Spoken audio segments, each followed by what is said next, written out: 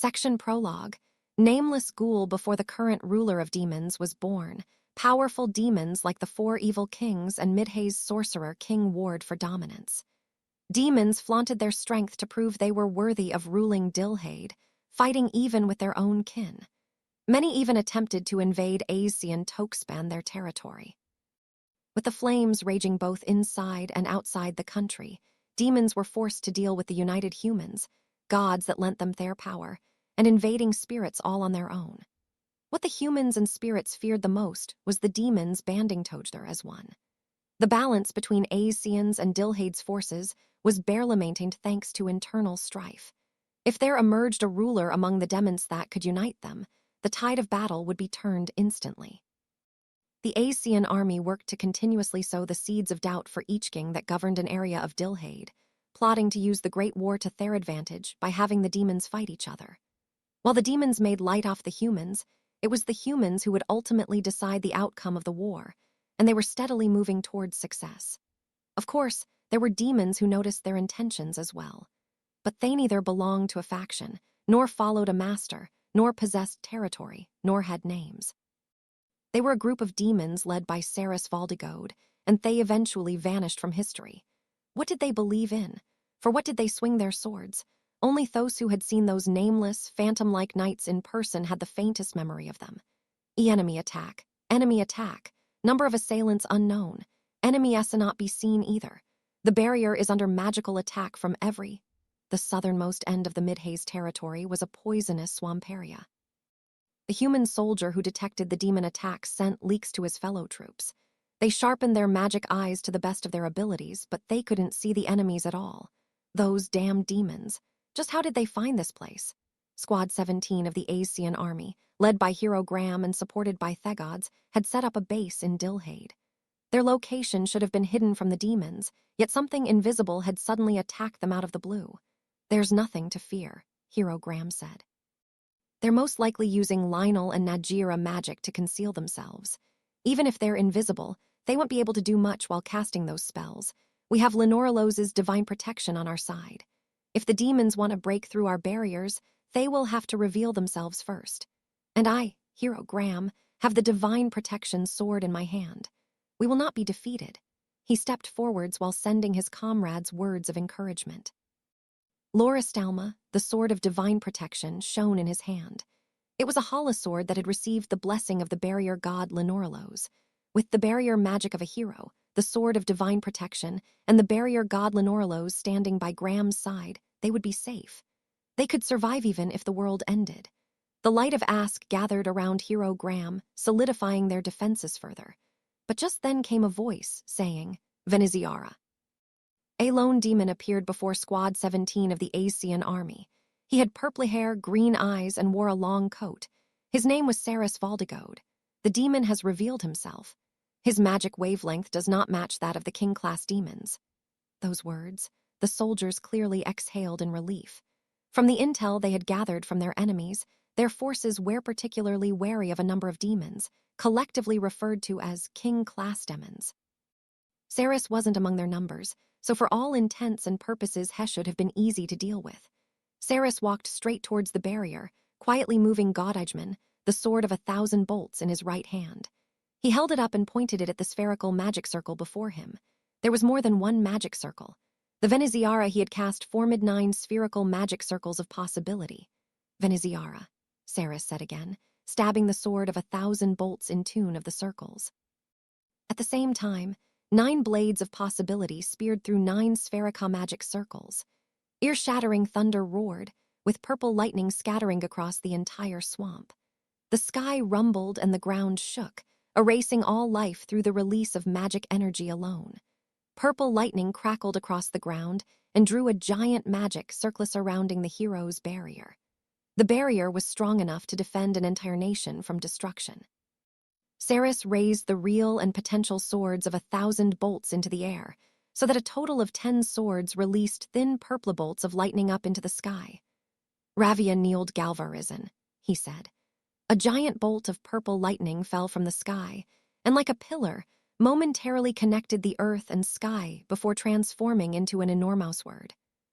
The sword of 1,000 bolts swung down, making a great tearing sound that resounded through the air like the sky was being split apart, and with it, disaster struck. The sky above Dilhade turned purple, and a few seconds later, the entire swamp was blown away. The elites of the Asian army and Therberir were completely annihilated, leaving only destruction behind. The only survivor was Hero Graham. Loristalma had crumbled into burnt and blackened pieces. He had barely managed to survive thanks to the combined forces of the barrier god, the sword of divine protection, and the power of Ask. Saris approached Graham, who was lying face down on the ground. A dozen or so demons wearing a similar coat to his appeared behind him. Due to the linel and Najira that was cast on them, the magic particles surrounding them made their figures blurry. If you have that much power, why? Graham muttered. Saris stood before the hero without speaking. He pointed Godijman at Graham. Why haven't you joined those warring for dominance? Graham asked. All of the infamous demons claimed their own territories. As the leader of Thesquad tasked with gathering intelligence, Graham had investigated all the famous demons of the king class. But he had no information on the man in front of him. Who are you people? Graham asked. The dead need no names, Saris replied quietly. He lifted the sword of 1,000 bolts. But those on their way to hell can engrave this name in Thermamuri, Isith of the Phantom Knights. Halt. Jet black flames rose from the ground. From within the flames emerged another flame in the shape of a person, a demon. His whole body was ablaze beneath the robe he wore. He was Bamira's Hellos, the sorcerer king of Midhaze. You are in Midhaze, a territory under my jurisdiction. Killing for fun willingly caused trouble. Wouldn't you agree? He said. Saris stared at the sorcerer king Bamiras silently. Now, there's no need to get angry, Bamiras continued. I just have 2 or 3 questions for that human over there. You shouldn't mind that much, no. In place of an answer, Saris lowered his sword in agreement. Answer me, Hero Graham, or the spies you sneaked into my castle yesterday will lose their lives, Bamiras said, speaking from his fiery mouth. The number of spies in Midhaze Castle and the number of soldiers here don't add up to the number of people who entered Dilhade. Where are the rest? He drew the magic circle for Zekt. If you answer me honestly, I will spare their lives. You see, I'm a pacifist at heart. All I want is your people out of Midhaze. What Bamiras said was recorded word for word in the Zekt. Graham's comrades and Holy Sword were lost, and there were no reinforcements to be expected on enemy land. He had no other choice but to sign it. My comrades are near the Ceylon family settlement, he said after signing it. I see. The women of the Ceylon family love to behead humans and steal their faces, knowledge, and magic. It's only natural to resent them. The Ceylon bloodline was a rare headless race of demons. The entire race was female, and their queen was the only one who gave birth. I am an understanding king. Your resentment for demons is most reasonable to me. I do not fault you for targeting the Ceylon family, hero, the sorcerer king said calmly. This is a good opportunity. How about we discuss things from demon to human? Come to my castle. Your comrades are there too. During your stay, I will guarantee the lives of the humans in the Ceylon settlement. Considered things for a while, but there was only one choice to save himself and his comrades. Very well, he agreed. At that moment, Saris silently swung the sword of 1,000 bolts.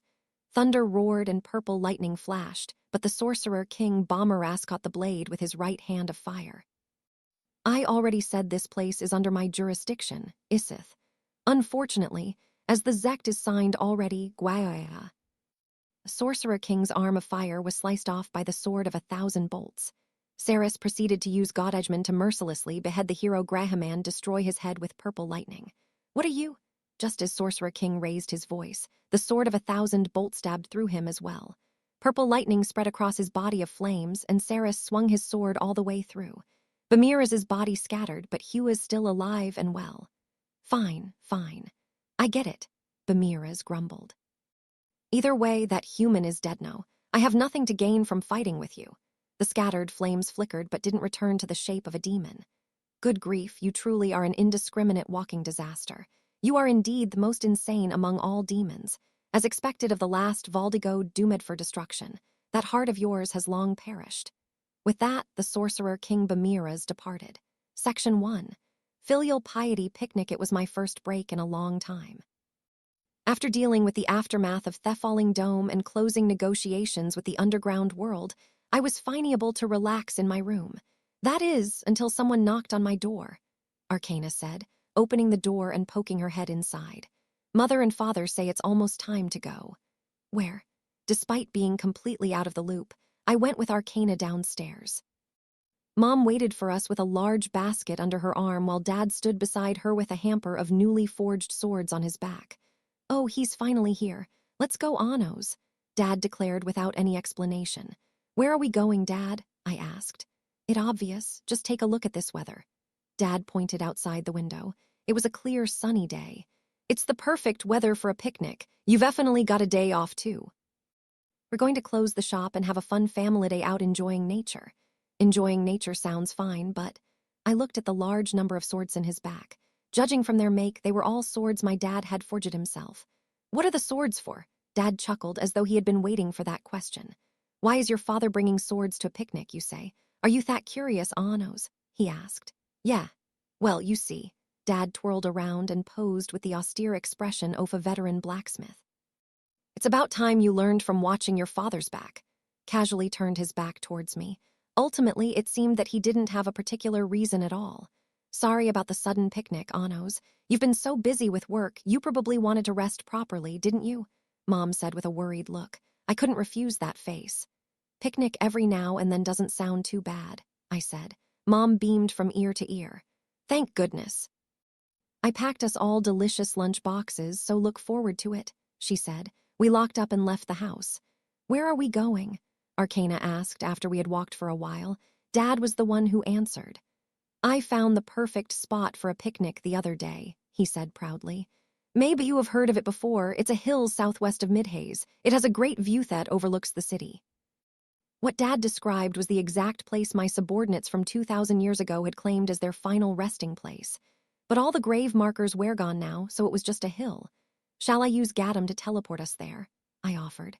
Tusk, tusk, tusk, Dad said, waving his finger. Listen up, Anos. Walking in Thesson with a spring in your step is all part of the picnic experience, just like this. Started jumping with both feet, creating quite the spring in his step. We're also going to meet up with the others first, Mom added. Ah, there they are, she waved in the direction of the Midhaze gate. Misha, Sasha. At the sound of Mom's voice, Sasha curtsied elegantly and Misha waved back. They were both wearing casual clothes. While you were asleep, I went out shopping and ran into Misha and Sasha, so I invited them along, Mom explained. Misha nodded. Today is the perfect picnic weather. The weather, what's going on there? Sasha asked, looking over at the suspicious man bouncing with swords on his back, as in my dad. Did you forget, Sasha? I said. What? That's the picnic etiquette for this era. No, it is, Sasha yelped. If that was truly the etiquette for this era, there'd be suspicious men bouncing all over the place in this weather. I pictured the sight in my mind. BWA, haha, what a funny thing to say. I wasn't the one who said it, you said it first. She screeched, marching up to me. I was kidding. Even I can tell that it's Dad's original etiquette. Misha tilted her head. Original etiquette? If it's original, then it's not etiquette, Sasha mumbled, dropping the topic with an exasperated look at my dad. We proceeded to leave Midhaze and climb the hill to our destination. The sunlight wasn't too bright, and there was a comfortable breeze caressing us as we walked. This was indeed the ideal weather for a picnic. It's such a nice day, Sasha said as she stretched. Arcana wandered around for a bit before crouching down and staring at sunflowers. Something rare? Misha asked, poking her head over Arcana's shoulder from behind. This flower doesn't exist underground, Arcana replied. Plants are hard to grow in the underground to begin with, and there are very few flowers. Misha gazed at the flowers with Arcana for a while. Want to make a flower crown? She eventually suggested. How do you do that? Arcana asked. Misha took her hand. Come here. She led her to a patch with more flowers and began to demonstrate how to make a flower crown. Arcana's hands moved awkwardly, but under Miss Haas' gentle guidance, she slowly formed a flower crown. The smile on Arcana's face was nothing short of heartwarming. For some reason, it feels like Arcana's nicer to Misha, Sasha mumbled, watching them in the distance. She's just responding to how you snap at her all the time. I don't snap at her. All the time. She trailed off towards the end of her words. Her mind seemed to spring up examples even as she protested. "'S this?" Arcana asked Misha. "Very good," Misha replied. A warm breeze blew over the hill while two girls sat among a patch of flowers making flower crowns together. With such a beautiful backdrop, they made quite the tranquil sight. But I already knew that this peace wouldn't last for long. "Whoomph," a rough voice shouted, drawing attention. Rayog! Among the grunts was the sound of a sword whistling through the air. Naturally, it came from Dad, who had finally begun his demonstration. Rayog, he roared, swinging his sword with all his might. He clearly looked like he wanted someone to strike a conversation with him. If left alone like this, he would eventually tire himself out. "Oh, this, Anos," he said, even though I hadn't said anything yet. "I'm checking each sword one by one to see if they swing well. I've always confirmed their quality this way." Fine. I suppose I could play along with him as a show of filial piety. "What difference does it make if you swing it or not?" I asked. "It's obvious," Dad thought for a while. "It's that you know," he said, sounding troubled. "Well, yeah, the meaning behind swinging the sword, you say." He pondered over the philosophical question for a while. "Still searching for that answer myself," he concluded. So he was still in the middle of learning. "But there's one thing I can say for sure," Dad added. "What's that?" "When I do this, it feels like I've finished a big job." Dad lifted an index finger and thrust a fist forwards, so it's for his own satisfaction. "You know, Anos, there was something I always wanted to do if I had a son." He struck a dramatic pose, stabbing his sword into the ground and leaning his weight on it, his back turned towards me. "What is it?" I asked. "I want us to test swinging the swords I made and refine their souls together. Then once we're done, I'll say the words." Dad continued rambling, lost in his own world. "You've become a man now, son." He twirled into another pose. "Father," he said. He also took on the role of the son in this scenario. "There's nothing else I can teach you. From now on, you walk your own path." Dad rapidly changed from one pose to another, playing both roles by himself. "I've lived a good life." Dad fell over. Father. Father knew. Why did he suddenly die? Well, that was only if my son said he wanted to inherit the blacksmith. "Ha," Dad laughed, ending his skit. "You've become a wonderful demon king and a far better son than I could have imagined." He drew his sword with keen emotion. "There was nothing for me to teach you from the beginning, and I'm far more proud of you than the son I pictured." Joking around until now, Dad had a serious look on his face, as Thought High's statement was what he had wanted to say all along. I said, sending my magic out with a flick of a finger. One of the swords in his hamper flew through the air towards me. Dad looked at me in confusion. I smiled. "Stuart, though the Demon King doesn't need to do the work of a blacksmith, learning to refine the soul may be useful someday," I said. Dad's eyes widened before he beamed with joy. He was almost moved Todar's. "Hey now, don't forget these are to be sold. We're just testing them." Hess said, "Of course." I drew the sword from its sheath. "But you know," Dad said, walking over to face me, "now that we're actually doing it, I feel a little shy about it. But it is something I always wanted to do if I had a son." Dad grinned bashfully as he held his sword ready. Then he yelled in a loud voice, "Now is the time to release my alter identity." "You call that shy?"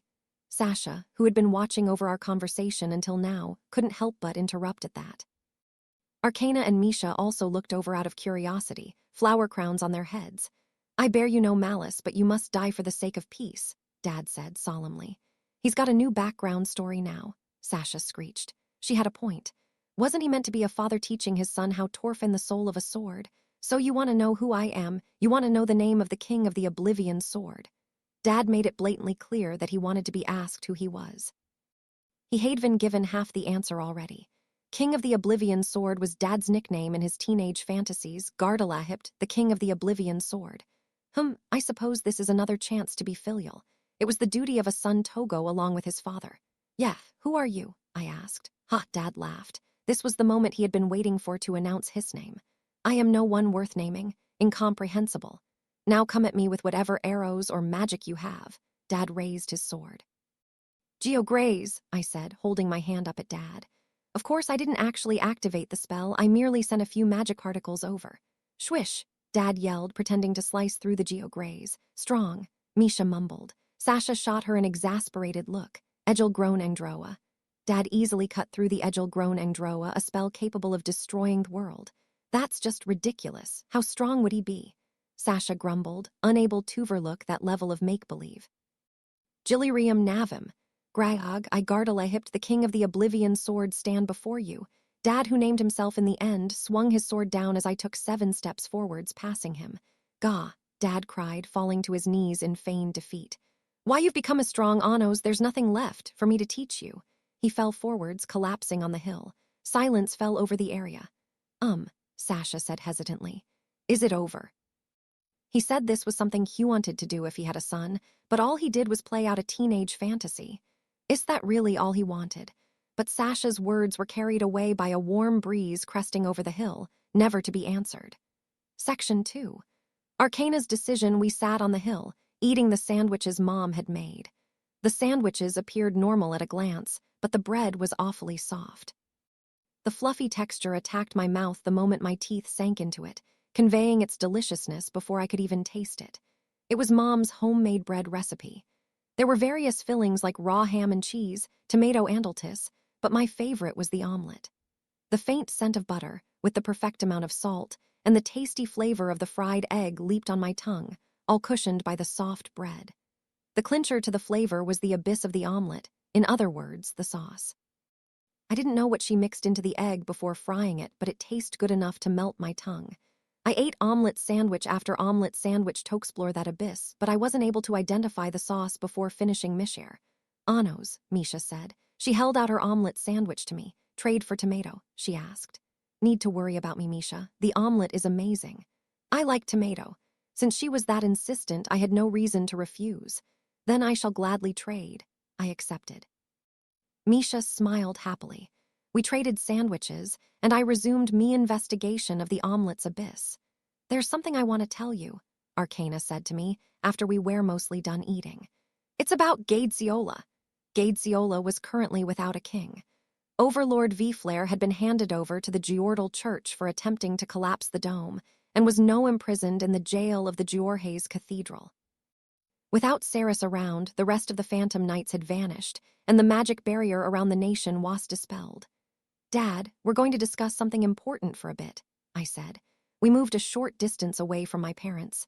We still had some sandwiches left, so I took the basket along with me. Children the Overlord left behind are still in Gadesiola. They do not believe in the gods, some even detest them. In an ideal world, there would be no grudges, but it seems Gadesiola is still necessary to the underground world. Like Arcana said, Agatha's and Geordal's teachings wouldn't be able to Saviverion. It would be best to still have a place for those without faith in Thegods. Since the nation was originally made by me, Arcana said, I'm considering returning to Gadesiola as the goddess of absurdity. As a draconid, Misha asked softly. As a god. I promised to bring the selection trial to an end, and I will not break that promise. I had become the victor of the selection trial. The orders that Arcana possessed would have become mine, freeing her from the role as the proxy of Thegods. That had been her original goal. Bringing the selection trial to an end doesn't mean you can't return to being a draconid, I pointed out. But Arcana shook her head. I know I've kept you waiting for a long time, but I've made my decision. She looked straight into my eyes without any hesitation. For the very first selection trial, Militia, the goddess of creation, chose me as her selected eight. She knew I had a hatred within me that couldn't be erased. She knew I couldn't be saved and offered me her hand anyway. Sasha listened on with a serious expression, while Misha watched over Arcana gently. I didn't listen to Militia after making our pact. My heart was a prisoner to hatred, and all I wanted was peace. I drifted towards whatever was the easiest option. I believed her to be an enemy and killed her. Arcana's tone was full of regret, but her order continued to watch over me. In her last moments she said this to me, someday the Demon King, the one who can incinerate your burning hatred, will come to this land. She meant Anos, right? Sasha asked. Arcana nodded. Militia believed that he would save me. Maybe that's why she let me kill her. If the moon of creation remained with me, he would wonder if I was the goddess of creation and show interest in me. Her order is what led me this far. The moon of creation was what had drawn Arcana to me. Perhaps that had been Militia's message for me to save her. I think I knew that all along. When I hid my memories and hatred with the moon of creation and became the nameless god, I wanted to be someone like Militia. Someone who saved those who couldn't be saved. That was my idea of what a god should be. Was why you offered your hand to that helpless man and made him your selected eight? I asked. Yes, but I couldn't save him in the end, Arcana said regretfully. I didn't want him to be sacrificed to the royal dragon and become part of a future Redragonborn. I thought forcing him into a position of honor would be the greatest pain for him. As someone who had gone through the exact same experience, Arcana had made the decision to kill him herself. I still don't know if that was the right choice, but I hope his source makes a natural reincarnation. I actually have a question about that, Sasha wondered out loud. Do all sources go through reincarnation like the spell Sirica if they're not destroyed outright? The reincarnation magic Sirica merely accelerates the natural rebirth process. All sources reincarnate, they just do so in different shapes, with different powers, and without their memories. But perhaps that could be considered a kind of destruction in and of itself, I answered. If they're that different, it doesn't really feel like a reincarnation, Sasha said. Even then, it's the same source. It's possible something could still remain, I replied. Sasha tilted her head. Something? No idea. Was no way to answer that. No matter the era, it was always a small relief to know those who passed away could live happily in their next life. If I were to become a proxy of God, I wanted to be like Militia, Arcana said. I hoped to be like her, but my hatred for the people of the underground end, their gods kept tormenting me. The goddess of absurdity, she held both an immense hatred for the people who betrayed her and a deep wish to live like the goddess of creation, someone that had tried to help her until the very end. Those two emotions had clashed within her. The end, Militia gave me a place with you. She found me my salvation. That's why I want to protect my role as the proxy of God. So, Arcana had decided thus. She wanted to protect Gadesiola so that those who lost faith in the gods would always have somewhere to go. Until Militia returns, I will act as her proxy. What happened to Militia in the end anyway? Sasha asked. Militia tried to reincarnate. The weapon I used to kill her, Godijman, the sword of 1,000 bolts, had a spell cast on it that interfered with reincarnation. Apparently it would make her reincarnate into something else. Sasha looked confused. Apparently? Saris doing? Misha asked. Yes, Saris's magic interfered with Militia's reincarnation, but I don't think was able to seal her reincarnation completely. Militia would have been forced to reincarnate into her least desirable form. Misha tilted her head. Like what? I don't know, Arcana answered. That's just what Saris told me. Would it have been better to leave Saris alive? We could have asked him questions that way, Sasha mumbled. Misha stated firmly. Well, what's done is done. As long as she's reincarnated, it doesn't matter what form she's in, I said. What about the selection trial? Misha asked. Of course, it won't just be left as is, I answered. The feelings of the underground people are holding up the dome through the sky pillar sword right now, but the power of destruction may be strengthened by the selection trial. Selection trial will end if the order of Elrolarium, the god of balance within Arcana, is destroyed, right? Misha nodded at Sasha's question. But the balance of all things will be lost, she said. Velevim, the sky pillar sword that supported the dome, was also under the influence of both Militia's and the god of balance's orders too. The logic of Thurald was formed through a complex blend of different orders. Other words, the selection trial just has to be destroyed without destroying the god of balance, I stated. You make it sound easy, but how can that be done?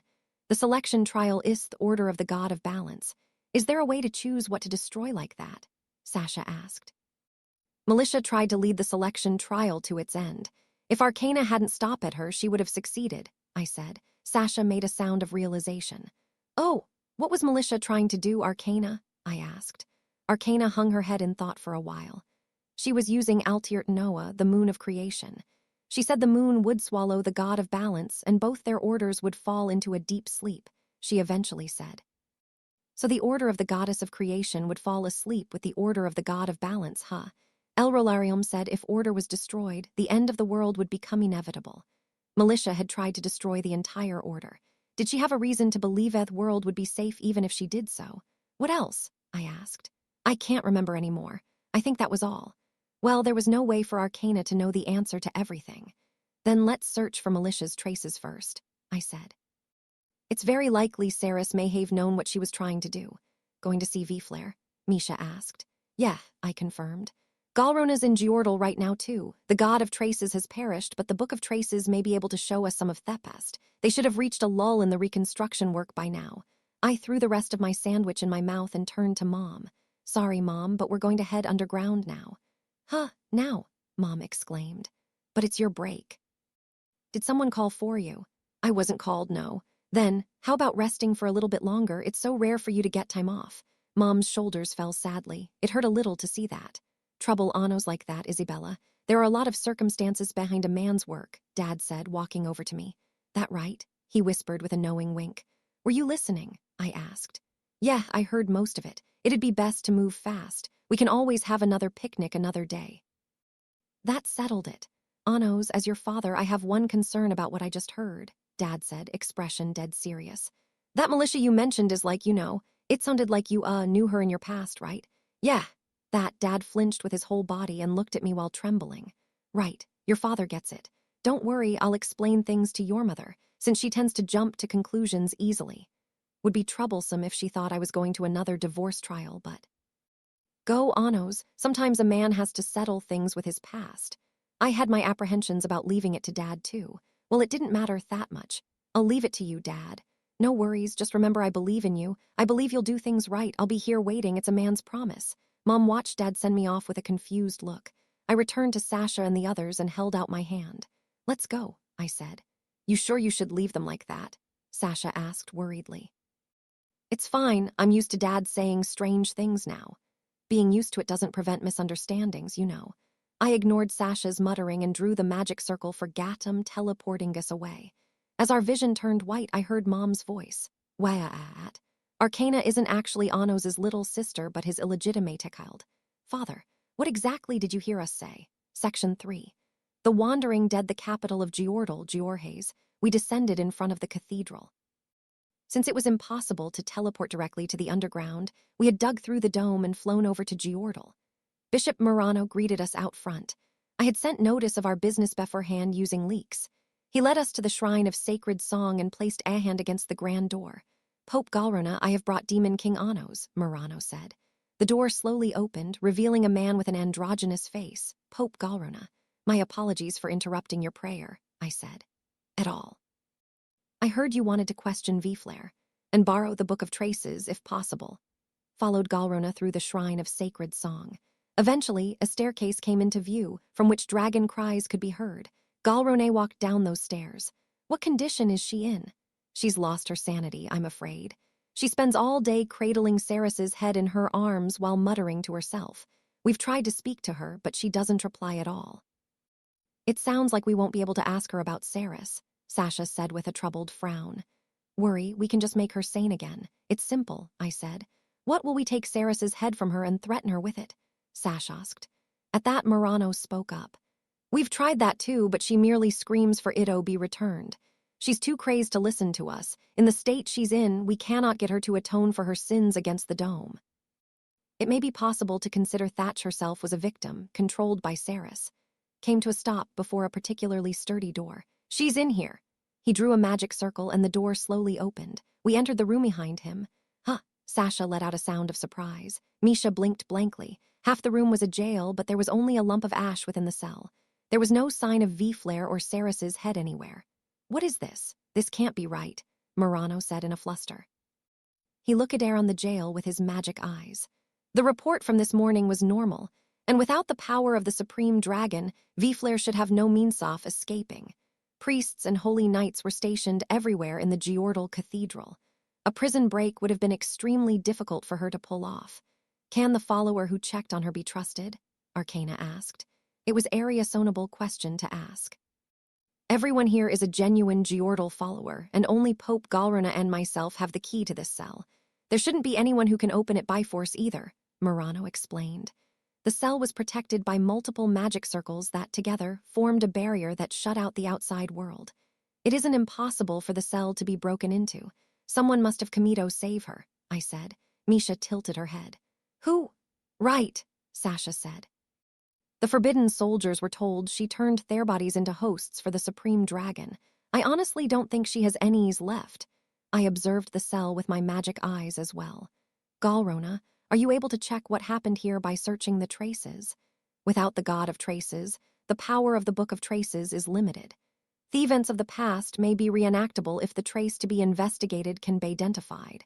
That should be easy, I said, pointing at the space between the iron bars.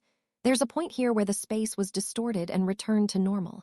It should be safe to assume it's a trace of someone using magic to rescue Vflair. Got it. Galrona took the Book of Traces out of a storage circle and opened it while glaring at the spot I pointed at.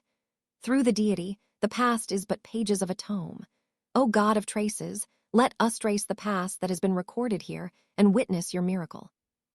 Book of Traces, second movement, Zyraf. The Book of Traces, we could observe what had happened in the jail cell prior to this moment. Inside the jail cell, the faint image of Viflare coalesced. She muttered quietly to herself, Ceres's head clutched in her arms. Ceres's beheaded body also appeared in the corner, magically preserved to prevent him from rotting. He will come, without a doubt. He will come get me, she muttered, crazed, her mind fixed on a single thought. Indeed, she looked as if she had gone mad. Even after falling into such a state, she still yearns for love. What a pitiful woman, a voice said. Viflare turned in our direction. A black mist appeared on the other side of the bars, slowly forming the shape of a demon with 6 horns, and another demon wearing an oversized eye patch. They were Kaihilam the Cursed King and Aegis the Netherworld King, respectively. Aegis thrust the crimson blood spear dehidatum in the direction off the jail cell. The tip of the spear vanished, reappearing before Viflare and stabbing into her.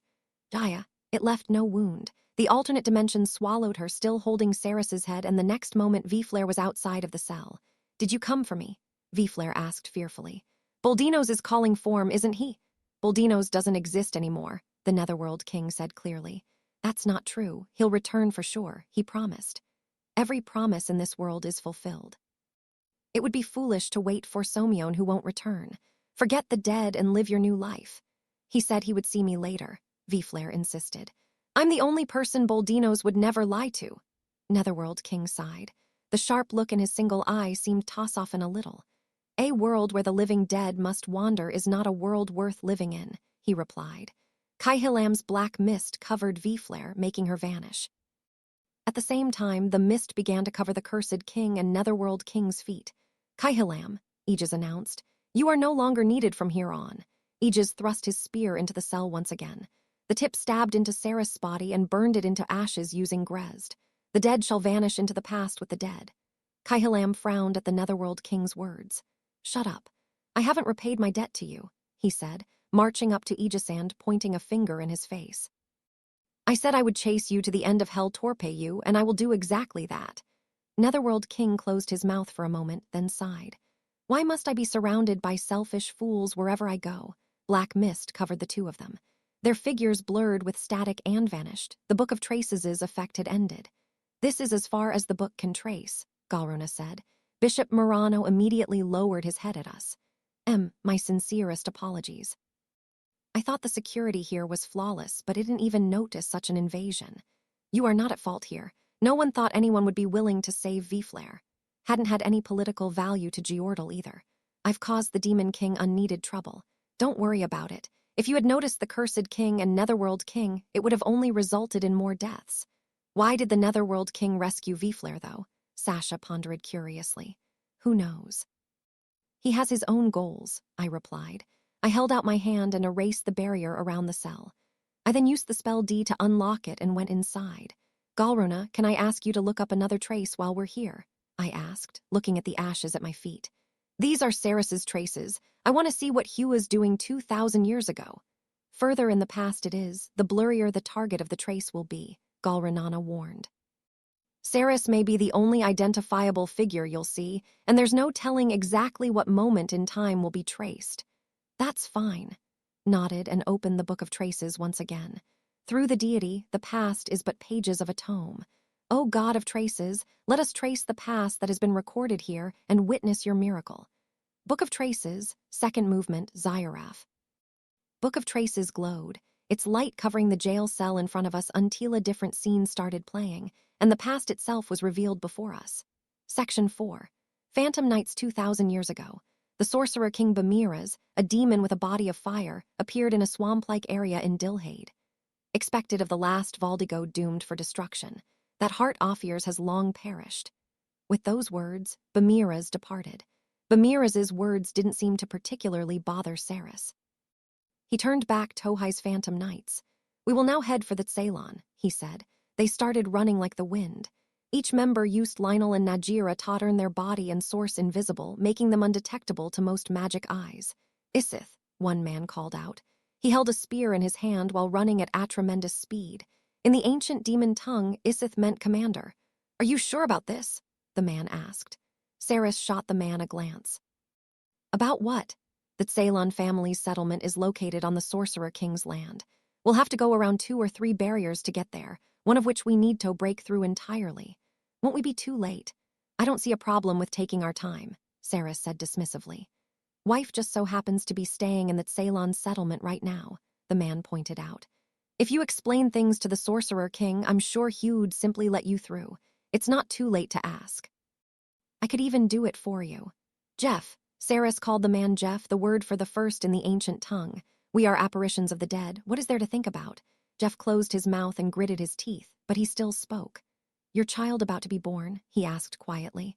The next moment lightning flashed. Saris had drawn the sword of 1,000 bolts, pointing the tip at Jeff's face. Silence, you know the rules, Saris said.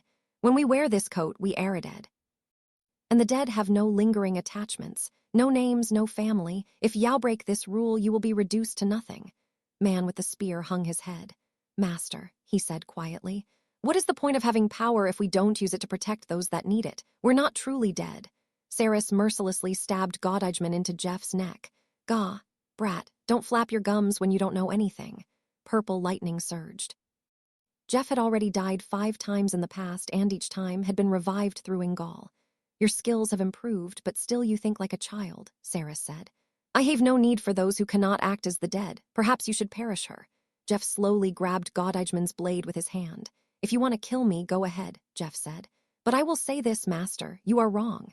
Jeff tightened his grip around the blade. Purple lightning burned his hand, but he continued talking. The Sorcerer King Bamiras is a magnanimous king of Dilhade. He dislikes conflict and doesn't murder demons needlessly. He's a benevolent king that shows compassion even to humans. Benevolent?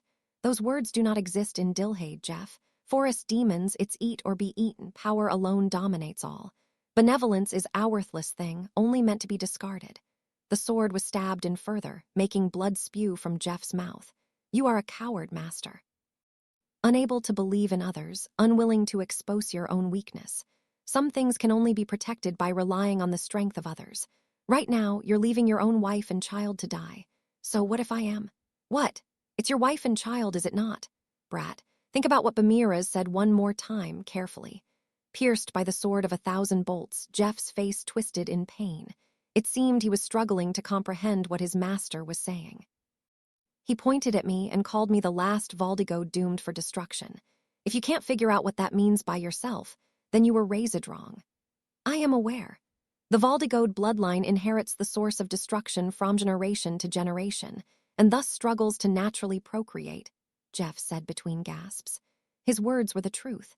It was why I had created the 7-demon elder-sousing magic, allowing my descendants to be born naturally afterwards. It's a miracle that your wife is pregnant. Giving birth will risk both their lives, Jeff exclaimed. That's why she was in the settlement to beg for the Ceylon's assistance, no. The hand Jeff used to grab Saris's hand was drenched in blood, causing a surge of magic power. The blood on the sword of 1,000 bolts dulled its bore, and slowly, the blade was drawn out of Jeff's throat. At this very moment, your wife is risking her life to give birth to your child. And here you plan to trample all over her kindness. She is more than just the incubator of a dead man's child. Saris watched Jeff rage with a cold gaze. Calm down, he said. No, Master, I will have you answer me. Jeff shot back in refusal. I am grateful you saved me when I was dying. I willingly became a dead man to repay you, but even as a tool, I pray for my master's happiness. Jeff, with Veneziara, Saris slashed Jeff's body apart. Gah, unable to endure the attack, Jeff collapsed backwards. Did you hear me? I said to calm down. Anger lures death and invites destruction. Thrust the sword of 1,000 bolts into the heart of the fallen man. Just like this, purple lightning crackled across Jeff's entire body. Gah, Jeff screamed. Why don't you get it, Jeff? Saris asked. We are dead. We cannot feel anger, sadness, happiness, or excitement. We cannot feel anything. Then, why? Become an apparition, Jeff. Erase those questions of yours. Saris leaned in to whisper in Jeff's face. There's no need to hesitate or ponder. Such things will only hinder you.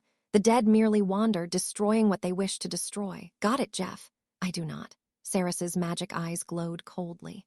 You were abandoned by your parents. I thought you would have lost hope in the world, but it seems I made a mistake in adopting you. You're unsuited for the role. He drew his demon sword from Jeff and straightened himself. Think you can leave the group. I was the one who saved you. I will have you die for me. Jeff stabbed his spear into the ground and used it as a support to get back Tohai's feet. As Saris walked away, Jeff called out to his back. I have no intention of leaving. Not until I prove you wrong, at least. Saris laughed happily. One day you will know despair. If you haven't changed your mind by then, I'll ensure you die a worthy death. They flickered with static and quickly vanished. The scenery of Dilhader on them faded, returning to the jail cell. Galrona closed the book in his hands. The Book of Traces effect hastened it. Say, that Isith just now was clearly Saris, wasn't it? Sasha said.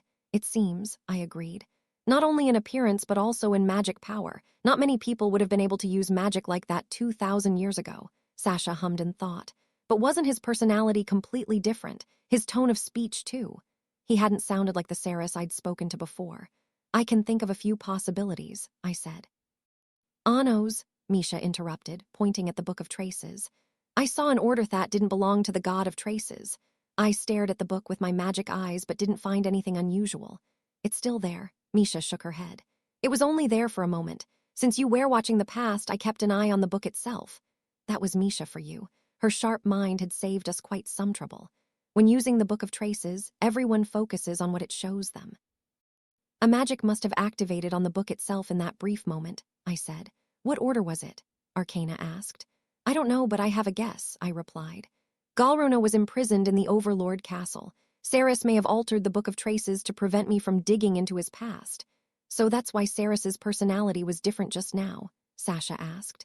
It could simply be a result of the alteration, I said, but Galrona tilted his head with a baffled look. The Book of Traces shows the past exactly as it was, he said. It cannot be altered so easily. Even if it were changed, the order of time would return it to how it was originally.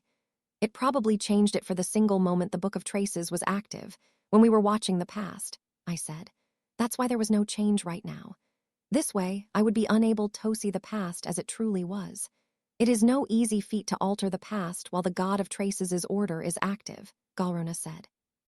It would be the same as forcefully interfering with the person in the past directly. For example, if I were to alter the trace of us speaking today, it would require enough strength to brainwash you.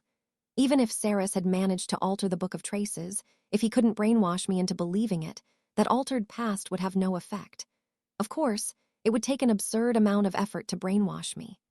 Short, the stronger the figure, the harder their words and actions are told her, I surmised. But what if the one being altered was an ally, or the person making the alterations himself? You mean Saris altered his past self? Galrona asked. It's just a possibility. Let's keep watching for now. Nodded. I shall try.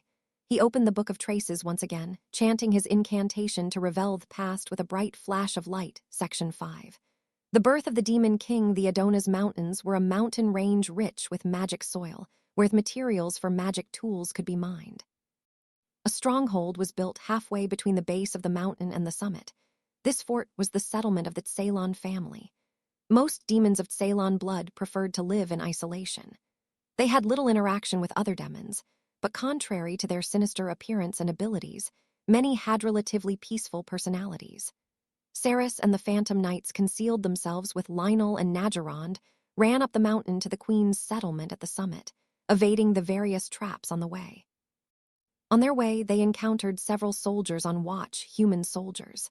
Like Hero Graham had said, the humans had already occupied the mountains.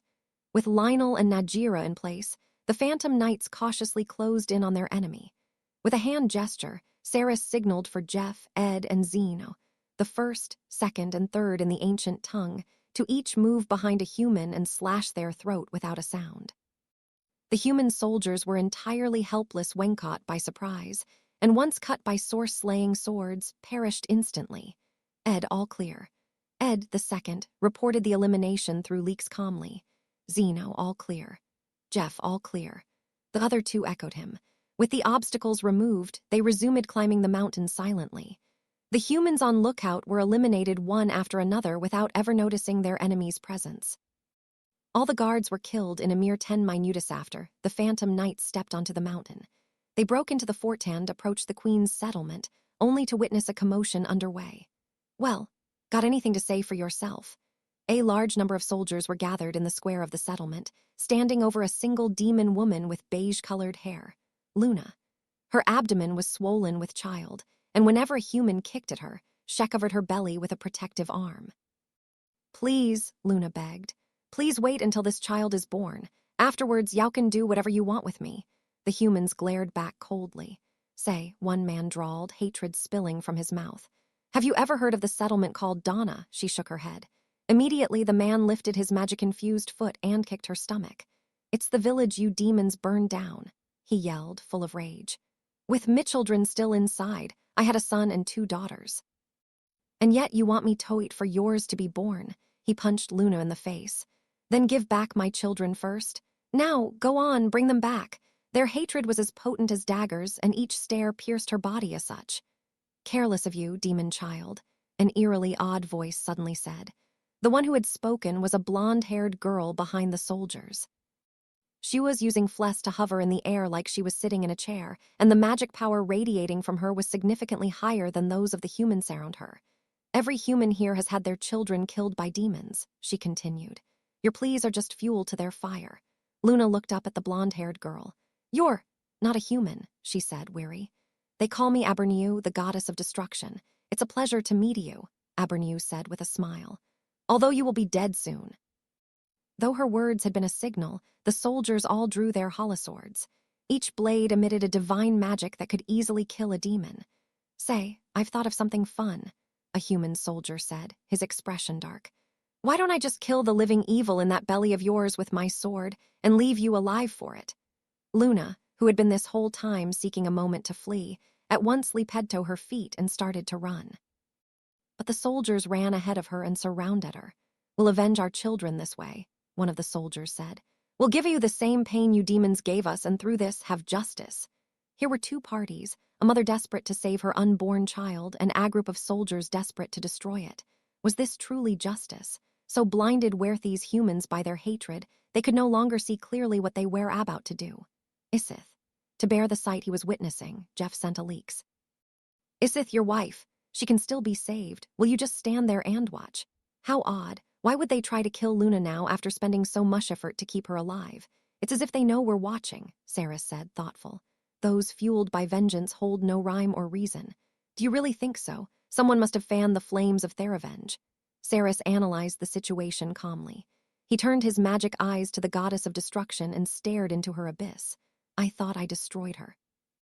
This isn't the time to worry about that. We have to save her. If you won't do it, I will. Saris glanced over at the buildings of the settlement. Ed Zeno, hold Jeff back. Luna shall be bait by which we track Thenemi's actions. She's my wife, she knows what is expected of her. Wah, the 2 phantom knights swiftly grabbed Jeff. Do you have no heart, master? Everyone else follow me, Saris said, ignoring Jeff's outcry. If they're pretending not to notice us, then we'll search the mansion first. If anyone from the Ceylon family is still alive, release them so they can join the fray. Saris walked straight past the square and towards the mansion of the Ceylon family's queen. He dispelled the magic traps and entered the building. The air reeked off blood and there was no sign of life. No humans could be found either, but there was one spot saturated with magic, and the phantom knights walked towards it carefully. They arrived at where it led, a room, and Saris quietly opened the door. The phantom knights, all expressionless until this moment, now furrowed their brows.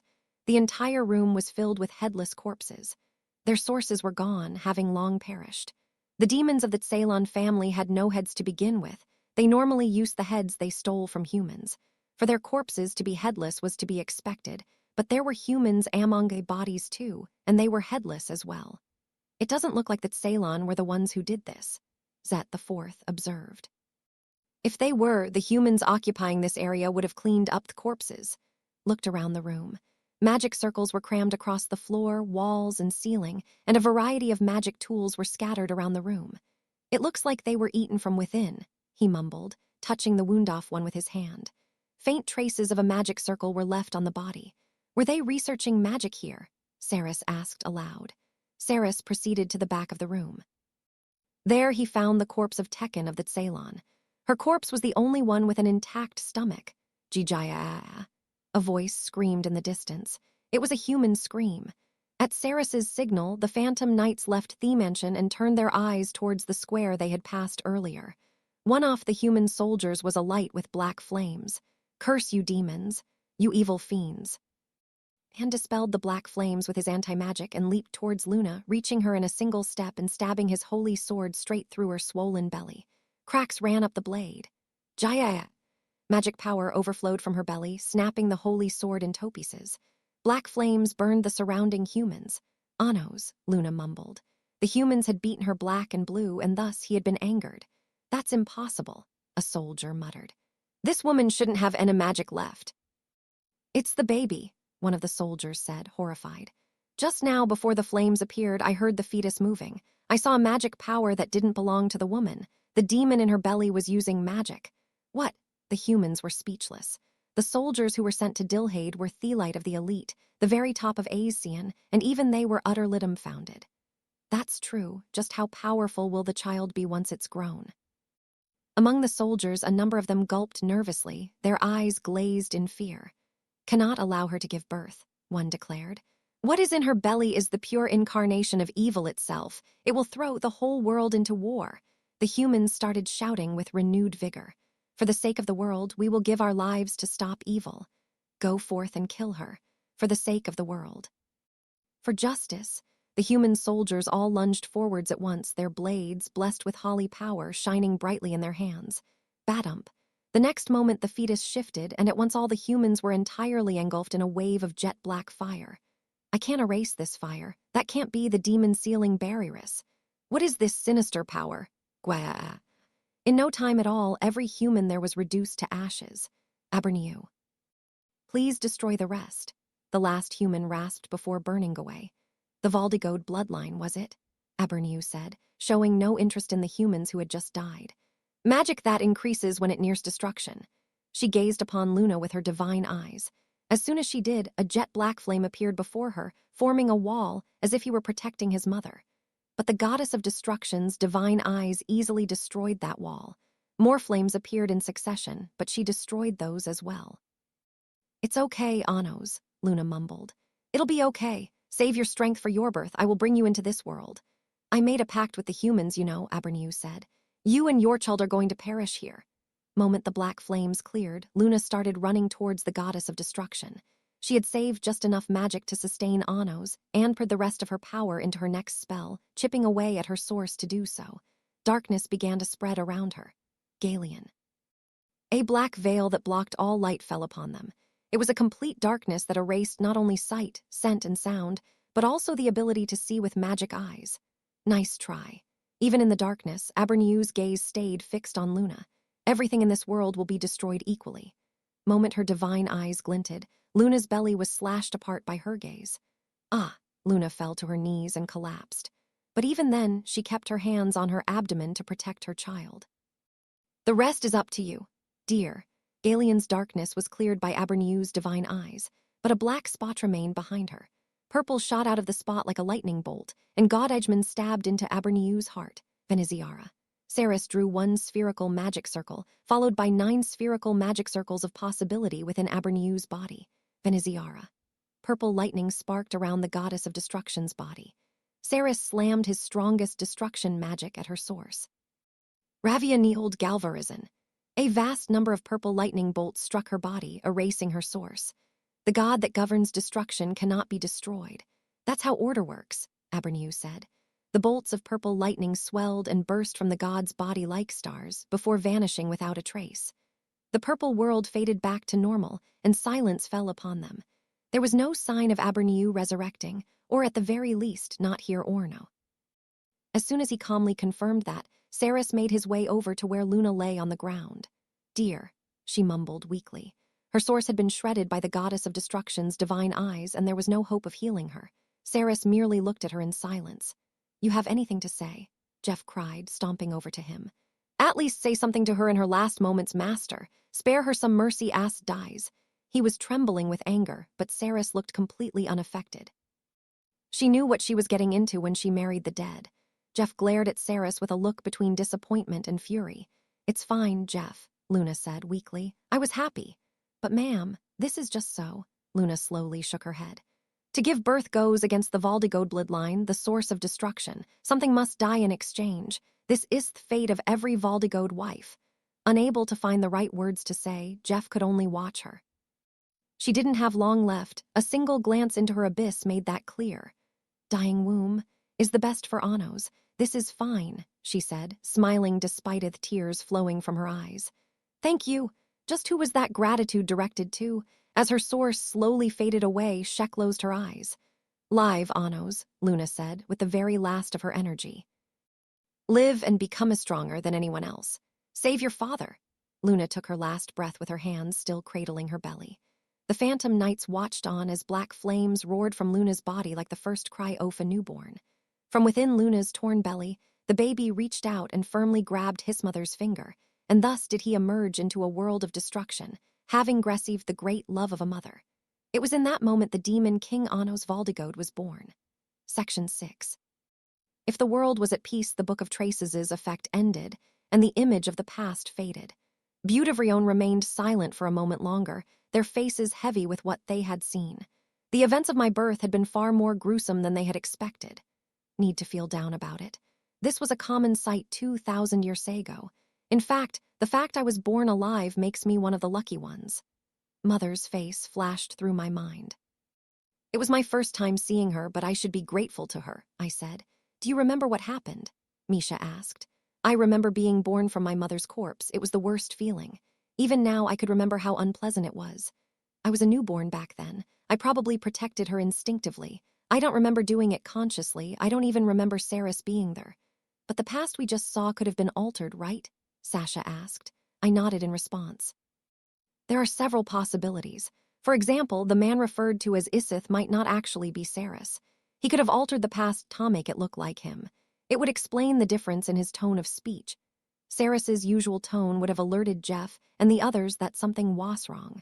A different appearance could be overlooked, since the identities of the Phantom Knights were meant to be secret. Saris took the place of his real father, Arcana asked. It's a reasonable theory, but it still leaves questions, I replied. Misha tilted her head. Too obvious. Exactly. If he wanted to hide the past, that would have been the most crude way of doing it. It'd be as good as admitting he wasn't my father to begin with, Sasha hummed in thought. Maybe by hiding your true father, he was actually hiding something else.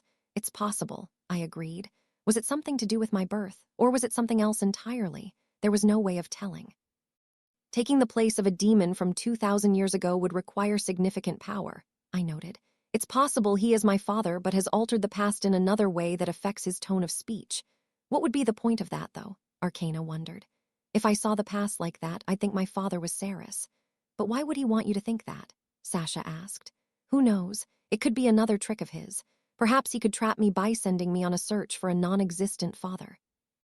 That sounds plausible too, Sasha said. It's also possible that what we saw of Saris was the truth.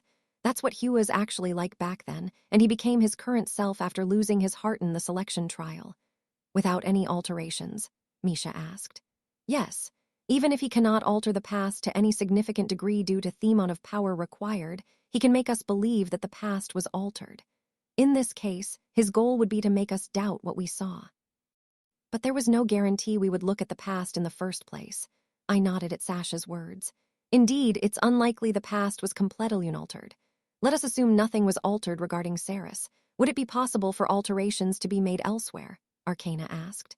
The past was changed in some way, but what exactly has changed? It was certainly possible that he wanted to hide something else. What we watched just now, there were two people that I knew already, I stated. First is Abernew. Until today, I had always believed my mother was directly killed by humans. I have no memory of Abernew's involvement. She's the Demon King Castle, Misha asked. Yes, she's the Abernew that was turned into the Demon King Castle.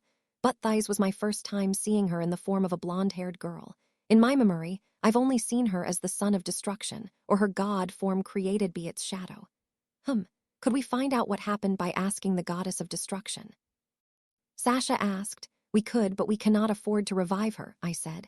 Doing so would increase destruction across the world. Oh, right, that would be a problem. Sasha lowered her head, ashamed of asking something so foolish. Who's the other one? Misha asked. Def, the first of the Phantom Knights, also known as Aegis, the Netherworld King. Sasha shouted in shock. Are you sure? I mean, the Netherworld King doesn't seem like a horrible guy, but he's so cold-hearted. And Jeff Wass, the only decent guy we saw just now. Sure, his face was a little similar, and we couldn't see him clearly because of Lionel, but he didn't have an eye patch either. People change when their positions change.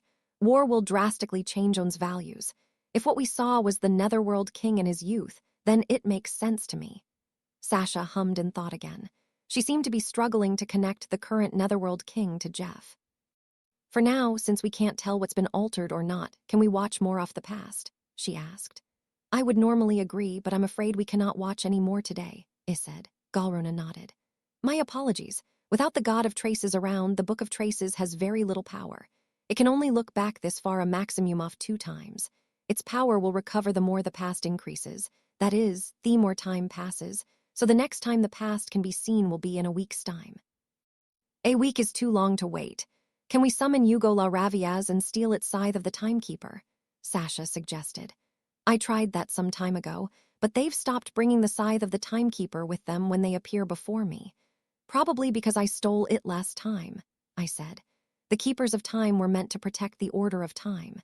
It was only natural for them to do what it took to prevent order from being disrupted. Does that mean we have no other way of searching for militia? Should we find Aegis? Sasha and Misha wondered out loud. Vflair's with him too, I agreed. At the very least, he should know what part of the past we just saw was altered, but whether he'll answer us honestly is another matter. Any rate, that was the only clue we had, unless... Galrona, you know of the secret runes in the stone monument room of Everast Zeta. Do you know which god left them there? I asked. Galrona replied. I am aware they are called sacred runes, but they are forbidden from being shared outside of the gods, so the god of Trace concealed anything to do with them. In that case, will you come with us to Everast Zeta right now? We may need the Book of Traces again. Well, left the jail cell, still ringing with the sounds of dragon cries, and drew Gaddam magic circles. Bishop Morano, who was standing to the side to send Yuzov, suddenly raised his voice in shock. Please wait a moment. A leaks from Sword Emperor Diedrich of Agatha has just arrived, he said. In the underground world, dragon cries echoed everywhere, so in order to connect leaks, magic links had to be joined from area to area using magic tools.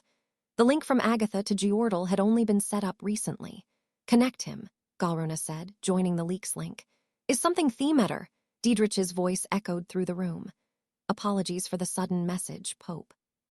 We just caught a glimpse of a future with the Phantom Knights in it.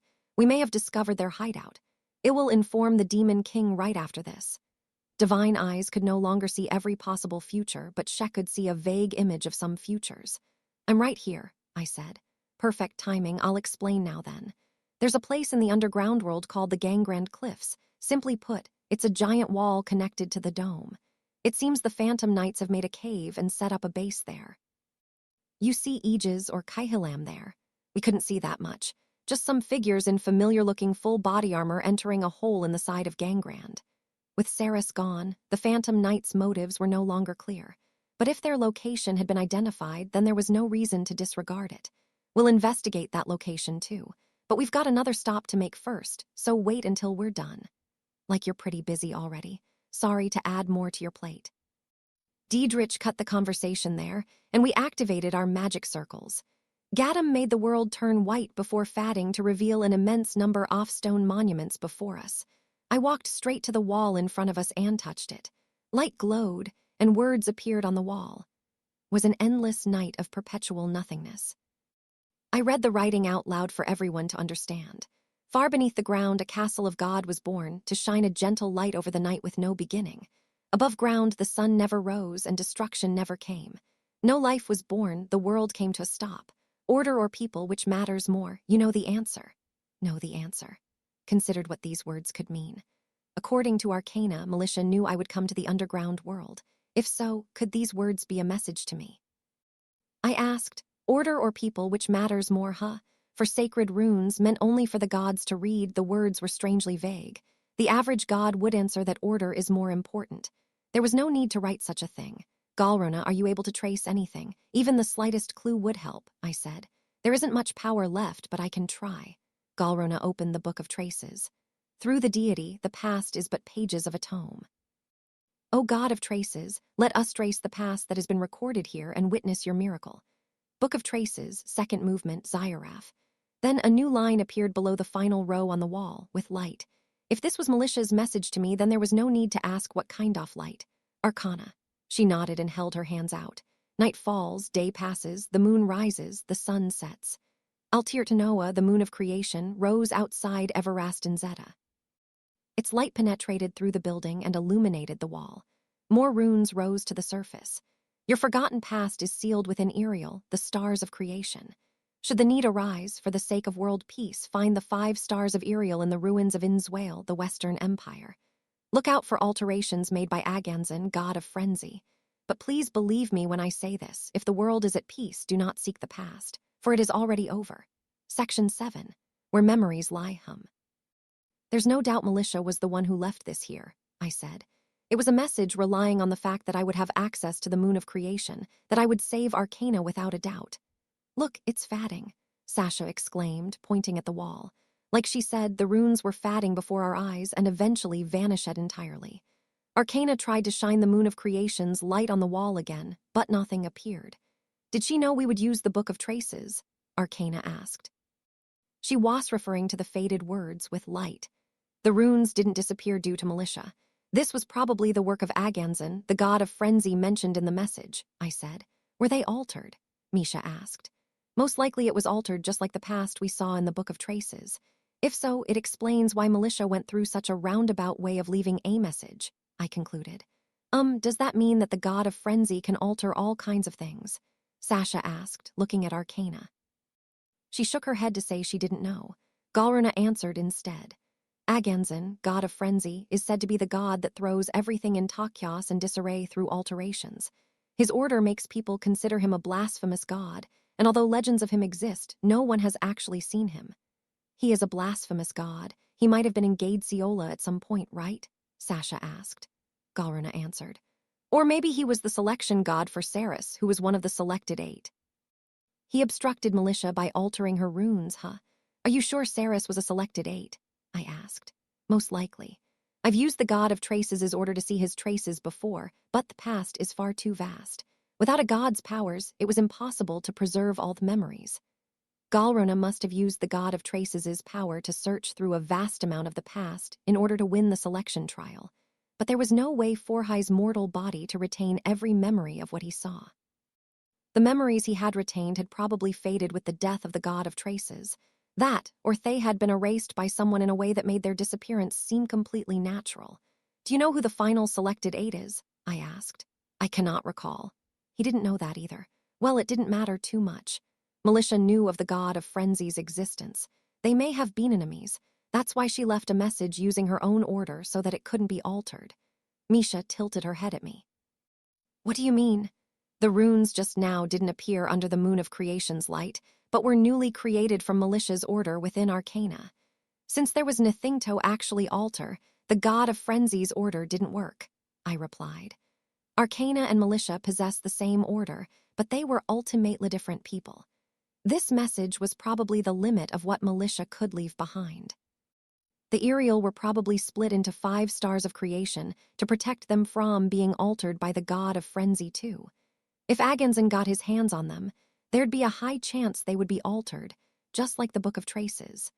It sounds like it's pretty likely the god of frenzy was Ceres' selection god then, Sasha said. He could have altered the Book of Traces while Galruna was imprisoned in the Overlord Castle. Ceres was the one trying to hide Anaspast from him, so maybe the god of frenzy won't go after the stars of creation now that his selected 8 is gone. But we can't discount the idea that the last selected 8 and Ceres have the same goal. The Phantom Knights originated from Dilhade. The other members may also have grievances with me and Militia. Ceres hadn't been acting alone, then the war still wasn't over. We don't know why the Netherworld King took Vflare with him either, I added. We'd better find the Iriel quickly then. Where is the Western Empire of Inzwale anyway? Sasha asked. Galruna shook his head. There are many minor nations in the underground world, but I've never heard of one declaring themselves an empire. Above ground, Misha said simply. Sasha's eyes widened. Inzwale isn't in Dilhade, is it? It's part of Asian as one of their allied nations. It's a country located at west of the continent with a history going back 3,000 years. The castle and town were built around the ancient ruins that originally existed there. Humans skilled in magic once gathered there, as it was one of the leading nations of Asian before Garadite rose to power. I drew a magic circle, and created a three-dimensional map depicting Thurolds above and under the ground. Arcana, where are the Gangrand cliffs that Diedrich just mentioned? Arcana pointed, and a lunar snowdrop fluttered down. The map of the underground world completed itself before our eyes, revealing the Gangrand cliffs. So Saris already knew about the stars of creation. Gangrand cliffs and Innswale Empire glowed with light. They were located directly on top of each other. That's, Sasha uttered in surprise. If they searched every corner of the world for malicious magic, they'd eventually find it even if they didn't know where to look. They've had plenty off time, after all. So that means the Aerial have already been altered. Right, Sasha asked. Not necessarily. Militia knew I would reincarnate 2,000 years later. She would have prepared countermeasures to prevent tampering before my return. I pointed at the Gangrand cliffs on the map. Militia left the stars of creation in the Western Empire of Innswale. It has Tobe easier to get there from the surface than from these cliffs. The fact the Phantom Knights set up their base there means they couldn't reach the Aerial in a single trip. Which case, there was still hope. We're going to return to the surface. The remnants of the Phantom Knights are also a concern. It'd be best to search both the Gangrand cliffs and the Innswale Empire at the same time, I said, turning to Galrona. Please pass that on to Diedrich. Understood. Let's go. I drew the magic circle for Gadam and teleported us outside of Everrast and Zeta. We then started heading upwards with Fless. Come to think of it, are you okay with this? Sasha asked me. With what? Militia's message said not to seek the past if the world is at peace. Saris is dead, and the past shouldn't be a problem once we deal with the remaining Phantom Knights, right? Do you think the world is at peace, Sasha? She paused to think before answering. Compared to the world we just saw, I think it is. In that case, we might be able to make it more peaceful. Peaceful? How can it get more peaceful than this? The runes said it's already over, but they didn't say what was over. How can we know it's over if we don't know what it is? If we can find out what the runes are referring to, we may be able to salvage something. If one more person is saved as a result, then the world will take another step towards peace. Sasha let out an exasperated sigh but was smiling. Misha giggled beside her. Anno's like, Misha said. Still giggling. Never ends with you, Sasha said. I burst out laughing. 2,000 years ago, all I wanted was for the war to end. But once it did, I realized that tragedy still existed everywhere. We went to the underground world, and I wanted to end the war occurring there too. Like Sasha said, it was just one war after another, with no end in sight. Sorry. Since you are my followers, my greed will probably get you guys in quite a bit of trouble. I just want to be of use to you, big brother, Arcana said. Sasha chuckled. The Demon King's greed knows no limits. I'll help as much as I can, Misha said in support. We flew past the dome and returned to the surface. I immediately sent a leaks to my followers and the students of the Demon King Academy. Sorry to interrupt everyone on a day off, but I'd like those who are free together at Delsgate immediately. Once I sent that message, I used Gadam to teleport us to the throne room of the Demon King Castle. Melhaze, I called through leaks. An old man with a long white beard immediately appeared through Gadam. Do you have any information on the Innswale Empire? Melhaze looked surprised. Something the matter? I asked. I just so happen to have a matter regarding Innswale to discuss with you as well, my liege, Melhaze answered in a courteous tone. I looked at him silently to continue. I believe I've already told you about the Hero Assembly formed in Garadite when Asian transitioned to a parliamentary system. Hero Assembly was a company of people gathered to guide the new Asian. They've been visiting the prominent nations of Asian in order to negotiate a new system, but I've just received a report from Igoreth that the Hero Assembly has failed to return from Innswale on time. He tried leaks? He couldn't reach them.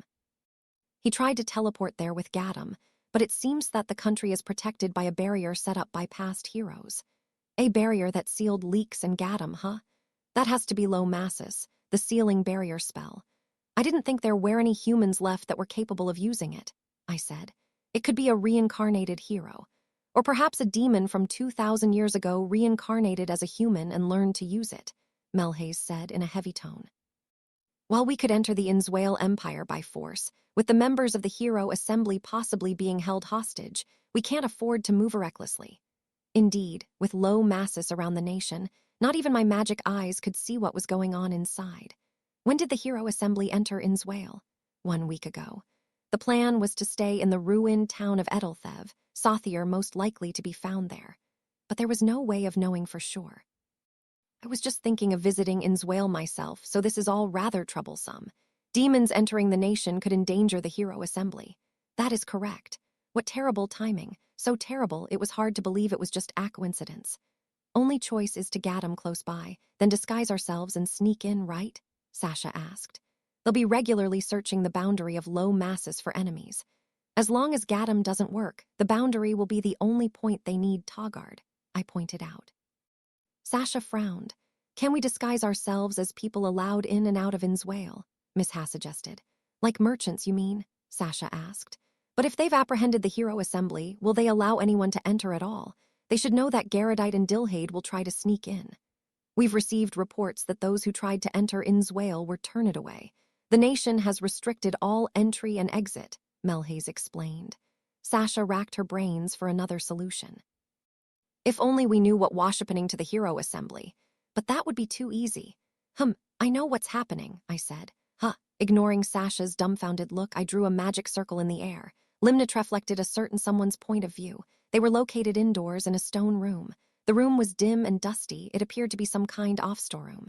View is it? Arcana wondered out loud. The headmaster of the Hero Academy is in the Hero Assembly. She's a demon named Emilia. Sasha raised her voice while Misha looked thoughtful. Bell of Thoughts, she asked. Thankfully, she had it on her.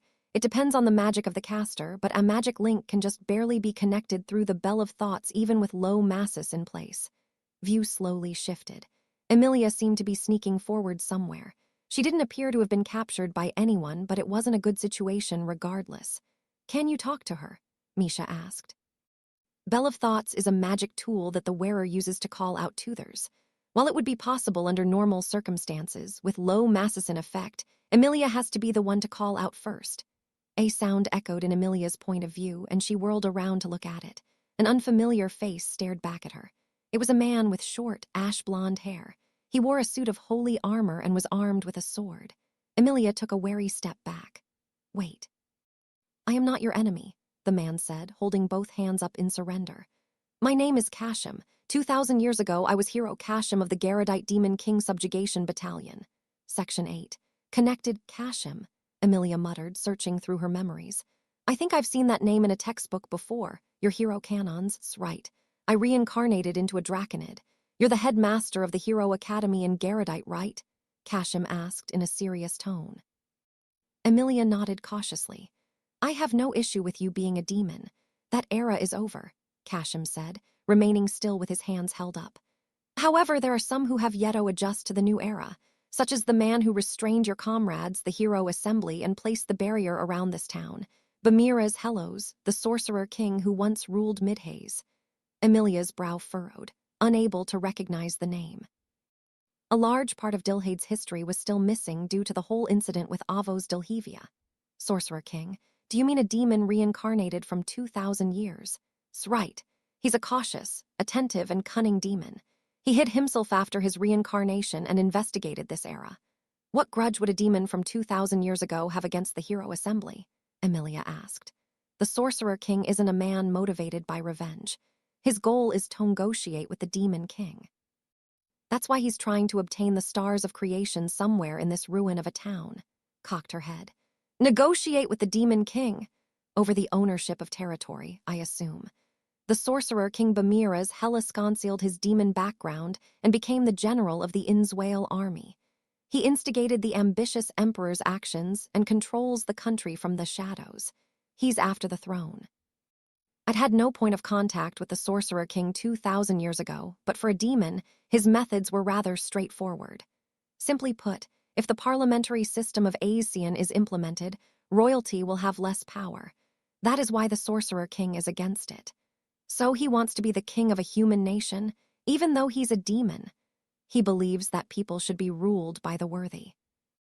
Perhaps his end goal is to rule all of Asian and take back the Midhaze territory from the demon king of tyranny. 1,000 years ago, both Dilhade and Asian were ruled by the strong.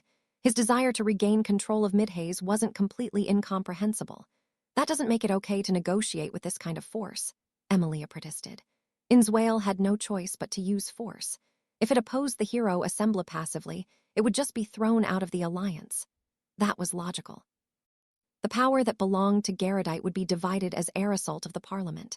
Few would oppose a solution that would end the dictatorship of incompetent rulers. However, his way of thinking is unsuitable for this peaceful era. As a hero, it will take down the Sorcerer King. You are trying to save your fellow Hero Assembly members. Consider that we have the same goal. Get what you're saying. However, I have no reason to believe you're revealing the truth, Emilia said. She cast the magic for Zect. The contract states they would collaborate until the Hero Assembly members were saved. Your suspicions are only natural, reassuring even. Kashim sighed the Zect without any hesitation. Emilia looked a little relieved. What about your comrades? She asked. I have none. In order to take down the Sorcerer King, we need the power of modern-day heroes. We will save your comrades first. If you believe I am worth trusting after that, please help me defeat the Sorcerer King. I understand. From what I've investigated, the Hero Assembly has been split into two groups and imprisoned in separate locations. Kashim drew a map using magic of the building they were currently in. Currently in the Edelthev Sorcerer Fort jails, located here and here. We're in the storeroom over here. The Sorcerer King Bamiras isn't around at High's hour. The soldiers take turns guarding and patrolling at regular intervals. If we know their schedule, we can reach the jail without anyone noticing. Drew their route with magic. This jail has higher security. Those in key positions are probably imprisoned here. Then let's get the people out of the other jail first, Emilia said. The 3 heroes that accompanied me as my guards should be there. Thanks to them, I was able to get away without being caught. Once we rescue them, we should be able to combine our strength and break into the other jail. Got it. Using the clock spell Tell, Kashim accurately watched the time. He approached the door and waited, then cast Nas on Emilia and himself. With their sources disguised as the source of 2 mice, they opened the door and ran. Kashim led them turn after turn down the stone corridors without any hesitation, then hid behind a pillar and stopped. A patrolling soldier passed them by. Once the guard had passed, the 2 resumed moving. With the patrol Rautisan guard positioning Kashim investigated beforehand as their guide, the 2 moved forwards, sometimes taking the long way, sometimes stopping and waiting, until they eventually reached the jail without anyone's notice. 2 guards stood before the sturdy steel door. I will act as a decoy, Emilia said. Okay. She immediately leaped out of the shadows and charged at the 2 guards. What? The soldiers immediately drew their swords to face her when, the 2 soldiers fell forwards and collapsed. The moment their attention had turned to Emilia, Kashim had moved behind them and knocked them unconscious. Gennaro. Holy fabric wrapped around the soldiers and restrained them, blocking their magic from penetrating the cloth. They took the key from one of the soldiers and stuck it into the keyhole of the jail. 1 click later, the door unlocked. 10 members of the Hero Assembly were inside the room. Rouse, Hein, and Ledriano of the Hero Academy were there too. Everyone had their hands cuffed with magic cuffs. I am Hero Kashim. I'm here to rescue the Hero Assembly, Kashim said, using D to free the humans from their handcuffs. Everyone looked wary of the unfamiliar man at first, but when they spotted Emilia entering the room, their expressions changed to looks of relief. New guards will be here soon. Let's hurry, Kashim said. Those who had been imprisoned in the jail quickly stood up and started moving. It was at that moment that Emilia approached Kashim, grabbing Thesord hanging at his waist and pulling it out of its sheath. Through the bell of thoughts, Emilia's confusion reached me. She ran towards one of the fleeing Hero Assembly members and slashed them with the borrowed sword. Gah! Emilia, what are you? Rouse ran over to her, but she thrust the sword straight into his heart. Swirled through his body, burning away his magic wards and organs. Gwa! Rouse collapsed to the floor. Headmaster Emilia, what are you doing? Something like this just cannot be overlooked. The members of the Hero Assembly raised their voices in rage, but Emilia didn't reply. So you never intended to save them, Hero Kashim spat. It's clear why you were the only one still free. In the end, you're just another demon, just like a Sorcerer King. You're wrong. Once again, the voice in Emilia's heart reached me through the bell of thoughts. Neither Kashim nor the Hero Assembly members could hear it. My body is moving on its own. I can't speak. Why? That's right, Emilia said, as though her voice and body were being controlled. The goal of the Demon King of Tyranny is to dominate mankind. By forming the Hero Assembly, he could gather all the key players into spot and erase them in one sweep. Cast Gryad. So that Zect was just a disguise, Kashim yelled, brushing aside Theblack flames with anti-magic. Even though they had exchanged a Zek to rescue the hero Assemblatother, what Emilia was doing was breaking that contract. These people believed in you. Times have changed, he continued shouting. Are the Demon King's orders really more important than the lives of your students? Are they really worth nothing to you? Hey! A voice interrupted Kashim's angry rant. It belonged to none other than Rouse on the floor after being stabbed through the chest. I don't know who you are, Rouse got out, but stop spouting such delusions. She would never do something like. This time, Emilia stabbed him in the throat, but he continued anyway. That's not Emilia. His voice was so faint that it was only heard by Emilia. She rushed to attack Kashim, but he easily parried her sword and kicked it out of her hand. He then picked up the fallen sword. Everyone, the guards will be here soon. Hurry outside while I keep her at bay, Kashim shouted. The humans of the Hero Assembly left the jail as directed by Kashim. Heine tried to approach him to say something, but Ledriano held out a hand to stop him. He adjusted his glasses with an index finger and exchanged a look with Heine. That what you truly believe, Emilia? Ledriano asked. No, the voice in her heart was pleading, but her mouth didn't move. I knew it. In the end, you're just another demon, Heine said with disgust. Please hurry, you two, Kashim urged. Unfortunately, we won't be able to treat him in time. And Heine shot Emilia a glare full of intent before leaving the jail. Evil demon, Kashim spat. You won't get away with this. After Weva defeated the Sorcerer King, it'll be your turn next. With those parting words, Kashim closed the door and locked it behind him. Rouse, Emilia muttered, then gasped in realization. My voice! Having regained control of her body, she immediately ran up to Rouse. Though she cast healing magic at once, his wounds didn't heal. The power of Thesord she used to stab his heart was obstructing his recovery. With every movement, the stigma spread. I can't heal you. Rouse moved his hand and touched Emilia's face. I knew it. You're back to normal now, he muttered. Emilia bit her lip in an attempt to keep her tears at bay. She then stopped casting healing magic and drew a different magic circle over Rouse instead. Once she was done, she cut her finger and spilled a drop of blood on it. Listen carefully, Rouse. Although he was clearly in pain, Rouse stared straight into Emilia's face. I'm going to kill you once. The complex healing magic that could heal stigmata was still beyond Emilia's ability. It was a better idea to kill him once and use Ingal to revive him. It may not work, Emilia admitted. That's fine with me, Rouse mumbled with a gentle expression. But before you do, can I say something first? No, Emilia poured her magic into the Ingal circle. Then I'll save it for next time. Don't mess up. Of course. Rouse yielded himself to Emilia with complete faith. She mustered all of the magic in her body to complete the magic circle for Ingal. Then she took a knife out of a storage circle and pressed it against his chest. Here goes. Emilia's hands shook with uncertainty. With her current skill, she had about a 30% chance of successfully using Ingal. Rouse grabbed her trembling hands. Worry too much. You won't fail, nodded with a determined look, then brought the knife down with all her might. Rouse's body lurched, then ceased moving. Please, I beg of you, come back to me. Activated Ingal with fervent emotion. I made a mistake once. I cannot fail again, never again, come back. Please return my precious student to me, please. Emilia held her breath. The Ingal magic circle had activated. With how much magic she possessed, there would be no chance of resurrection once 3 seconds had passed. However, Rouse's eyes remained closed and there was no sign of his wound healing. Tears started falling from her eyes. Help me, someone, please, someone. Anosh. So you finally called for me. I was waiting, Emilia. Emilia blinked blankly in response to the leaks in Anosh Polticol's voice. Thanks to her finally calling Anosh's name and initiating the magic link, I was able to assist in her casting of Ingal. In no time at all, Rouse's wounds healed. Ugh, Rouse wheezed, coming back to life. Ingal had succeeded. Emilia watched in awe as she spoke into the bell of thoughts. Anosh, how? There is a barrier. Did you think a mere barrier could stop my leaks from reaching you? Geez. Emilia laughed in relief, half smiling, half crying. Haven't I told you to stop speaking like the Demon King? The tears spilling down her face changed from sorrow to joy. Section 9. Infiltration preparation. Once Rouse woke up, he moved stiffly into a sitting position. I continued talking to Emilia through leaks.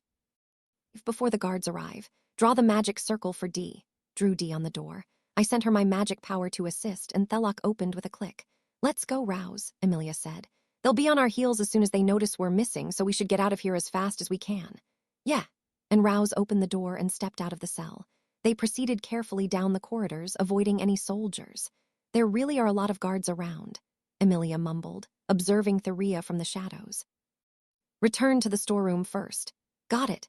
The two started retracing Emilia's steps, going back the way she'd come. Since Kashim wasn't there to lead them, they had no choice but to knock out a few of the guards on the way, but they were able to return to the storeroom safely. Can you show me the map again? I can only recall what hero Kashim showed me earlier. Recreated the map of Edelthev's sorcerer fort. I made a point on the map that glowed with red light. Due to the large size of the low masses covering Innswale, there are erring consistencies in the barrier.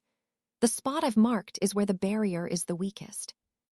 It normally wouldn't be possible to use Gaddam, but is it possible if there's a magic link connected to the Bell of Thoughts?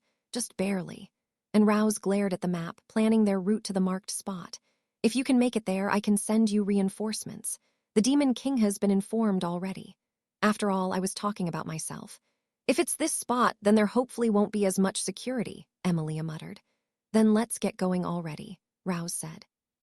Once reinforcements from Dilhade arrive, we'll find Ledriano and Hein and explain what happened. Ya were controlled by a magic spell or tool just now, yeah? Yes, frowned with a puzzled look. But when did I come in contact with compulsion magic? I have absolutely no idea. I'll look into it. Please do. And Rouse left the storeroom and set off towards the weak point in the barrier. With her focus directed away from me, our leaks disconnected.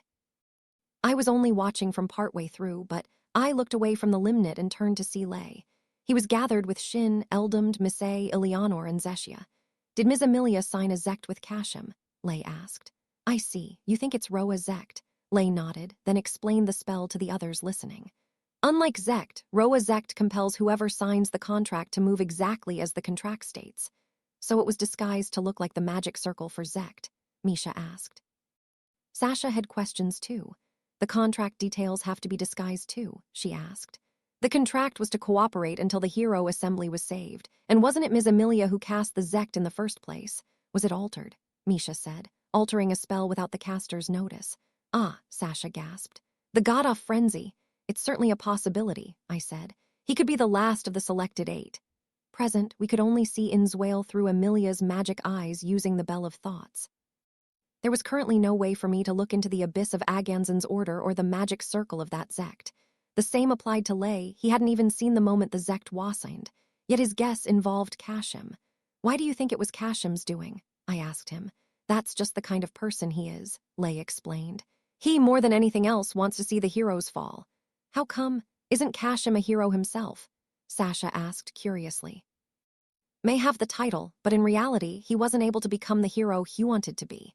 He wanted the Sword of 3 Races to choose him to lead the Garadite Demon King Subjugation Battalion to victory.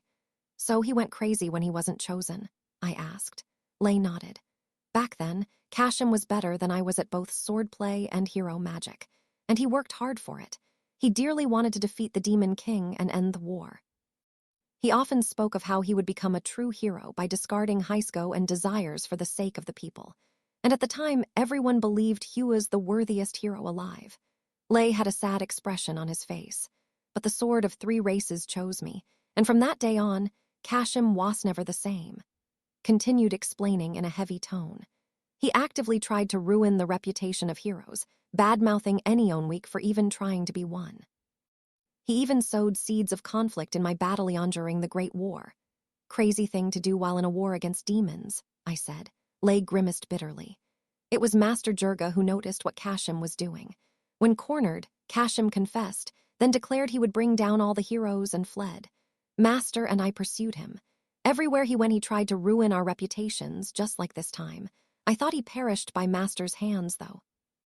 Seemed like Jurga hadn't destroyed him completely. Hold on a minute. If Kashim was the one behind Ms. Emilia's actions, isn't he trying to divide the hero assembly by making the Demon King of Tyranny look like an enemy? Sasha asked, holding her head in her hands. He probably wanted to make a hero kill a demon that was friendly with humans, Lay said. What does he gain from that, though? Sasha asked. In the first place, it doesn't matter if there are any heroes left. The Great War is over and we're not enemies. Lay hesitated for a moment, then answered. Even if times change, Kashim probably won't, Lay explained. He's crazy because of me after all. I don't think it's your fault, Lay, Misay said. At the very least, Lei said, he wouldn't have felt so offended if I had been stronger than him. That makes things simple, I said. Lei turned to look at me. I made eye contact with him. I'll stop the others from interfering, I explained. Go and defeat him utterly and thoroughly.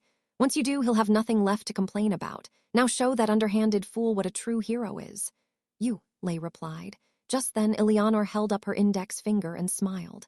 I got here midway, so I don't really know what's happening right now. What's our next move? She asked. Is it work? Zeshia said with a sharp look of determination. We're going to head for the Inzwale Empire in the continent of Asian, I said. Militia left behind 5 magic objects called Iriel, the stars of creation, in the ruined town of Edelthev. My missing memories are sealed within them. Wow, so much happened while I wasn't around, Eleanor said jokingly. There will be people who will try to get in our way. We may have Ito face Hero Kashim, the sorcerer King Bamiras, and the Phantom Knights, among others. It's unclear just how many enemies we'll have to fight.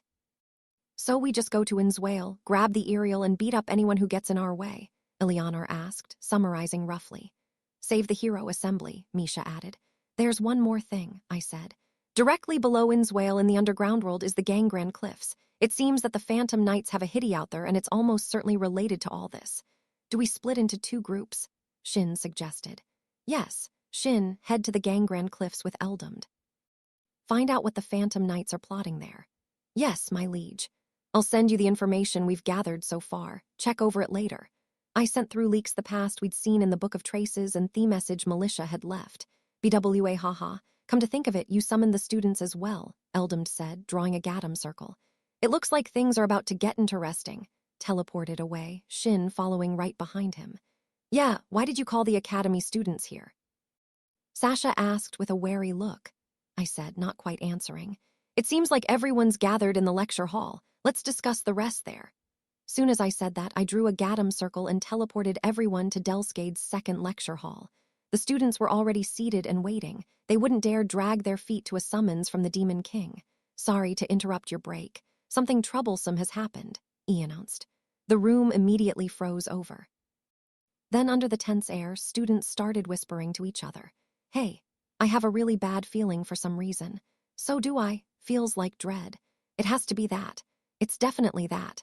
Some of you have guessed already, I see. But fret not, it's not that big of a deal, I said. There's trouble in the Inzwale Empire of Asian. The hero assembly has been captured by the Inzwale army. The culprit is believed to be the sorcerer King Bamiras, a demon from 2,000 years ago. Hero Kashim of the Garadite Demon King Subjugation Battalion is also an enemy. I gave a simple explanation of how Kashim had deceived the hero assembly, how we still didn't know the full motivations of our enemies, and about the Starsoft creation.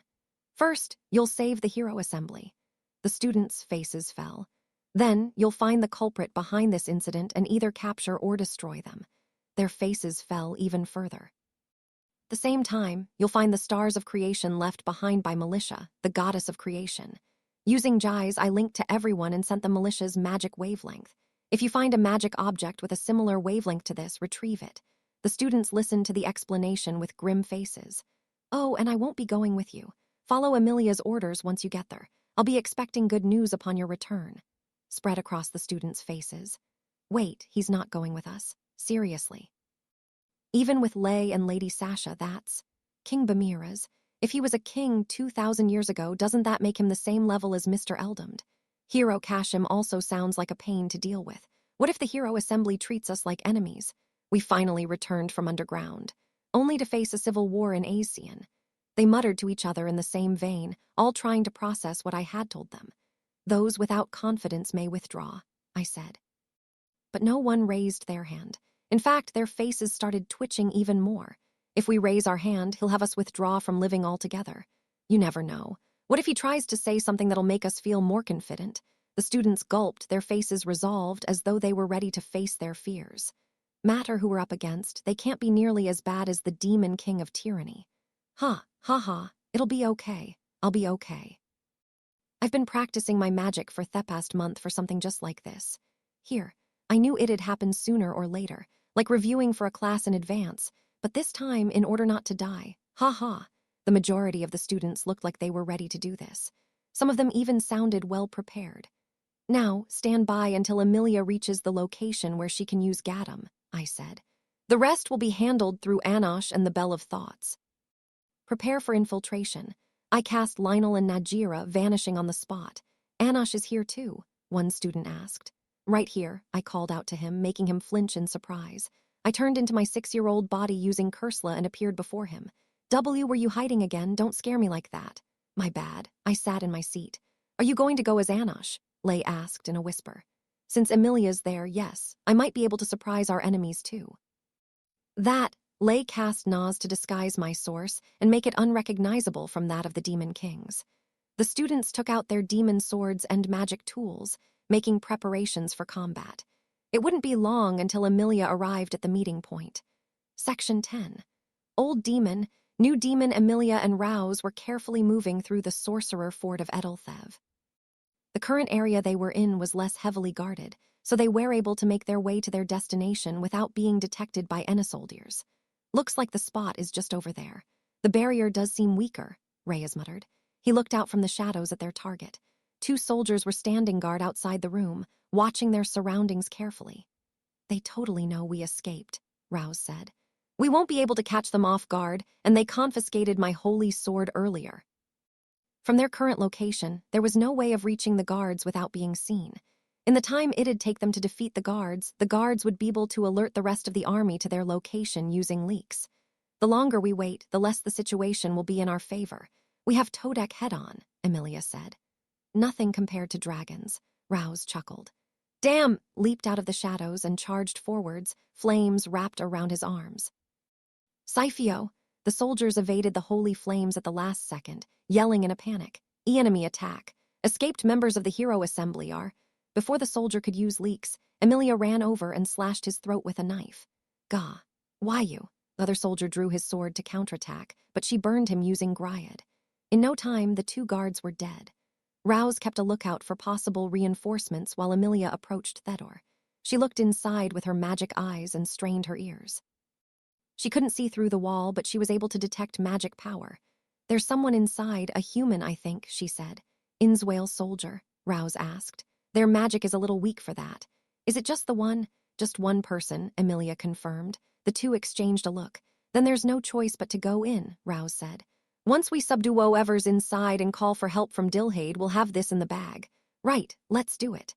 Turned the doorknob, but it was locked. She cast D and muttered, Anosh, if you would please. I sent her my help and the door unlocked with a click. Amelia and Reyes looked at each other and flung the door open, charging straight inside. Distore, Rouse shouted. Flames wrapped around him like armor as he leaped right at the person inside of the room. He raised his hand to cast barrier magic that would restrain them to Theground. Raya, wait, huh? And stopped at the last moment. Sitting on the floor inside the room was a long-haired girl, mouth gagged and hands bound with magic cuffs. MMGH, MMGH. The girl looked up at Rouse in fear, tears welling in her eyes. This isn't what I expected. What now, Amelia? There were guards outside, so she was probably captured by the Innswale Armistice like the hero assembly. Free her. Rouse crouched down, making the girl flinch back. Worry, we're not your enemies. We're from the Hero Academy, Hess said, untying her mouth gag. Thank you very much, the girl said once she could speak. I am Rona Innswale, first Imperial Princess of Innswale. Imperial Princess? Amelia glanced over at Rona dubiously. Now that I look again, you do seem familiar, but why is the first Imperial Princess being imprisoned by the army? Ah, that's because I overheard, she said, trailing off with a gloomy look. Overheard what? Amelia prompted. That my father, Emperor Chaps Innswale, planned on capturing the hero assembly during their visit.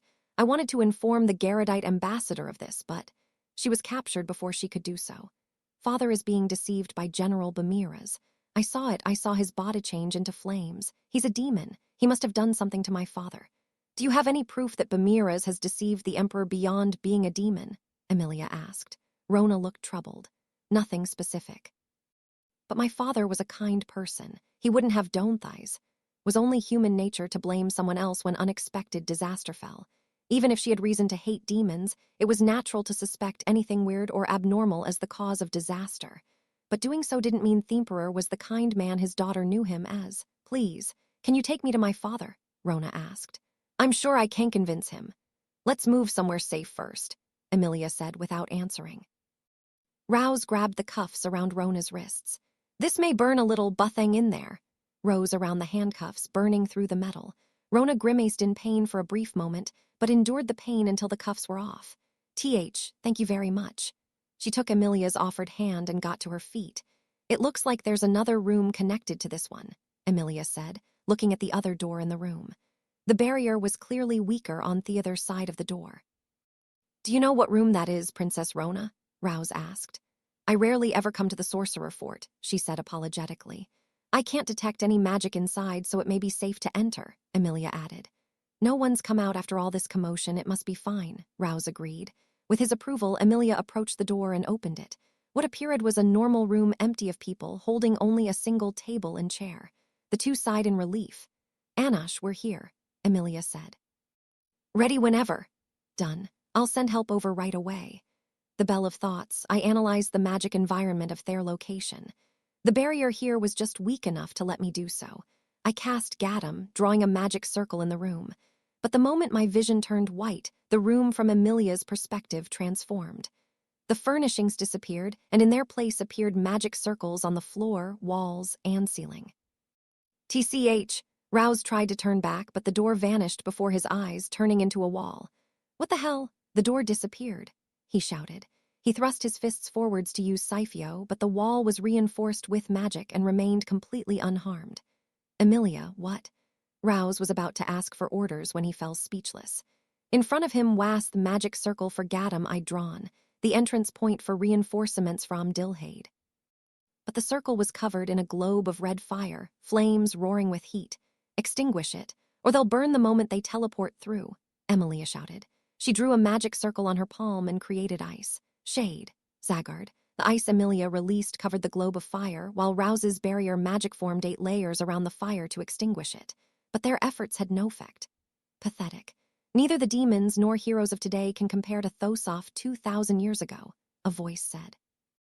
Rouse and Emilia searched their surroundings, but couldn't see any sign of Thenemy. Where are you looking? I'm right here. An eerie set of eyes and mouth appeared on the flames surrounding the magic circle. Good grief. Moths to a flame, all of you. Did you really think I wouldn't notice this weak spot in the low masses barrier? Emilia glared at the demon. Are you the sorcerer king Bamiras? Indeed I am, frail demon of today. I am the sorcerer king, the master of all magic. She clenched her jaw in response but didn't reply. I have a suggestion for you, week 1. Care to hear me out? Miras said, surprisingly humble for his position. Emilia looked at him warily. What is it? The inside of my body is another dimension filled with fire. Those who leafer through Gadam will barely survive within the flames. If you become my subordinate, I will spare your life and the lives of all the fools who step foot in me land. Heat of Bamiras's flames made the small room unbearably hot. The temperature alone was enough to exhaust Emilia and Rouse. I am the subordinate of the demon king of tyranny. Are you defying the ruler of Dilhade? Emilia asked. Push your luck, little moth. If you wish to speak to me, use your own words, not your master's. That is what it means to be a demon. The magic eyes in the flames emitted a cold bloodlust strong enough to render Emilia silent. She could tell he wouldn't listen to her without proving her strength first. You shouldn't need to think about it, Bamiras said. You have 2 choices. Become my subordinate and survive, or burn to death with Yorkham raids in the flames of the Sorcerer King. Of replying, Emilia carefully looked around for a chance to get away. Bamiras noticed her actions and cackled, sending sparks of fire scattering around. Fool, do you honestly believe you still have a chance after falling for such a simple trap? The demons of old would have never teleported here. Bamiras's mouth of fire distorted in a mocking smirk. Do you understand? You are regressed. If your mind cannot comprehend the difference between us, I will have to teach you firsthand. An arm extended from the globe of fire, which Bamiras bent back into the globe. Carve the power of a true demon into your eyes. Every demon who teleports here will be burned to death, one by one. His fist closed around something in the flames. Here's the first. Look. Pulled his fiery hand from the globe and slowly opened it. A doll rested on his palm. Its head was flat, and the word idiot was written on its face. A fake. The next moment, brugagagagaga, gubababababa. Bamiras's body of fire burst apart, revealing a demon of around 6 years' offage that had been within him. The old demons would have never teleported here, you say. The scattered flames gathered back into the shape of a person. Looks like the Sorcerer King has some outdated ideas. A spell of this level can't even be considered a trap. It's just an open invitation to teleport here. The flames reformed into a complete person whose red magic eyes stared into my abyss. It seems like someone with a spine has arrived. Let's see how well you fare then. Bamiras drew magic circles on both his arms. If you can withstand this spell, I will allow you to name yourself. Witness, Geograze of the most sublime caster in Dilhade. Join the magic circles on his arms together. A red Geograze emerged from the circle, shooting towards me. I don't feel any particular need to name myself, but if you really want Tano, I'll tell you, I said, drawing a magic circle with a grin. A jet-black Geograze shot towards him. Red and black suns struggled for dominance against each other, sending sparks of flames everywhere. A hole opened in the red sun with a deafening roar, and the Geograze I cast headed straight for Bamira's. His fiery body was swallowed by the jet-black flames and burned up. Gwea. Unable to endure the heat, he scattered into sparks of fire. "Who are you?" he exclaimed. "Anosh Poltikol, a demon from this era," I replied boldly. Section 11. The Sorcerer King's warning. The scattered flames gathered back together, forming the shape of a person. A magic circle was drawn, and Bamiras appeared, wearing a traditional robe. "You call yourself a new demon?" Bamiras asked, magic eyes glinting. "You sound doubtful," I commented. "Anything, I'm surprised. I thought I was fairly used to this magical age bino, but I suppose something like this isn't impossible. Demons are meant to be strong after all. It is the frightfully frail current generation that is abnormal." He not realized who I was, or was he pretending not to realize? Anosh Poltikol, strong demon of the modern era. "I have a suggestion for you if you care to listen," Bamiras said. "I'll hear you out." "Why don't you become my subordinate?" the Sorcerer King said, deadly serious. "At the end of the day, we must extinguish the sparks that threaten Tofal. There are times when fools must be raked over the coals. And above all, Thysera is in danger, far more than it was 2,000 years ago." His fiery face broke into a smile. "If you truly enjoy conflict, I have a better idea," I said. "Better idea? What could that be?" "You become the subordinate of the Demon King of Tyranny instead." The demons of today do not favor conflict. The same goes for humans. The Great War has ended, and the world is at peace. Sparks of fire scattered as Bamiras chuckled. "Do you think this era is peaceful? Despite having nearly as much magic as I, it seems you're still a new demon after all. Especially so if the precarious state of this world looks peaceful to you." His laughter quieted, and he stared at me with a sharp gaze. "The ruler of the era after my departure, the Demon King of Tyranny, Anos Valdigode. Do you truly believe he is to be trusted, Anosh?" That wasn't something I could answer. "I don't see your point," I said. "The fact I am standing here should be your answer. A single individual in the world has the power to destroy the gods, the spirits, the demons, and the humans whenever he wants. Can you really call that peace?" Bamiras asked seriously. "The Demon King of Tyranny can end this world at will." "Listen carefully, demon of the modern era. True peace cannot be built on such a dangerous foundation." Just then, Emilia interrupted. "The Demon King of Tyranny is far more peaceful than you, who captured Hero Assembly by force," she pointed out with a glare. "You don't get it, demon woman. I dislike conflict, but I am still a demon offled. I have no intention of being some envoy for peace. But there's a line in this world that must not be crossed. As someone who lived through the era offeuding kings, I cannot overlook such a threat." Sorcerer King spoke to Emilia admonishingly. "Since my reincarnation, I haven't acted once.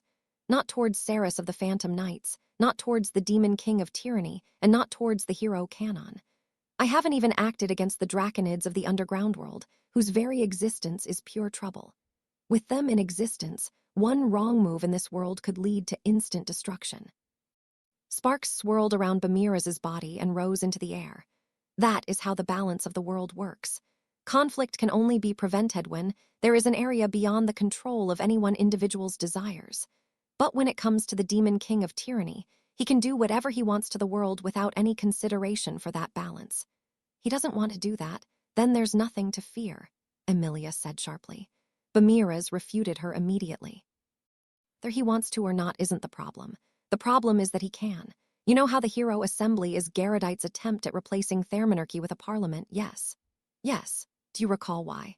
It's because the Garrodite royalty foolishly tried to lead Asian through dictatorship. But that wasn't how things were in the beginning. The monarchy decayed after many years. Who can guarantee that won't Hapento, the demon king of tyranny? While Emilia struggled to find her words, the sorcerer king continued. See how simple it is. Greater magic that can destroy everything exists in this world. And the activation of the spell formula all depends on Demon King Anos's individual will. Can the demons of today not understand how terrifying that is? So what will you do about it? I said. There are plenty of options. For example, Dilhade can also adopt a parliament instead of a monarchy under the Demon King of Tyranny. And not just on the surface. A number of superior demons should be selected, and the Demon King's magic should be split among them. When they each possess a part of the Demon King's power, they'll be able to keep each other in check and achieve true peace. True peace, huh? Sure sounds convincing. It's also questionable why the Demon King of Tyranny wants to rule Dilhade himself, but reduce Aesian to a parliamentary rule, Bomarask continued. Aesian's power as a nation will be reduced until the new system is fully established. Yet such a development was inevitable. When building a new system, it was necessary to continue using the old ways for a time until the new ways could be properly implemented. If the Demon King truly desires peace, he must raise a power that can't suppress even him. In other words, he should be strengthening the heroes, expanding their army, and giving them the strength to rise against him. What he's doing with Aesian now is the opposite. Do you realize your means would cause war? Emilia asked sharply. Bamiras cackled with sparking laughter. You've got it wrong. I'm saying it was more peaceful when we were at war. Currently, there is no way for the Armido reach the Demon King, no matter how much they expand. To put it simply, the Demon King's mere existence is a cry for war. Individuals are different from organizations, Emilia pointed out. Indeed so. The fact that he's a single person makes it worse. The Demon King has power. Power that he alone possesses, power that is far stronger than anyone else. Why would he need so much power if he desires peace? Why each weakening Aesian while refusing to let go of his own power? Bamiras listed his concerns one after another. Can you guarantee that someone with the power to destroy the world won't use it? He shook his head as though to answer his own question. The answer is no, demon of today. You shouldn't be siding with Demon King Anos just for his strength. We must unite to become his deterrence. The world needs to gather as one and form an army that can oppose him. It should be possible if the gods, spirits, demons, and humans all join hands together. You have a point, I said to the Sorcerer King. But you lack ideals. Uniting the world is a form of deterrence. You make it sound nice, but all you're doing is warmongering in the name of peace. Don't make me laugh. Demon King is just as contradictory, no. He speaks grandly of peace, but possesses the power to destroy the world. At the same time, your idea of deterrence wouldn't unite the world either, I said. If anything, it would only result in more conflict. Yet it would still be the better option, Bamiras insisted. Why can't you see that? There's no point in speaking to you. If you want deterrence, you have one of two options, I said, searching for his true intentions with my eyes. Stop relying on everyone else and become the deterrent yourself. Or butter up the Demon King of Tyranny so he doesn't feel like destroying the world. By my calculations, the latter is the more peaceful option. Sorcerer King cackled. Your suggestion is to humor the Demon King so that he doesn't throw a tantrum. I suppose I should have expected a demon of this era to see nothing wrong with placing the fate of the entire world on something so vague and uncertain. Your rigid dogma that power subdues power is typical of a demon from 1,000 years ago. However, there's one thing you should learn, I said, looking at the sneering Sorcerer King. If you desire peace, believe in love. That is the only path to an ideal world. You think a little strength gives you the right to lecture me. Don't get ahead off yourself, lowly underling. I am the Sorcerer King Bamiras. I may have less power than you right now, but in my prime, Dilhade wouldn't have been controlled by the Demon King of Tyranny so easily. I had never faced Bamiras in combat. But that in itself was Ratharod. If he really was so powerful, then why hadn't I heard of the death of Midhay's ruler back then?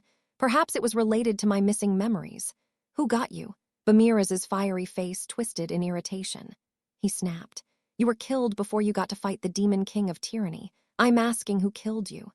That seemed to touch a nerve, as the flames across Bamiras's body surged like a wave. Watch your mouth. You do not have many options, he said, spreading his arms and scattering sparks with a flap of his robe. Acknowledge my Wistaman power and become a deterrent force for the sake of the world, or turn tail and run home and bring the demon king of tyranny to me. Choose whichever you prefer." Circles small and large appeared across his body. He was ready for combat. His magic power became floating sparks that flowed from his entire body. "Then I shall give you a choice as well." I stained both my hands with Vebzud and stared into the abyss of his magic circles. "Confess how pathetically you died 2,000 years ago, or be torture Redinto giving me all the details on the Iriel." I presented Sorcerer King Bamiras with his available options. "Choose which you'd like to experience first." Section 12. "The quintessence of sorcery. He, he." Bamiras cackled with a sneer. Not many demons could say such arrogant things to the Sorcerer King 2,000 years ago. The flames that formed his body blazed in a show of intimidation.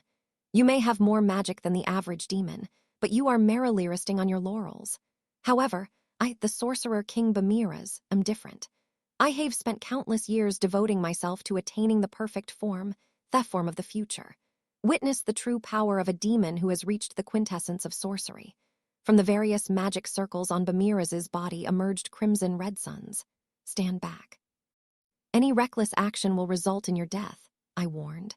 I placed wards over Amelia and Rouse and drew a magic circle. "Behold my sublime geograys," the Sorcerer King declared, robe fluttering. Countless geograys of varying sizes flew haphazardly in every direction. "This is getting old, Bamiras. Did you forget it didn't work the first time?" I shot my own geograys straight forwards, burning the approaching red geograys with black flames. The black sun continued moving forwards, heading straight for Bamiras's body. "You're the one with the old tricks, Anosh." The robe Bamiras wore glinted darkly and swallowed the black geograys completely when it struck. Dedradonato. Bamiras's right hand drew a magic circle and released the geograys I had cast, shooting it right back at me. "I see." I slashed apart the geograys with the Vebzud around my right hand, extinguishing it with my anti-magic. "That robe itself is another dimension, huh?" I sprinted towards the Sorcerer King, evading the red suns he shot towards me. "There is no magic that can affect me at my full strength," he replied. His fiery right arm swung down. I caught it with my Vebzud-stained fingertips. The moment my jet-black hand sank into his fiery palm, his hand turned into darkness and swallowed my arm. Bamiras's left hand drew a magic circle, from which emerged jet-black fingers. I turned my head to avoid the hand and clenched my fist, watching the fingers reaching out of the Dedradonato make a fist. So the hand was mine, and wasn't being controlled. I've heard of this before. The Dark World cloak, no. The robe that he wore was a magic space called a Dark World, and was madiso that every attack against it would be swallowed by the Dark World. The magic space could be distorted freely with Dedradonato, creating one-way paths as well as various entry and exit points. The Vebzud I thrust straight forwards had passed through that dark world and exited through the circle he had drawn. Knowing what it is won't help you. All attacks will pass through the dark world and will never reach me. Fired his red geograys out of his body again. I extinguished each own with a weakened geograys of my own, then drew another magic circle with my right hand. The dark world itself seems rather spacious, but what about the exit point? I activated Iris. The next moment, the ceiling and walls were smashed apart with a rumbling crash. "Seriously," Rouse muttered in disbelief. In my right hand, I held up the giant Demon King castle I had just created. "Good grief," Bamiras said. "I can't have you breaking the fortress." Sorcerer King drew his own magic circle, swallowing the room with Azith and expanding into a far larger space. "BWA haha, is it really the fortress you should be worrying about here?" I asked. The Demon King castle smashed through the room noisily as I slammed it down on Bamiras's head. Pathetic. Darkworld cloak expanded and spread, covering the Demon King castling, swallowing it easily. A typical maneuver from a modern-day demon. Totally without substance, Bamiras said. "Need I remind you that the magic of the Sorcerer King has no limit?" He pointed the magic circle in his right hand at me. Dedradonato. A corner of the giant Demon King castle emerged from the circle. He immediately used my left hand, covered with the pale ignes, to push it back. "Hee, nice catch, but that's as far as you'll go. You cannot block my magic while in the midst of catching your own," the Sorcerer King said triumphantly, drawing his biggest magic circle yet. "It'd be a shame to kill a brat like you. Even 1,000 years ago there weren't many demons who could last thys long in a fight against me. Swear your fealty to me, the Sorcerer King Bamiras, and I will spare your life." You don't seem to understand the situation, Bamiras. The one cornered issue. Magic power surged, and the Demon King Castle grew in size. What's wrong? I asked. If you don't expand Dedradinato again, the exit will stay clogged. Expanded his Dedradinato to twice its size, but in response, the Demon King Castle grew 3 times bigger. That your limit? Looks like the entrance was wider than the exit. I released my Ignis-covered hand, but the Demon King Castle remained inside Dedradinato. It was so big that it was stuck within the dark world, unable to move. Demon King Castle can be as big as I want it to be. Size is no issue. Dedradinato circle shattered, the sound of magic bursting echoing throughout the cell. Bamiraz's spell was unable to withstand the Demon King Castle's infinite growth and the pressure it exerted against the exit point's finite boundaries. The corner of the castle vanished, returning to the other side of the space. Now it's just the entrance point. Let's test how wide it can spread. My right hand, over half of the Demon King Castle, I had conjured wasticking into the expanded Darkworld cloak. I made the castle expand even further, and the cloak immediately spread to attack me. I dashed to avoid it, and in that moment the darkness swallowed the entire castle. It was a good attempt, I'll give you that, Bamiras admitted. 2,000 years ago, there were some who reached a similar conclusion. Indeed, the Darkworld cloak with its infinite space is weak at its entrance and exit. As you predicted, if the mass exceeds the size of the entrance, the cloak will break. I commend you for revealing your own weakness. One look into the abyss can easily reveal that after all. But regardless of its weaknesses or strengths, magic depends on how you use it. And I won't just stand back as you attack those weaknesses. I see. But unfortunately, I added, I'm not targeting that weakness. I held up 3 fingers. What's that for? Bamiras asked. If you're begging for me to wait 3 seconds, then I suppose I can consider it. For every second that passes, the Demon King Castle in your dark world increases in size by 3-fold. All emotion from Bamiras's face disappeared as the meaning of misstatement reached him.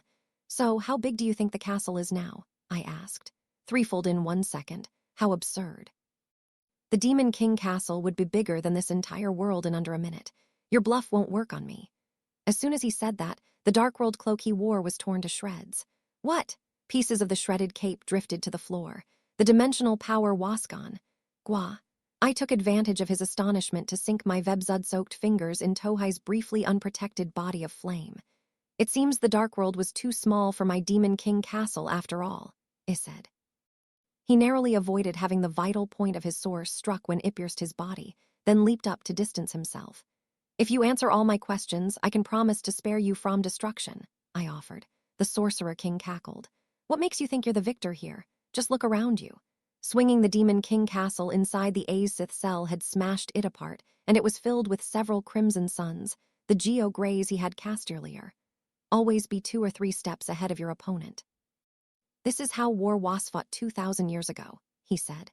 Flames ran along the red suns, connecting multiple Geo-Greys together. Together, they formed a 3-dimensional magic circle. More Geo-Greys largened small released heat rays that fell upon Bamiras's body. His fiery body burned even more fiercely, turning him into a bright sun.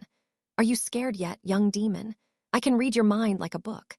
Geo-Greys is the highest grade of fire magic. There should be nothing higher. If there was, why haven't you heard of it until now? Well, if you give it a little thought, the answer should be obvious. Spread his arms, scattering sparks of fire everywhere. Everyone who has witnessed this spell has perished without exception. Rejoice, for you will be given the honor of joining them. Flames roared as Bamiras transformed into a fiery sphere. He had turned himself into a Geo-Greys. His flames were hot enough to distort the very air, and it was in his form that the sun called Bamiras fell towards me. Witness the quintessence of sorcery, Aviasan Ziara, he said. I drew 100 magic circles and shot Geo-Greys in random directions. Each one of the jet-black suns that flew at Bamiras was burned away by his flaming Aviasan Ziara body, vanishing into nothingness. Hee, your trembling has affected your aim, Anash Poltikol, Bamiras taunted, charging straight at me. I thrust my right arm out with Vebzud activated. Crimson flames glittered as thigh wrapped around me, burning my black fingertips. The Vebzud magic burned away. Give up. In this form I am invincible. No magic can oppose me. How about this? The black suns I fired drew a circle, and their heat rays gathered around my right hand. Is that the best you've got? Bamiras taunted. I'll admit your construction of the spell formula was skillful, but I suggest you look deeper into the abyss. Avias and Ziara can only be used with this body of fire. A flesh bodice simply cannot withstand the flames. You're the one who should look closer into the abyss. I sent more magic into my fingers, summoning the power of the jet black sun. Avias and Ziara. Roaring flames pierced through Bamiraz's body of fire, burning it black. What is this? The condensed power of Avias and Ziara in my right arm bored into Bamiraz's spherical form, causing his body to combust in the glittering black flames. It can't be, he screeched. This is impossible. Gaia, and thus Bamiraz's body went up in the black flames of Avias and Ziara, crumbling into ashes before my eyes. It seems there truly is a spell higher than Geo Gray's. You've got quite that trump card there, Sorcerer King Bamiraz. I yanked my arm out of his body and he returned to his humanoid form, falling to his knees. There's no way.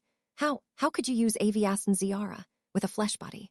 He muttered, hanging his head in complete bewilderment. Oh, I just improved a flaw in the spell formula.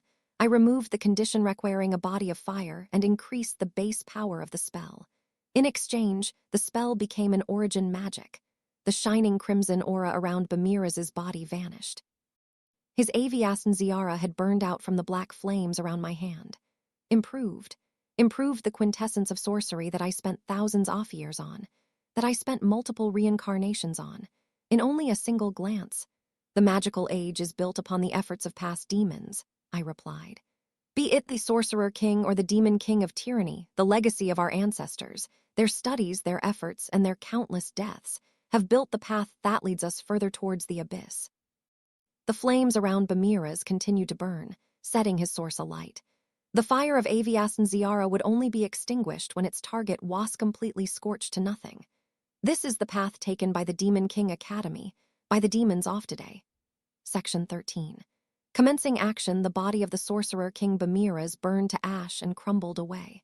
The fire only increased after half his body had burned, and soon, the flames of Avias and Ziara would reach his source. At this rate, Bamiraz, you'll perish. I thrust a Zect circle before him. Signet, and choose the identity of the one who killed you 2,000 years ago, or what you know about the stars of creation. If you give up either of these things, I'll reduce the flames by half, I said. He'd have to speak of both in order to extinguish the flames entirely. Yet Bamiraz, on the verge of perishing, cackled, sparks scattering from his mouth.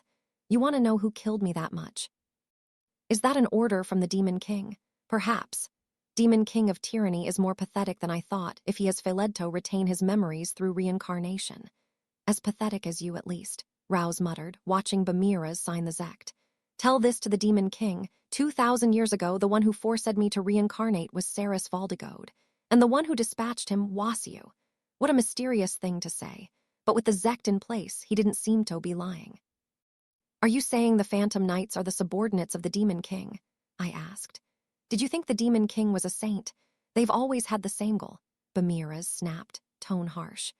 The nameless Phantom Knights wander in the shadows like the dead, silently removing those who oppose the Demon King.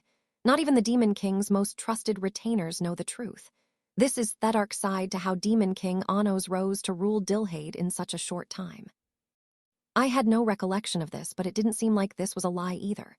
His hands are far too stained for him to speak of peace. Don't you think, Sadu, young demon?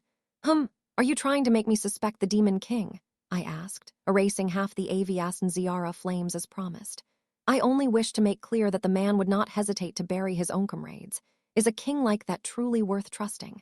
He makes allies for the sake of peace, and for the sake of peace.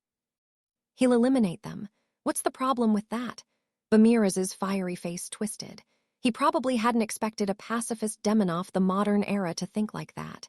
He would have less right to speak of peace if he was biased towards his subordinates, I said. The descendant of a bloodline that only knows how to destroy, he is the least deserving of what he seeks. Demon King Anos is an abominable existence, even among the Valdigodes.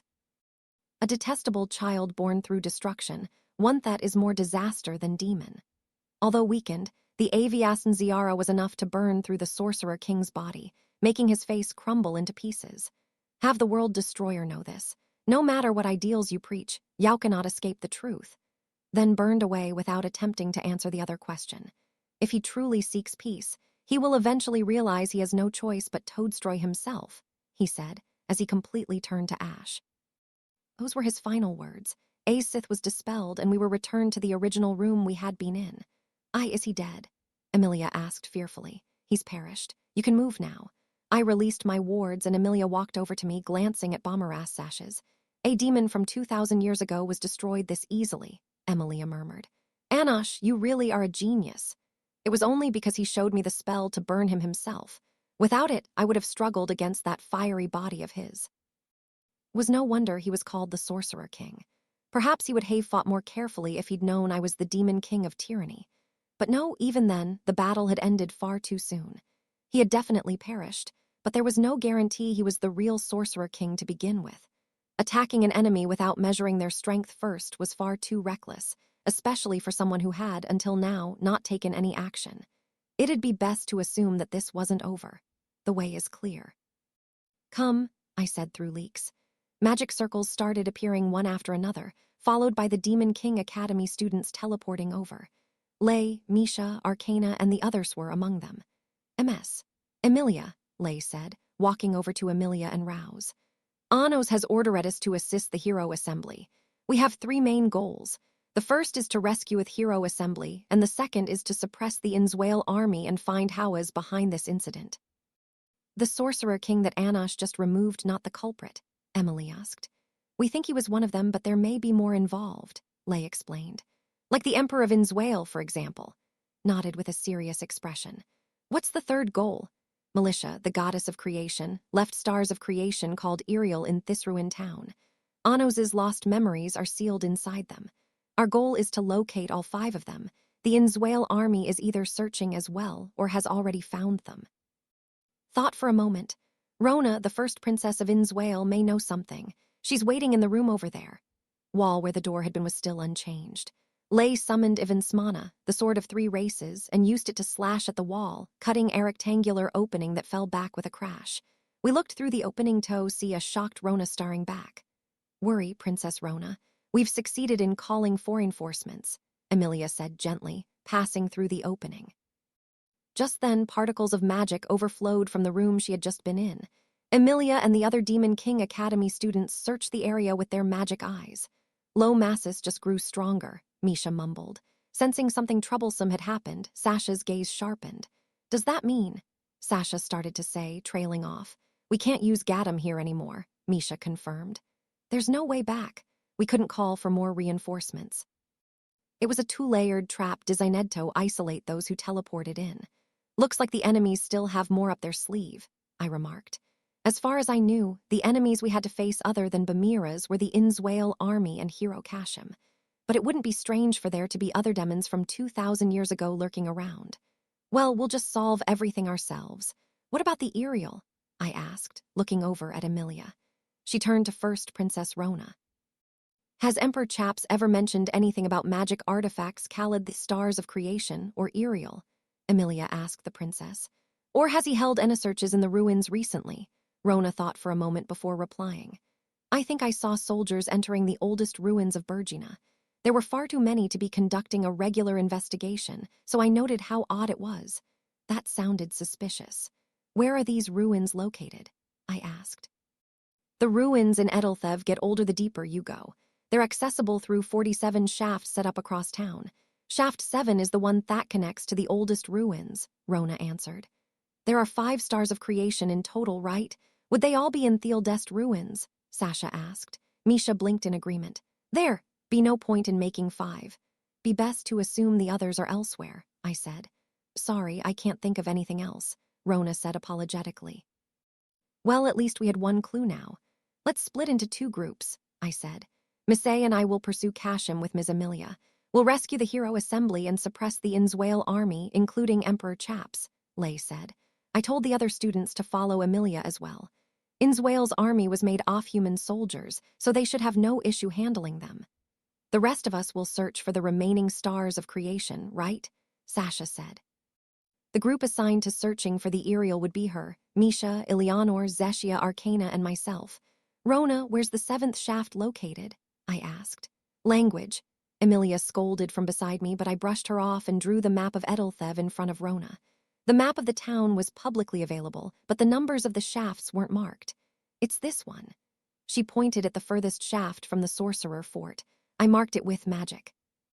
Emilia, the Demon King says he's giving you the right to command the Demon King Academy students. Use their strength to break out of Thistalma. I know, Emilia replied. You watch out for yourself, Anosh. Don't get arrogant like the Demon King, or you may end up tripping over your own feet. And watch your attitude. I think you're getting a little too conceited, and that won't bode well for you in Asian. I don't mind if you talk to me like this, but watch yourself in front of others. Got it. Ever since Emilia had started working at the Hero Academy, she'd been lecturing me about all types of things. But oddly enough, I didn't mind it. I'll keep that in mind, I said. Emilia's eyes widened as though she hadn't expected that reply. That's a promise, you got that, she said, smiling happily. I ignored her and opened the door to the corridor. There were no soldiers in sight. Even though there was a spell in place to automatically enhance low masses, after making such a commotion, someone should have noticed us by now. Were they waiting in ambush, hoping to increase their chance of victory? Well, that just made it easier for us to move. Hopefully this is the last loose thread from 2,000 years ago, Lay said, walking up to me. For both of us, I agreed. We bid each other farewell and split up. Section 14. The Gangran Cliffs. I switched perspectives by looking through Shin's magic eyes. He was at the Gangran Cliffs in the underground world. The cliffs were a mass of rock that reached from the dome to the ground, far too large to be seen in its entirety. Eldamd and Shin descended to the ground and peered up at the towering cliffs. BWA haha. How utterly mysterious. Even though the dome was eternalized and fell on doomsday, this entire cliff was unaffected. Eldamd exclaimed. The dome had been on the brink of crushing the underground world. Even if Gatesiola were the highest point in the underground world, over half the Gangran Cliffs should have been crushed by how far it fell. There must be no dome directly above it, Shin concluded. I see. In short, the Gangran Cliffs are pieces of the dome that've already fallen. Portions of the dome had fallen as earth rain, piled up, and formed the Gangran Cliffs. If the area above was hollow, then there would have been nothing to fall from the dome on doomsday. Part of the ruined town of Edelthev may be located here. Along with the objects my liege seeks, Shin said, looking up at the cave in the middle of Theclifs. It was the entrance Diedrich had seen in his vision of the future. Who knows what lurks within? BWA haha, how exciting. Memories of the Demon King, left behind by the goddess of creation. Just what could be hidden in them, and more importantly. Spun his cane and tapped it against the ground. What could have caused Demon King Anos, the man known for committing gall acts of tyranny, to lose his memory? Who could be behind it? In what way could they have stolen the Demon King's memories? Shin ignored the Conflagration King's dramatic rambling and used Fless Toffley up to the cave entrance. Ha ha ha ha ha ha. If they stand in that man's way, they must be an enemy, no. It smells, oh yes, something smells here. It reeks of danger. Eldamd flew after Shin, cackling with delight. It reeks of an enemy of the Demon King, he said, landing at the cave with Shin. A quick glance with his magic eyes revealed that the cave extended deep into the cliff. These footprints are still new, Shin commented, looking at the earth at their feet. His eyes could detect the magic left behind in the footprints. The Phantom Knights, most likely, Eldamd guessed. The two marched into the cave without any hesitation. There were no lights, and the inside was completely dark.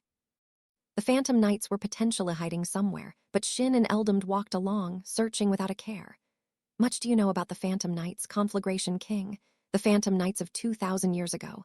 Yes, tapped his cane on the ground as he walked, searching for clues. I didn't know they were called the Phantom Knights, but I knew they're wearumers of a nameless group of knights, he answered. They were responsible for eliminating several powerful demons, yet never left evidence. I also knew the Demon King had subordinates that never revealed their names. Are you saying they were the same group? Just speaking of rumors and possibilities. But even if I knew anything, don't you think Saris would have made a Zect to prevent me from speaking freely about it? Zect contracts continued past the caster's destruction. Eldam's words, therefore, had to be taken with a grain of salt. The two continued through the cave for a while, eventually reaching a fork in the path. Just wondering out loud for a bit, but humor me, right-hand man of the Demon King. Do you prefer to search silently or loudly? Eldamd asked. If this is the enemy's base, then it's too late for any secrecy. They would already be aware of our presence. Smirked, then spun his cane in his hand. Particles of magic shot into the air like confetti, filling the cave with sparkling light. Eldamd let go of Hiscain and it began to spin by itself in the air, making an obnoxious sound like agate rattle shaking. The conflagration king then held his hands out in front of him and made a stretching motion. The spinning cane multiplied into 5. Hey-he-do-hey, Eldamd clapped his hands. The spinning, sparkling, rattling canes multiplied into 10. Magic organism. I remember seeing this 2,000 years ago. So it was your doing, Shin muttered, glancing at the conflagration king. This hey-he-do-hey excels in search and investigation. It gathers information as well as it gathers attention. But unfortunately, that information cannot be retrieved until it physically returns to my hand. Seemed like a terribly inefficient magic for investigation purposes, since it required searching with neither discretion nor shame. It can double itself with a clap, Eldamd added. He clapped his hands again, and the rotating canes increased to 20, scattering more sparkling confetti everywhere. He ordered. The hey-he-do-hey split into 2 equal groups and went spinning down each path, rattling loudly all the while. Eldamd himself randomly chose to go down the right path, clapping his hands together every now and then as he walked. Shin walked beside him.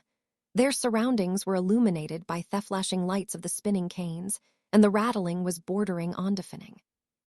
BWA haha, they've taken out 50 already. The Phantom Knights sure are skilled. Grabbed one of the hey-he-do-hey that returned and drew a map. The map showed a section of the internal structure of the Gangrand Cliffs, and there were several red dots marked on it. These dots are where the broken canes were taken out. That should be where the enemy is. If they haven't moved already anyway, Eldamd said. There's no sign of them moving towards us, Shin noted. They must be setting up a trap. A plot to erase the right-hand man of the Demon King and the Conflagration King in one sweep. The enemies had decided to avoid direct combat, then the Netherworld King and the Cursed King were most likely absent. The Conflagration King grabbed another hey-he-do-hey that returned. BWA haha. Good news, he said. A strange room was discovered. There's a barrier preventing the hey-he-do-hey from searching it, and the scent-off magic is powerful. There could be an aerial there, or it could be a trap. It doesn't matter. If it's a trap, we'll clean it up by cutting it apart, Shin said simply. Very well, very well. That's what makes you Shin Reglia, right-hand man of the Demon King. Things wouldn't be interesting otherwise. Eldamd gave Shin a round of applause. The sound of hey-he-do-hey multiplying could be heard in the distance. Follow me, he said. He used Fles to glide along the cave, Shin running beside him like the wind. Eventually, they reached a large vertical cavern. When they looked up, the cavern appeared to extend endlessly, as though it led to the surface. Without any hesitation, Eldamd flew up the vertical hollow, while Shin ran against Thewal and leaped his way up. There were several tunnels along the wall of the cavern, and the Conflagration King entered one of them. The narrow tunnel eventually led to outer space. Here, a barrier was placed across the entrance, obscuring the cave's interior. Eldamd grabbed the hey-he-do-hey that had been spinning there and poked the barrier. The cane immediately burned to ash. Watch out, Shin warned. At the same time, he drew the Sword of Severance. He took one step forwards and brought down the sword that emitted a chillingly cold radiance. The barrier shattered apart easily. Let's go, he said. They walked forwards. Several canes of hey-he-do-hey rattled noisily ahead of them, illuminating the space. Their sparkling light revealed an enormous number of pillars to which countless corpses were pinned. They are all gods, Shin pointed out. The gods were bound like specimens on display. Mostly of keeper class, it seems, Eldamd added, walking up to one corpse and staring at it with his eyes. He used his cane to lift the cloth covering the corpse, revealing a strange wound on its abdomen. It was scarred in the shape of a magic circle. What's that? Shin asked. BWA haha. It's the work of the mad, that's what. They've cut open the belly off a god in order to modify it. I don't know what spell this is, exactly, but it may be related to what happened 2,000 years ago, to the countless corpses Saris Valdigode discovered at the Ceylon settlement. Headless corpses that had filled the Ceylon manor had also had their bellies sliced open. Someone has been conducting magical research this whole time. Back then the corpses were human and demon, but the experimental material here are gods. Ha ha ha ha. Just which daredevil dared to commit such taboos for their research? My heart leaps just imagining it. Beaming from ear to ear in delight, Eldamd pointed his cane at the back of the room. Show yourself, demon, he said sharply. Shin was already looking in the same direction. I, the Conflagration King, will test if you have the right to be the Demon King's enemy. The end of his cane lit up brightly, shining light on the figure that stood where he was pointing. A low chuckle echoed. The Conflagration King looked gleeful as he pictured the unseen enemy of the Demon King in his mind. Well, well. A demon in flamboyant robes and a large hat stepped before the two of them. His body was made of a gel-like substance, and his face was smooth and featureless. He seemed awfully familiar, and it was because he was the man Ho had once sunk in the magic shallows of Ahurthern, the great spirit forest, the Scarlet Steel King of the Four Evil Kings, Gryceles Darrow. I expected the Demon King's subordinates to come, but I wasn't expecting you, he said smugly, gel-like face shifting like a bubble of liquid. Arrogant confidence oozed out of his entire body. But it's all the same time. The Demon King himself could have shown, and it'd make no difference in my current state. Eldam's cold eyes glared at the man. What a letdown, the Conflagration King muttered, drooping in utter disappointment. Section 15. Clown magic, you haven't changed, Conflagration King, Gryceles said, gel-like face distorting smugly. Eldam let out a loud and drawn-out sigh. He turned his back to Gryceles and faced Shin. What a sly and appalling trap this was, letting me down like this. Oh, if this was a play, the scriptwriter would be quite the big shot, he lamented. The Scarlet Steel King's face collapsed, his magic eyes glaring with anger. I'm saying that your imprudent habit of looking down on me hasn't changed at all, he shouted, magic flowing through his entire body, causing the ancient runes written on every surface of the room to glow a pale blue. Gynovis was the spell that had defeated him in Ahurthern. Fangs made of black lightning roared with a thunderclap and attacked Eldam, sinking into his shoulder. How does the ancient rune magic developed by the Demon King taste? Replicating his magic is but child's play for me now. Crackling black lightning spread everywhere as it pierced the Conflagration King's body, but Eldam looked unaffected by the attack. Gynovis is a very efficient spell, you see.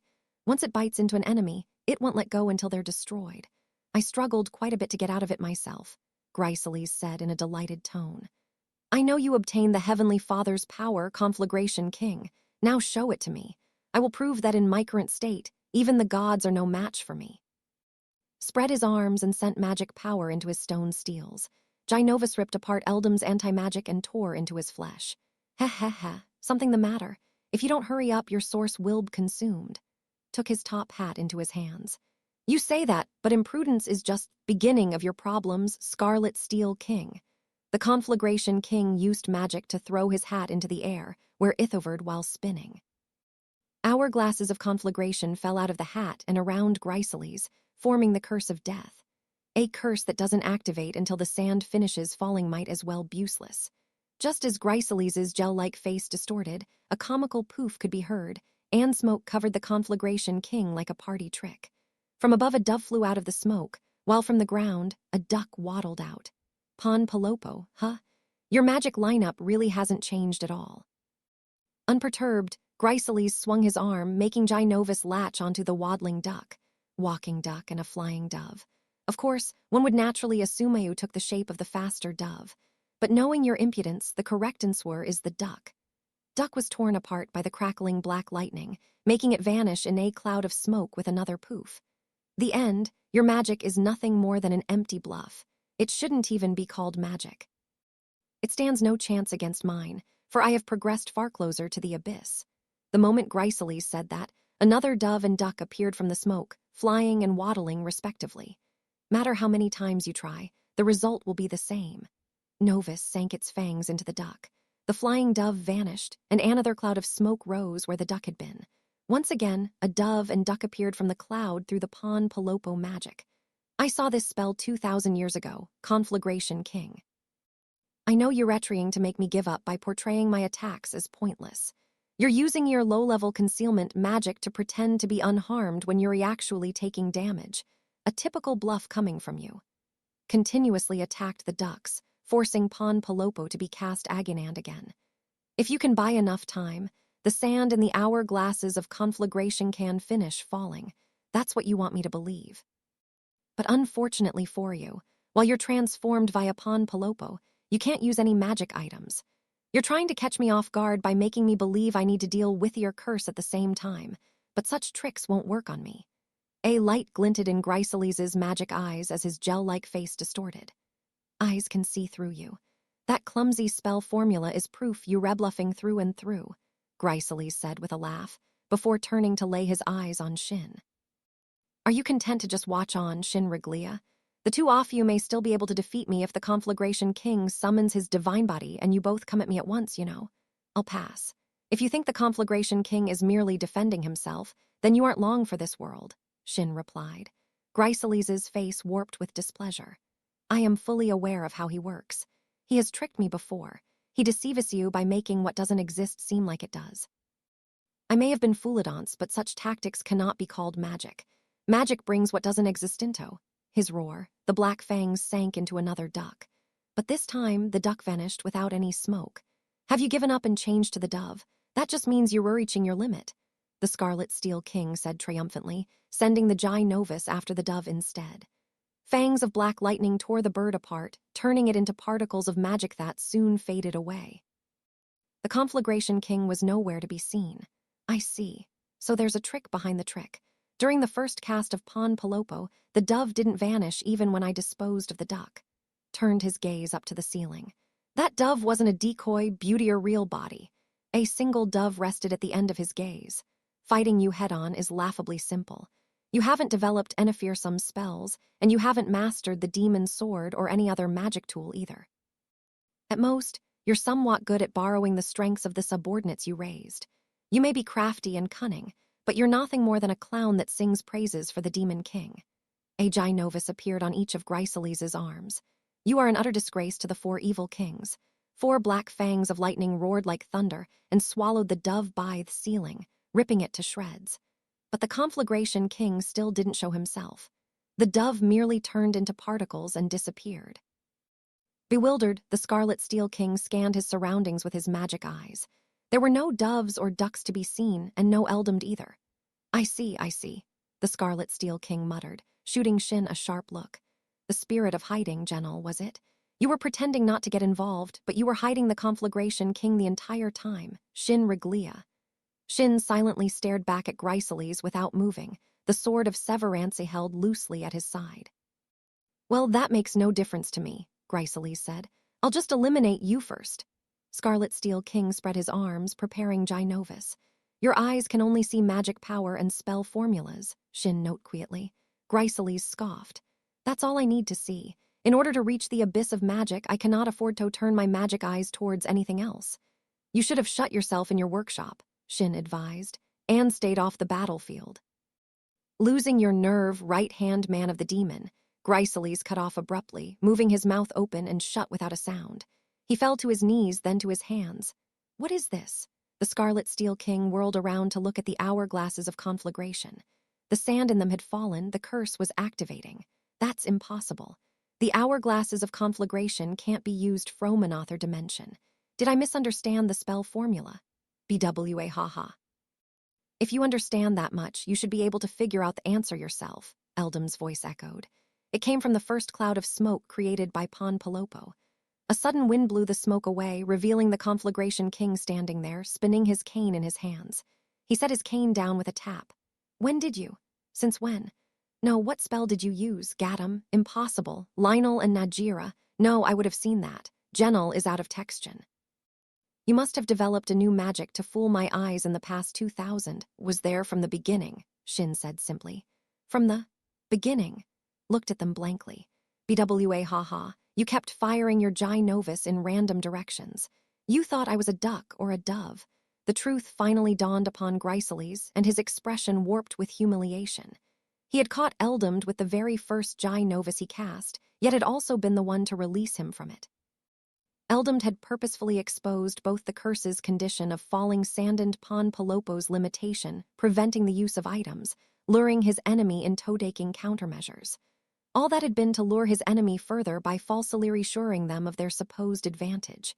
If I am a clown, as you say, Eldomed said, then you're my best audience. Time and time again, you fall for my every trick. Section 16. Closest to the abyss of magic, the corner of Eldom's mouth lifted as he stared down at Gryceles. He had spotted an abnormality, wondering why I'm still alive even though the sand and the hourglasses of conflagration have fallen. Chrysalis asked. The Scarlet Steel King drew a magic circle on the ground. A black aura appeared around him, forming a magic barrier. It was below even. Eldamd looked at the spell curiously. Did you think it was impossible for a source like mine to use a spell of the Demon King's? That costs so much magic to use. Chrysalis slowly got to his feet. The below even had completely shut out the curse of the hourglasses. Like I said earlier, your magic is no more than an empty bluff. With how close I've come to the abyss of magic, I cannot be killed by such party tricks. Magic power filled Chrysalis's body of gel, changing it into a toxic ash-green color.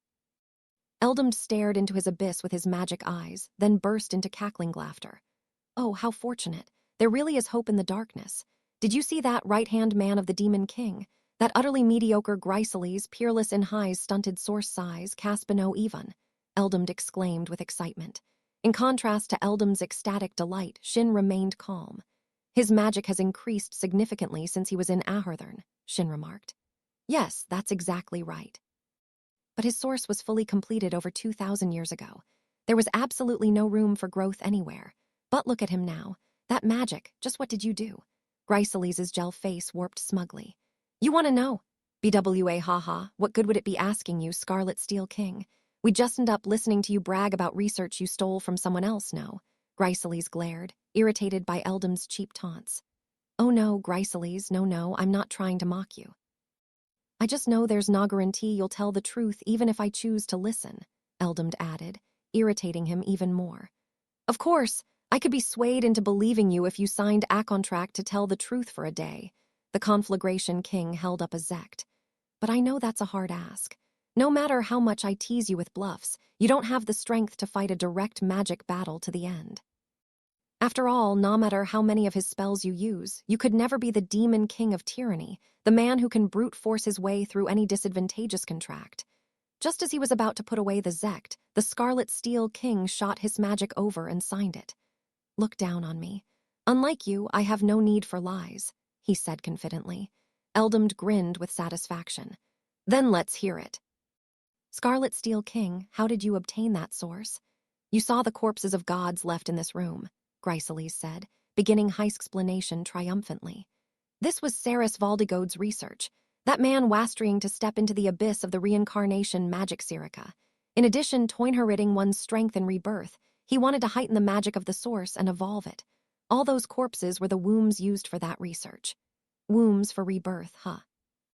The corpses in the Ceylon settlement 2,000 years ago had probably been for the same purpose. Did Saris obtain his research there? Or was that part of the past altered too?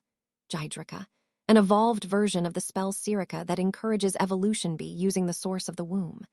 I doubt you'll understand even if I explain it, but it's a source magic that triggers the sudden mutation of the source by either inheriting the womb's power or interfering with it. Eagerly explained the results of his magic research. However, the Jydrika magic Saris was researching was incomplete. It was possible to use humans and demons as the womb, but the use of gods as Thume still required investigation. He came to me and asked me to complete that research. Would have pounced on the Jydrika research the moment he learned of it. He had always wanted to overcome the issue of his weak source, so Theophor would have been a godsend for him. Of course, Saris would have known that too. Until now, the Scarlet Steel King had been unfit for combat, but he possessed a vast amount of magic research-related knowledge. He had no aptitude for creativity, but was disciplined. If the foundations for the right research were there, he would be able to make use of it well. Thus, I finally completed Jydrika, the spell that reaches the depths of Thebes of magic, Chrysalis concluded, his gel-like body shifting in shape, scattering magic particles everywhere, particles that contain the order of a god. Do you get it now? I searched for a womb worthy of becoming my source, and once I found it, I modified the god's womb and reincarnated through it. I am now the closest existence to the abyss of magic, a being with both demon magic and divine order. That is what makes me the Scarlet Steel. No, allow me to update that title, raised his voice loudly. I have surpassed the Demon King of Tyranny as the closest being to Thebes of magic. I am Chrysalis Darrow, the King of the Abyss. He held his hand at Shin and Eldamd and drew a magic circle. Mere subordinates of the Demon King, you stand no chance against me, he said. Light started radiating from his body. Order magic, Geoselum. A blinding beam of light fired from his fingertips.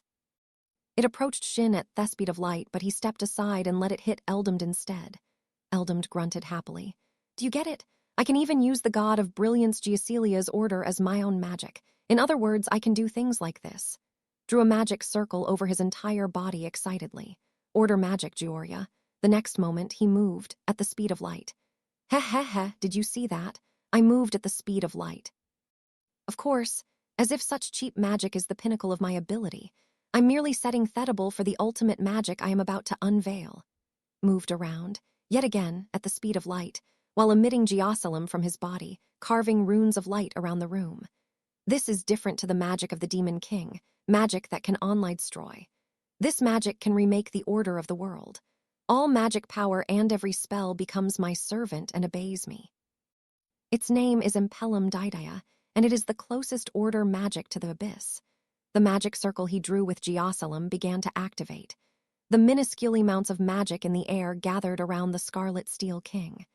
Behold, this is the moment all magic, every spell, comes to serve me. Eventually, it will spread to your sources, and you will bow your heads in subservience too. You will swear absolute fealty to Gryceles Darrow, the king of the abyss, and not the demon king, Guog. Gryceles, who had been moving around at the speed of light, proceeded to suddenly trip and go flying at the speed of light. Shin had kicked his feet out from under him, causing him to crash into the wall. The moment the Scarlet Steel King tried to get up, Shin pinned him to the wall with the Sword of Severance. Gudjia, was there anything else you wanted to ask? Shin asked, turning to face Eldamd, the struggling Scarlet Steel King easily held in place. As if sensing Shin's anger, the Conflagration King shrugged, yielding the floor to Shin. Gryceles Darrow. Shin glared at the Scarlet Steel King coldly. For your false acclaims and other irreverent statements against my liege, I sentence you to 1,000 deaths. Flash later, a flash that arguably was faster than the speed of light, Shin slashed Gryceles' source. He instantly revived with a groanumt. Nerg. He groaned as he revived, but Shin immediately slashed again. Gryceles resurrected once again. Gaia, with his source split into 7 parts, as long as each part wasn't destroyed at the same time, he could resurrect with a groanumt over and over again. But Shin continued swinging his demon sword without a care. His speed far exceeded the speed of light and was increasing with every passing moment. He went from 1,000 swings in one breath to 2,000 in the next, and had now exceeded 5,000. His magic had been reduced to nothing. Sword of Severance, 4th hidden art. In the blink of an eye, the blade of Severance swung 10,000 times. Certain death. Guababababababa.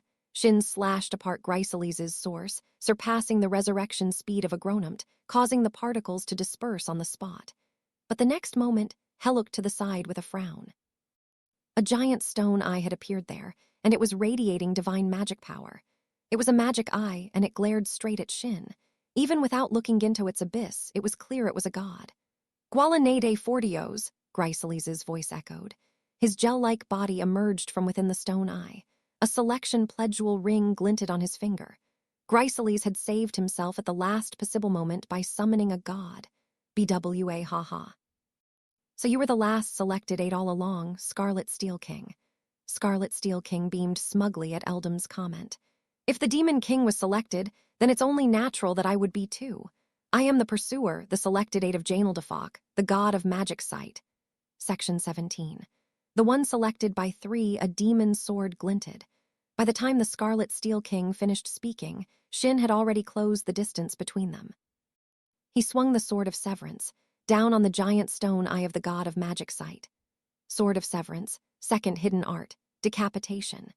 A shrill metallic noise screeched loudly. Del Toro's, the Sword of Severance, was capable of severing all things. However, its hidden art had been blocked by the majestic sword that suddenly appeared before Janaldefok. It was a demon sword with a beautiful tempered pattern on the blade, and exuded a mysterious aura that brought silence over the vicinity. The blade pattern wavered with a glint, and a vast amount of magic, the order of a god, started flowing from the sword. Heh.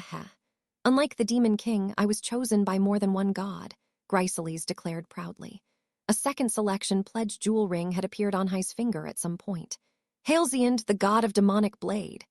Gryceles' words. A glowing hand appeared around the majestic demon sword. The glow spread from the hand, forming the shape of a puppet made off-light. The puppet held the sword in its hand with a flawless stance. Halcyon is the god of swordsmanship that governs all demon swords. He wields in his hands the Ruinflow sword Alticoresta. Your 1,000 dull swords don't stand a chance against the true magic sword, Chrysalis said with a sneer. That's so, Shin replied flatly. He used the sword of severance to directly block the Ruinflow sword. Immediately after, the puppet of light's weapon was swept away, and Del Toros flashed at its neck. However, the sword came to a stop as though it was caught in something, and Halcyon slashed at Shin's neck instead. Fresh blood splattered, but Shin was able to pull himself back at the last moment and avoid a fatal wound. He used his magic eyes to glare at the barrier that had stopped the sword of severance. Ha ha ha. Like I said earlier, unlike the Demon King, there was more than one god who chose me. A third selection pledge jewel had appeared on Chrysalis' finger. Lenorlos, the barrier god. Barrier god's order had obstructed Shin's sword. An invisible cloth of divine power wrapped around Del Toro's. The other end of the cloth was wrapped around a woman wearing no other clothes. Do it, Lenorlos Halcyon. Show the best swordsman of Dilhade what the blade of a god is like, Chrysalis commanded. The pledge jewel shined, and the barrier god's body transformed into invisible cloth. The cloth shot in every direction like scattering spiders, trapping Shin and the god of demonic blade within a barrier. Lenorlos' barrier cloth cannot be broken from inside or outside, Chrysalis said, face distorting in shape as he explained. Allies are given protection that can withstand the end of the world, and enemies are cursed to have all their movements sealed. Chrysalis spoke. Shin used the second hidden art of Del Toro's to cut through barrier cloth wrapped around the demon sword. He closed in on the Halcyon and swung his sword down. In the span of a single breath, the sword-off Severance and Ruinflow sword clashed numerous times, sending countless sparks flying. It seems you aren't called the god of swordsmanship for nothing, Shin said.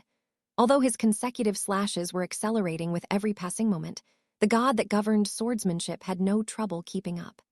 Halcyon, god of demonic blade, took the form of a glowing puppet with novice or facial expression, yet it spoke eloquently through its sword. Sword of Severance, fourth hidden art. Shin's blade of severance flashed 10,000 times in an instant. Death. Halcyon used its natural strength to repel each blow of certain death, but it was only able to do so due to Lenorlos' barrier cloth preventing Shin from moving faster. They exchanged blows, slashing at each other's bodies, but the barrier kept the god of demonic blade unwounded as Shin gradually acquired more and more injuries. As the hidden art came to an end, Halcyon's body swayed.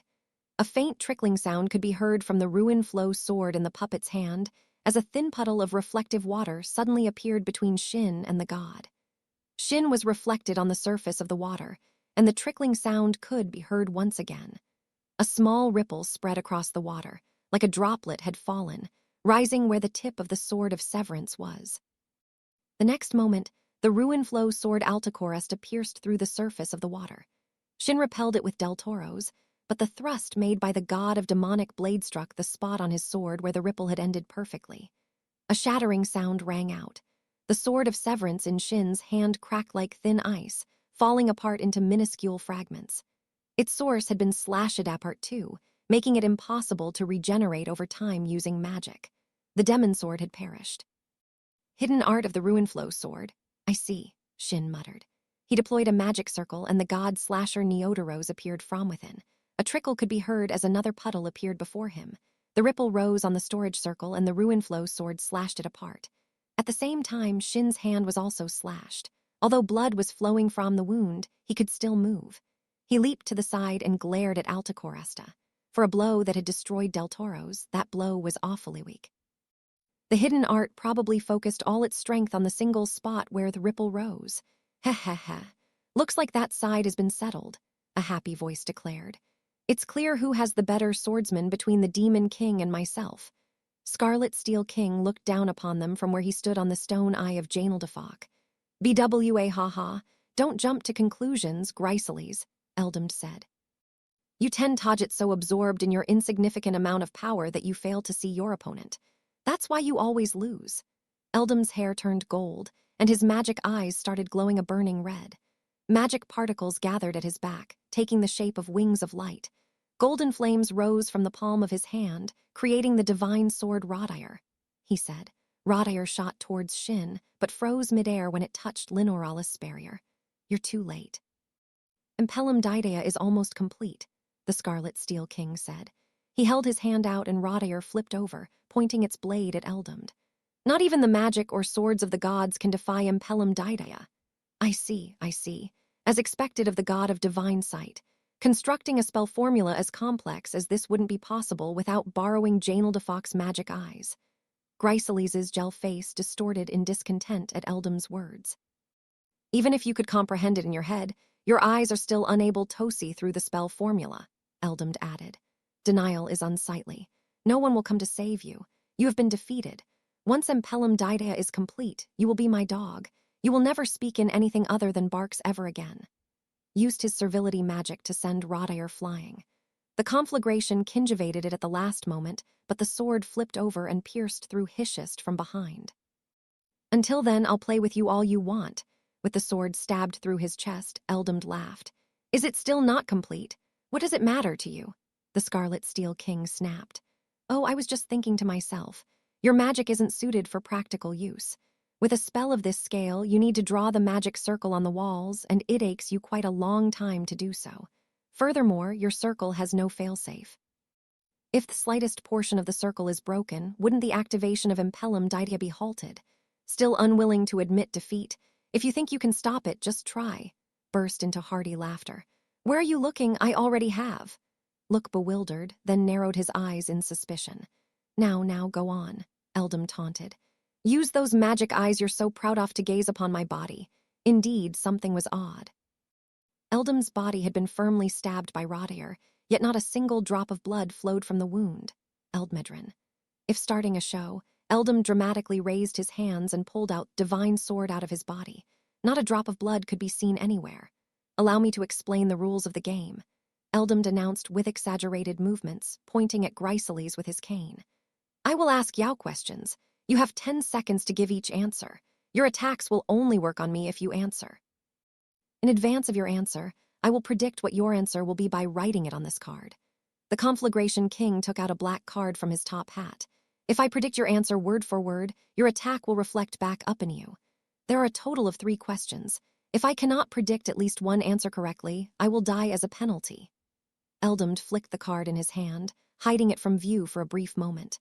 When it reappeared, it had multiplied into 3.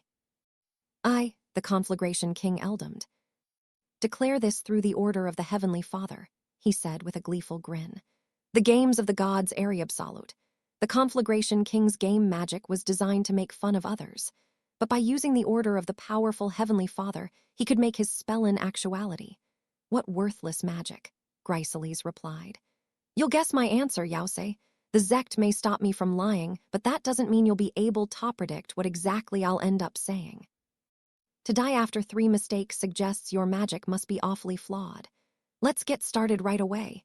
Here's the first question, Gryseles, Eldmid said, ignoring Gryseles's words completely. Give the full name of the Almightyman you admire and envy more than anything, who constantly drives you to better. Fell speechless and glared at Eldamd. No such person exists. You may answer that as well. Of course, my prediction must be exact down to the word. For example, it's Anos Valdigode and Anos Valdigode, I'd say, are considered different answers. It'll be quite hard even for me, the Conflagration King. Eldamd chuckled deep in his throat as he used his magic power to write on the first black card.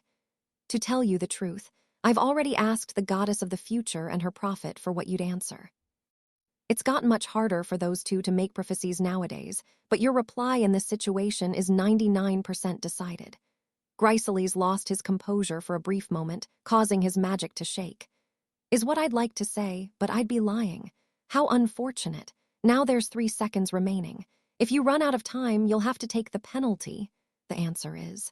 Started to flow from Gryseles's body. I have no intention of going along with your worthless games.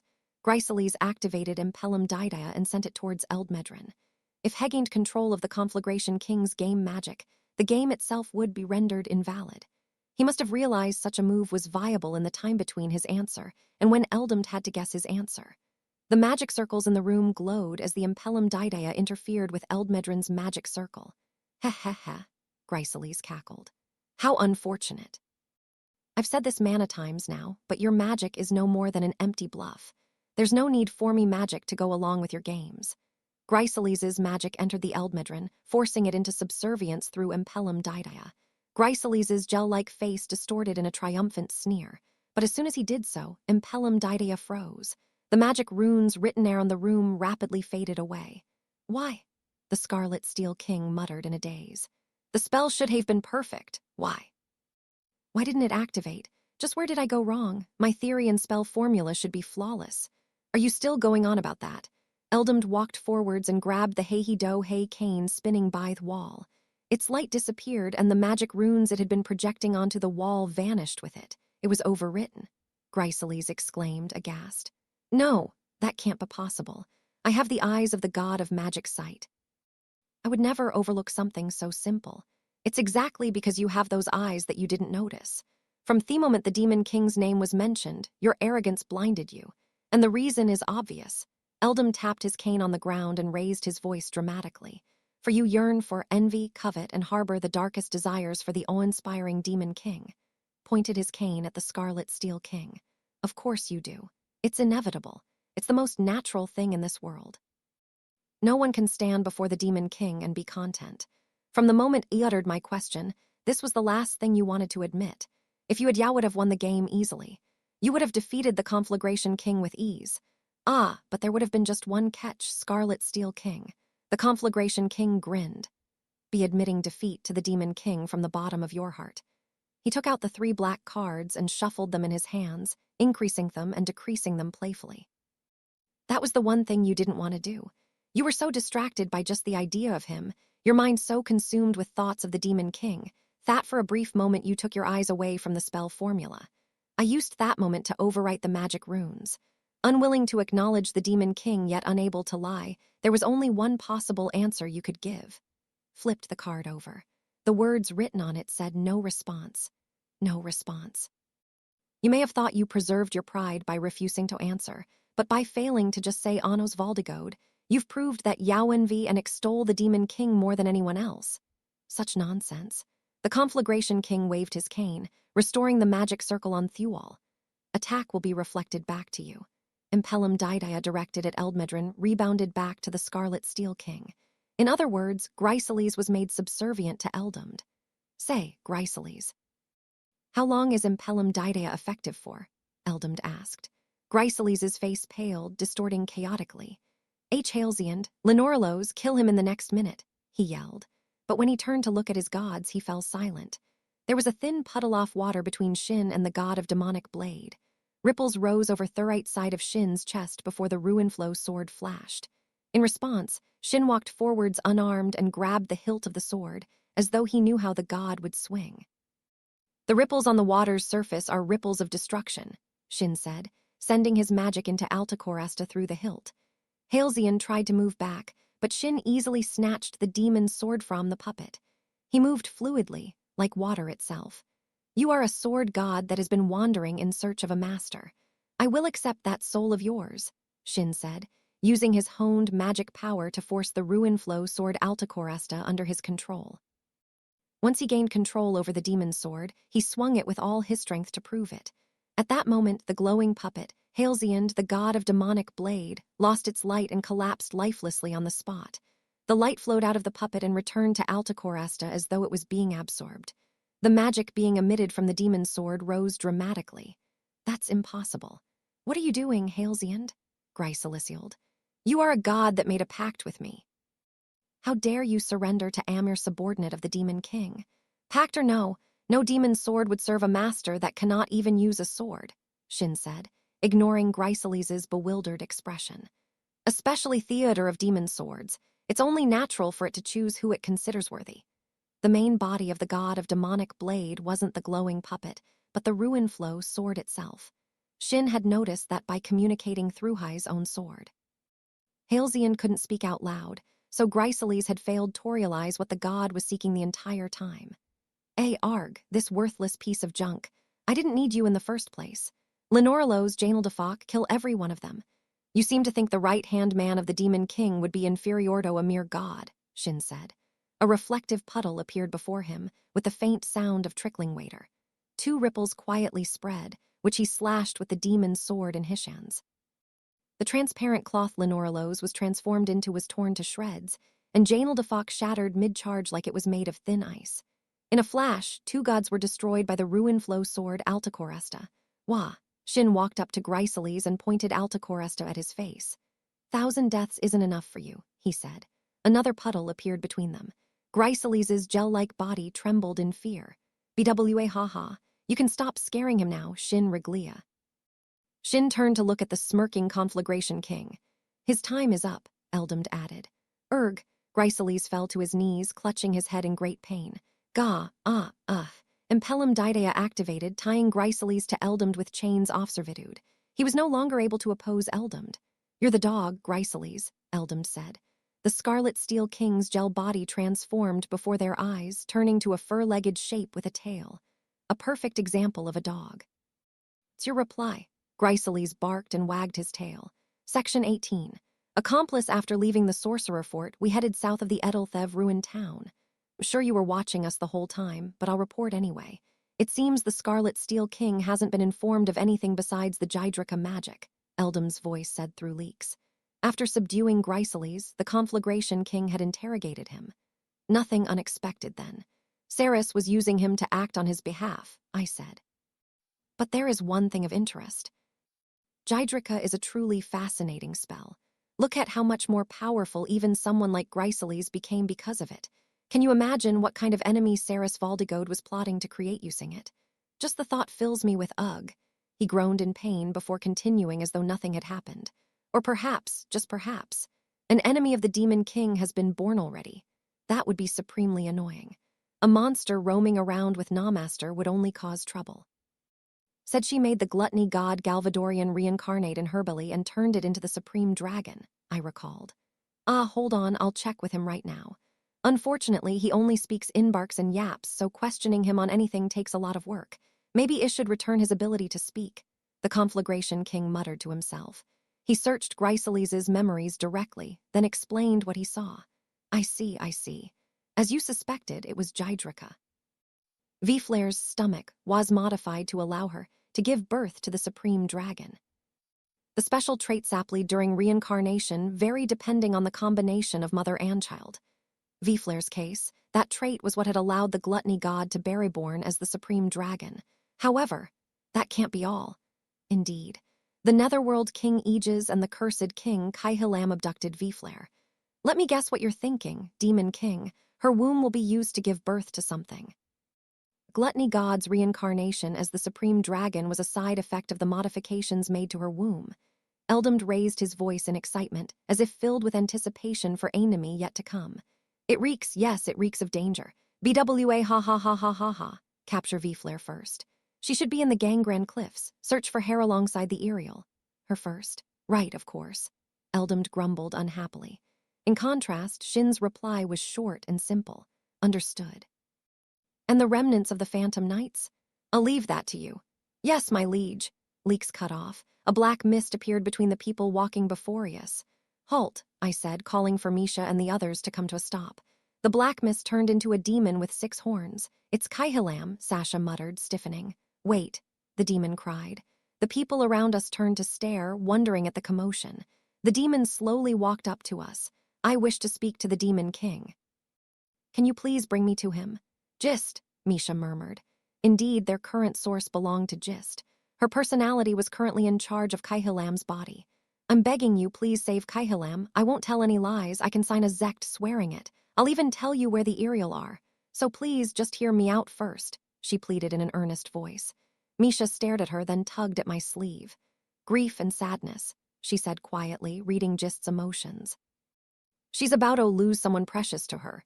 Well, if it was Gist at the forefront, then there was no need to be that cautious. Come with me, I said, leading everyone to an empty alley. Gist followed without complaint. What happened to Kaihilam? I asked, casting Zect at the same time. The contract would force Gist to tell the truth. He's asleep right now, but I don't know when he'll wake up. Gist signed without any hesitation. Where's the Demon King? She asked. It's me. I used cursed and returned to my 16-year-old form, just looked at me with surprise. What does Kaihalam need saving from? I asked. Oh, right. You know about how the Netherworld King was once one of the nameless knights of Dilhade, right? I nodded, gesturing for her to continue. I heard the Netherworld King say something about how the dead must be buried in the dark and forgotten. He cannot accept that the nameless knights are still wandering around in this era like the living dead. Saris Valdigode is still alive? I asked. I don't know. I asked if he meant Saris Valdigode, but he said no. He wouldn't tell me any details, so I don't know who he was talking about exactly. But the Netherworld King has been searching for that person for the past 2,000 years. He was even willing to help Saris to find them. Order to bury the dead, he was willing to work with someone he was at odds with. I think he even went to Ahurthern to find that person, Gist continued. And he finally found them in the underground world, I guessed. I think so, she confirmed. If the Netherworld King was looking for a missing member of the Phantom Knights, then Saris Valdigode was most definitely involved somehow. Kaihalam said the Netherworld King would lose. To that missing knight, Gist nodded. Aegis was no average demon himself. He would never challenge someone stronger than him unprepared. Yet the cursed king had declared without a doubt that he would lose. The Netherworld King is prepared to sacrifice his own life. Kaihalam said that when it happens, he will step in. You mean Kaihalam intends to sacrifice himself in the Netherworld King's stead? Yes. Such a thing wouldn't be out of the question. With Kaihalam's curse magic, he could draw the enemy's attacks to himself. Kaihalam said he owed the Netherworld King a favor. One he is willing to give his life to return, Gist said. I never knew the two were so close, I said. Gist gave a small smile, a faint warmth underlying her expression. Kaihalam can be spoiled, dishonest, and inconsiderate of others, but event though he has his faults, he's a very righteous person. A debt worth dying for, huh? Interesting. Short, you want me to find that person before the Netherworld King and Cursed King do and remove them from the picture? I summarized. Gist nodded. If anyone can do it, it's you, she said. Why doesn't that Netherworld King ask you himself, brother? Arkan asked. Saris and the Phantom Knights are trying to prevent world peace. He should be on the same side as you. That's a good point, Sasha agreed. She tilted her head in thought. The Netherworld King always cooperated with us when our goals aligned, so isn't he borrowing Anos's help this time? The Netherworld King said that for this, the Demon King would be the very last person he would ask for help, Gist added. Does that mean anyone besides Anos is okay? Eleanor asked. Does that mean a rivalry? Zeshia echoed. She wanted to join the conversation despite not quite understanding what was going on. He said it was his duty to fulfill. Be it 2,000 years ago or now, that path of the Demon King should never cross the path of the dead.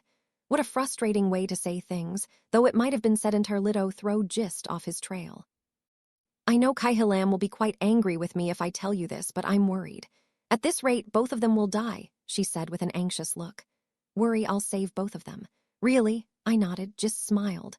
Thank you, Demon King. Sorry for always causing you trouble. How will we find them? Misha asked, them referring to the Phantom Knight the Netherworld was searching for. There should be clues about the Phantom Knights 2,000 years ago, I said. They watched my birth, and there's Bamiraz's words to consider too. At the very least, they used to be related to me in some way. If I can remember what, then we may be able to reach who we're looking for. So ultimately, we just continue what we were doing and look for the Irial first, Sasha asked in confirmation. Yes, I turned to look at Gist. Stars of creation are buried across the ruins. It's taking time to dig them out.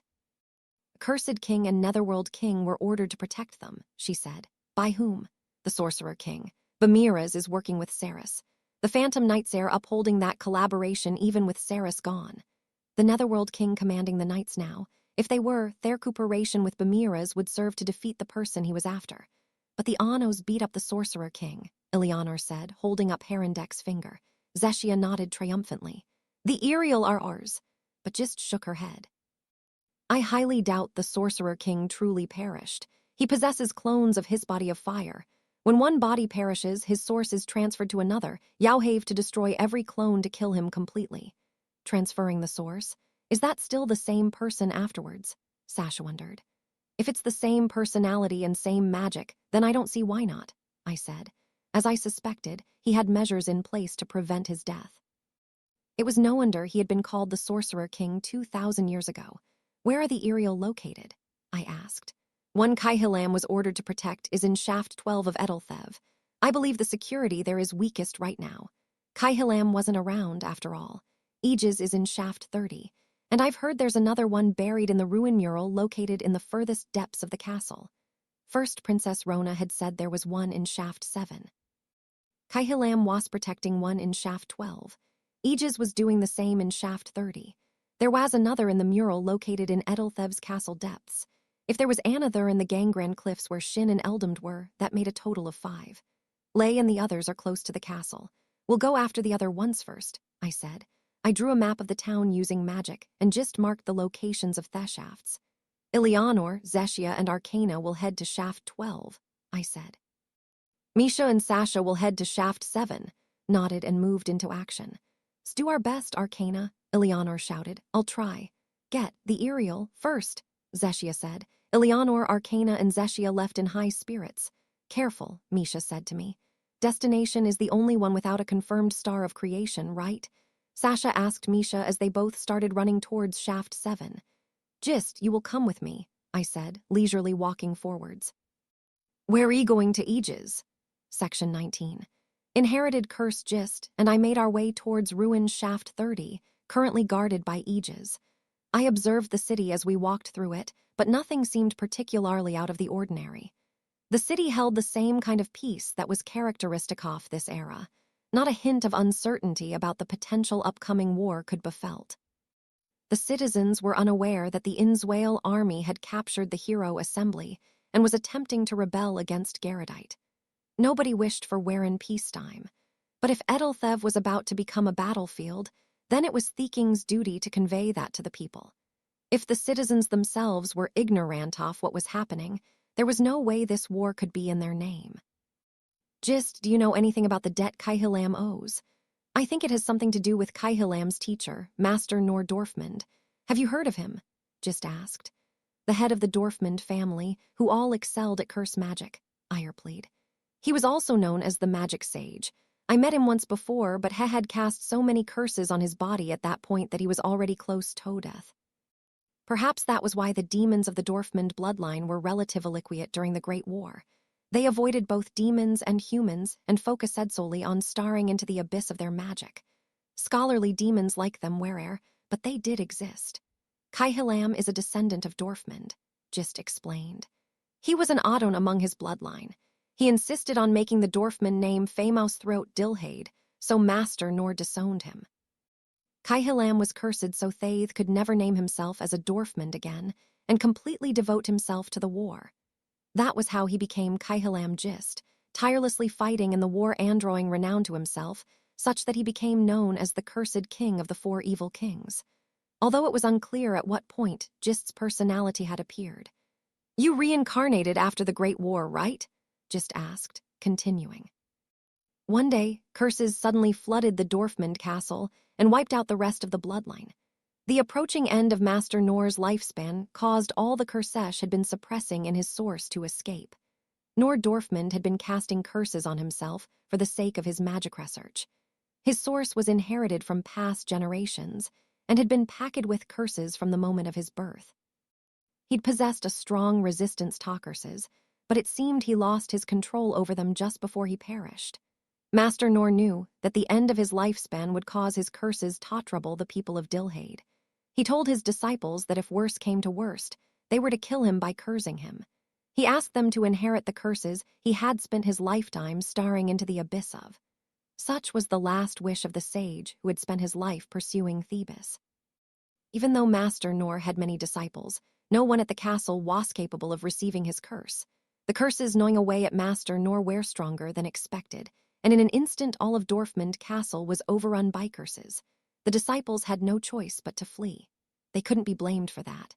Nor Dorfmund had spent his entire life building upon his curses. Whatever he had planned couldn't be stopped with half-hearted resolution.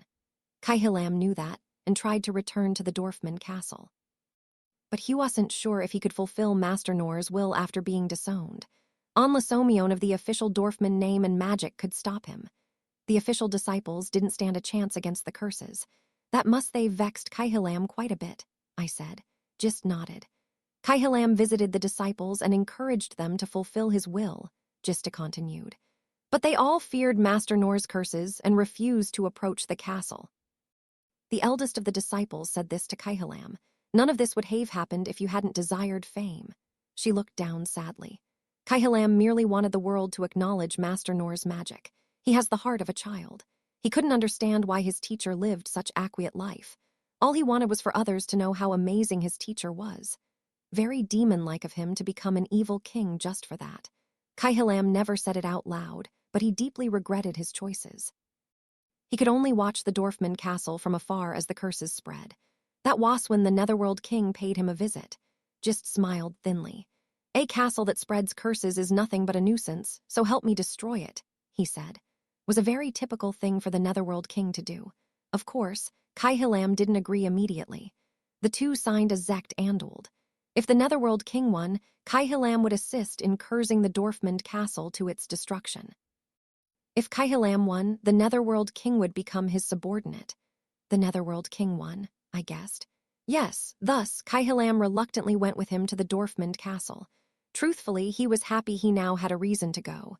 Being disowned as a disciple, he couldn't stop the curse. But since he lost the duel, he had no other choice. He must have been waiting for someone to give him the push he needed.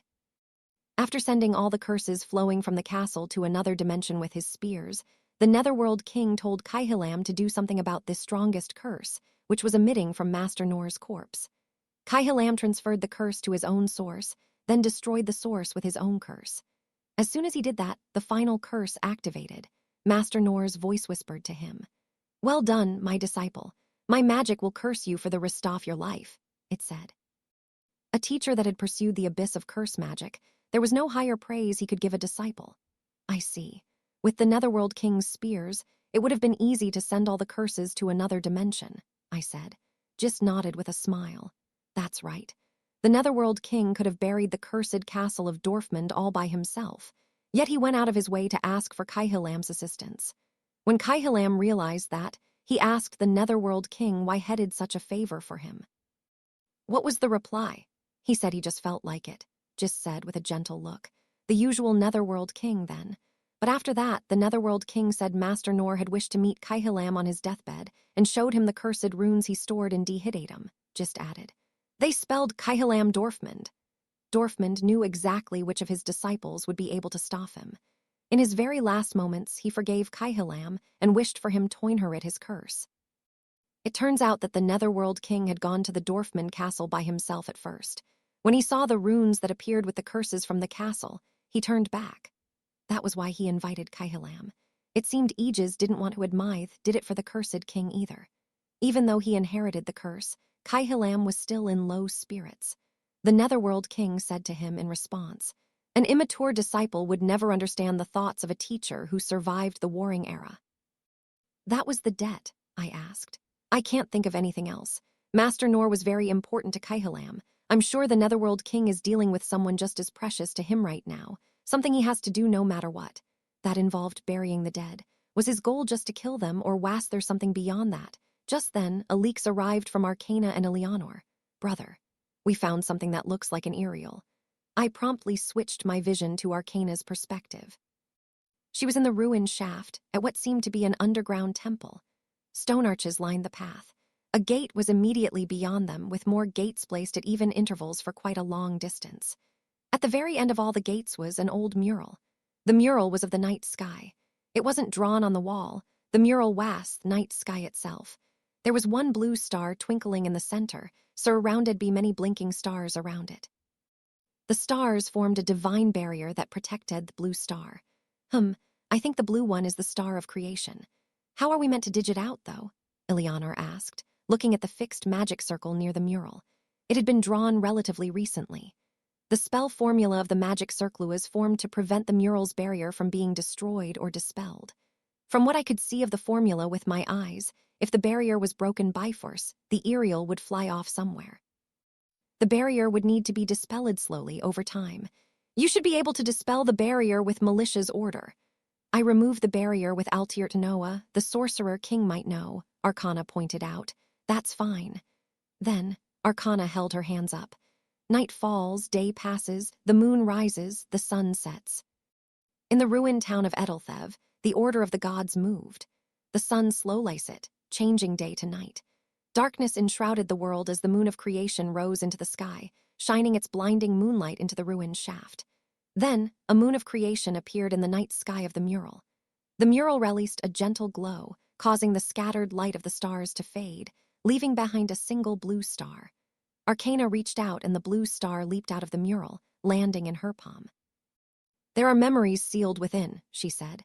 "Look inside." Arcana nodded. Memories of the stars blink. Light of the past reaches the surface.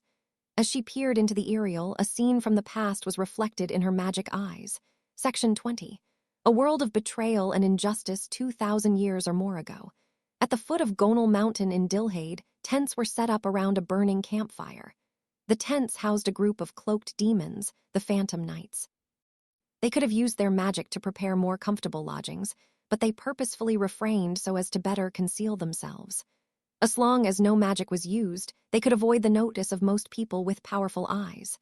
Just then, one cloaked man walked up to them. He was the one they called Isith, their commander, Saris Valdigode. "What's the situation?" he asked.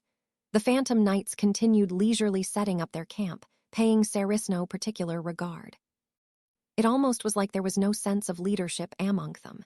"There's been no sign of Aegis Code, the Netherworld king who governs the Gonal territory," Ed said as he placed a pot on the campfire and fanned the flames.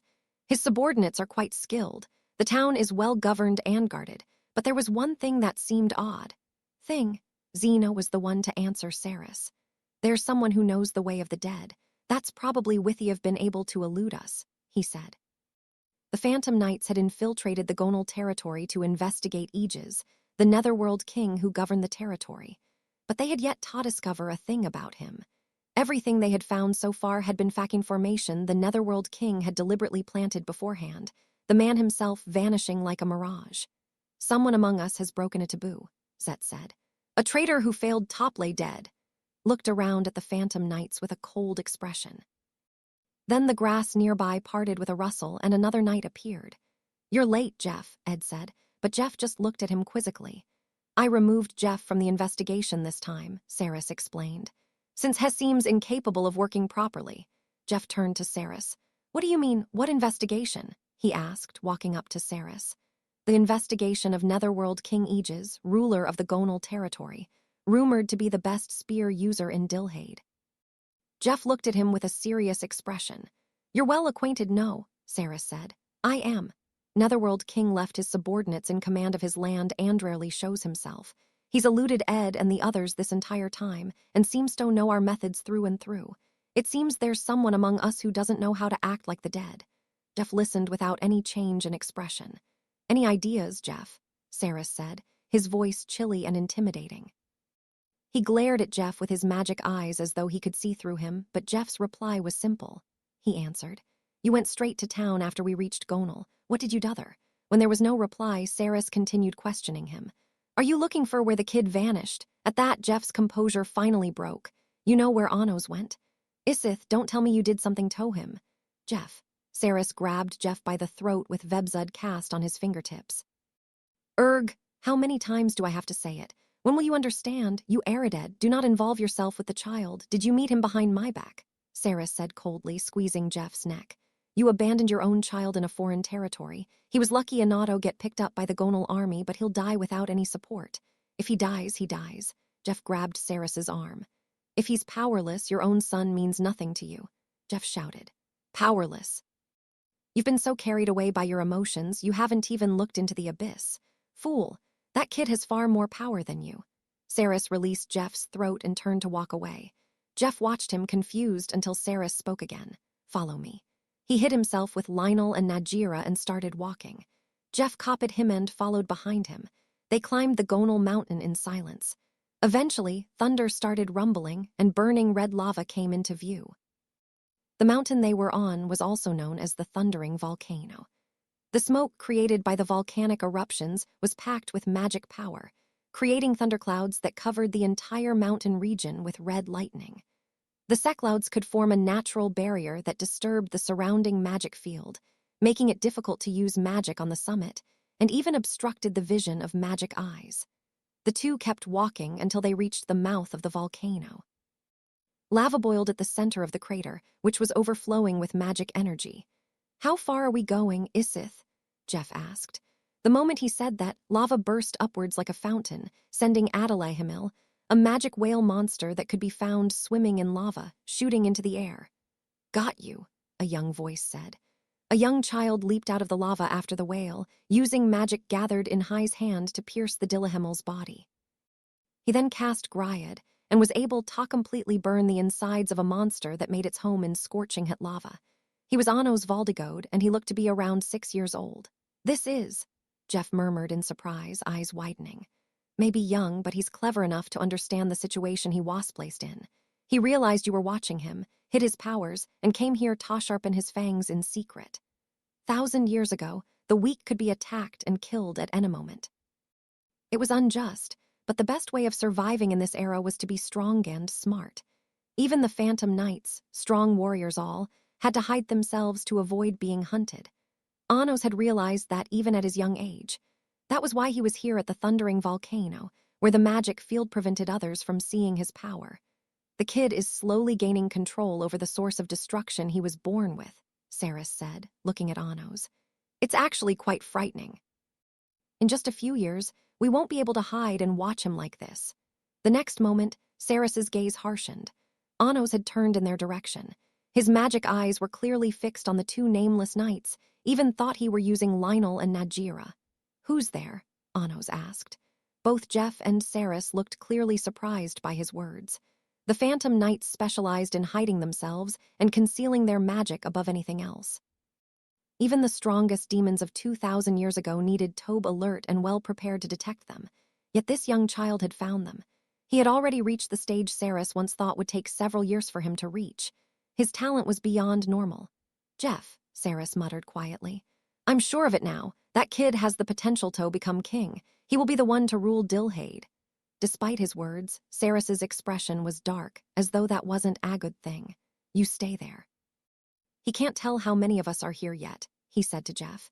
He then headed down to where Anos was, dispelling Lionel and Najira and revealing himself on the way.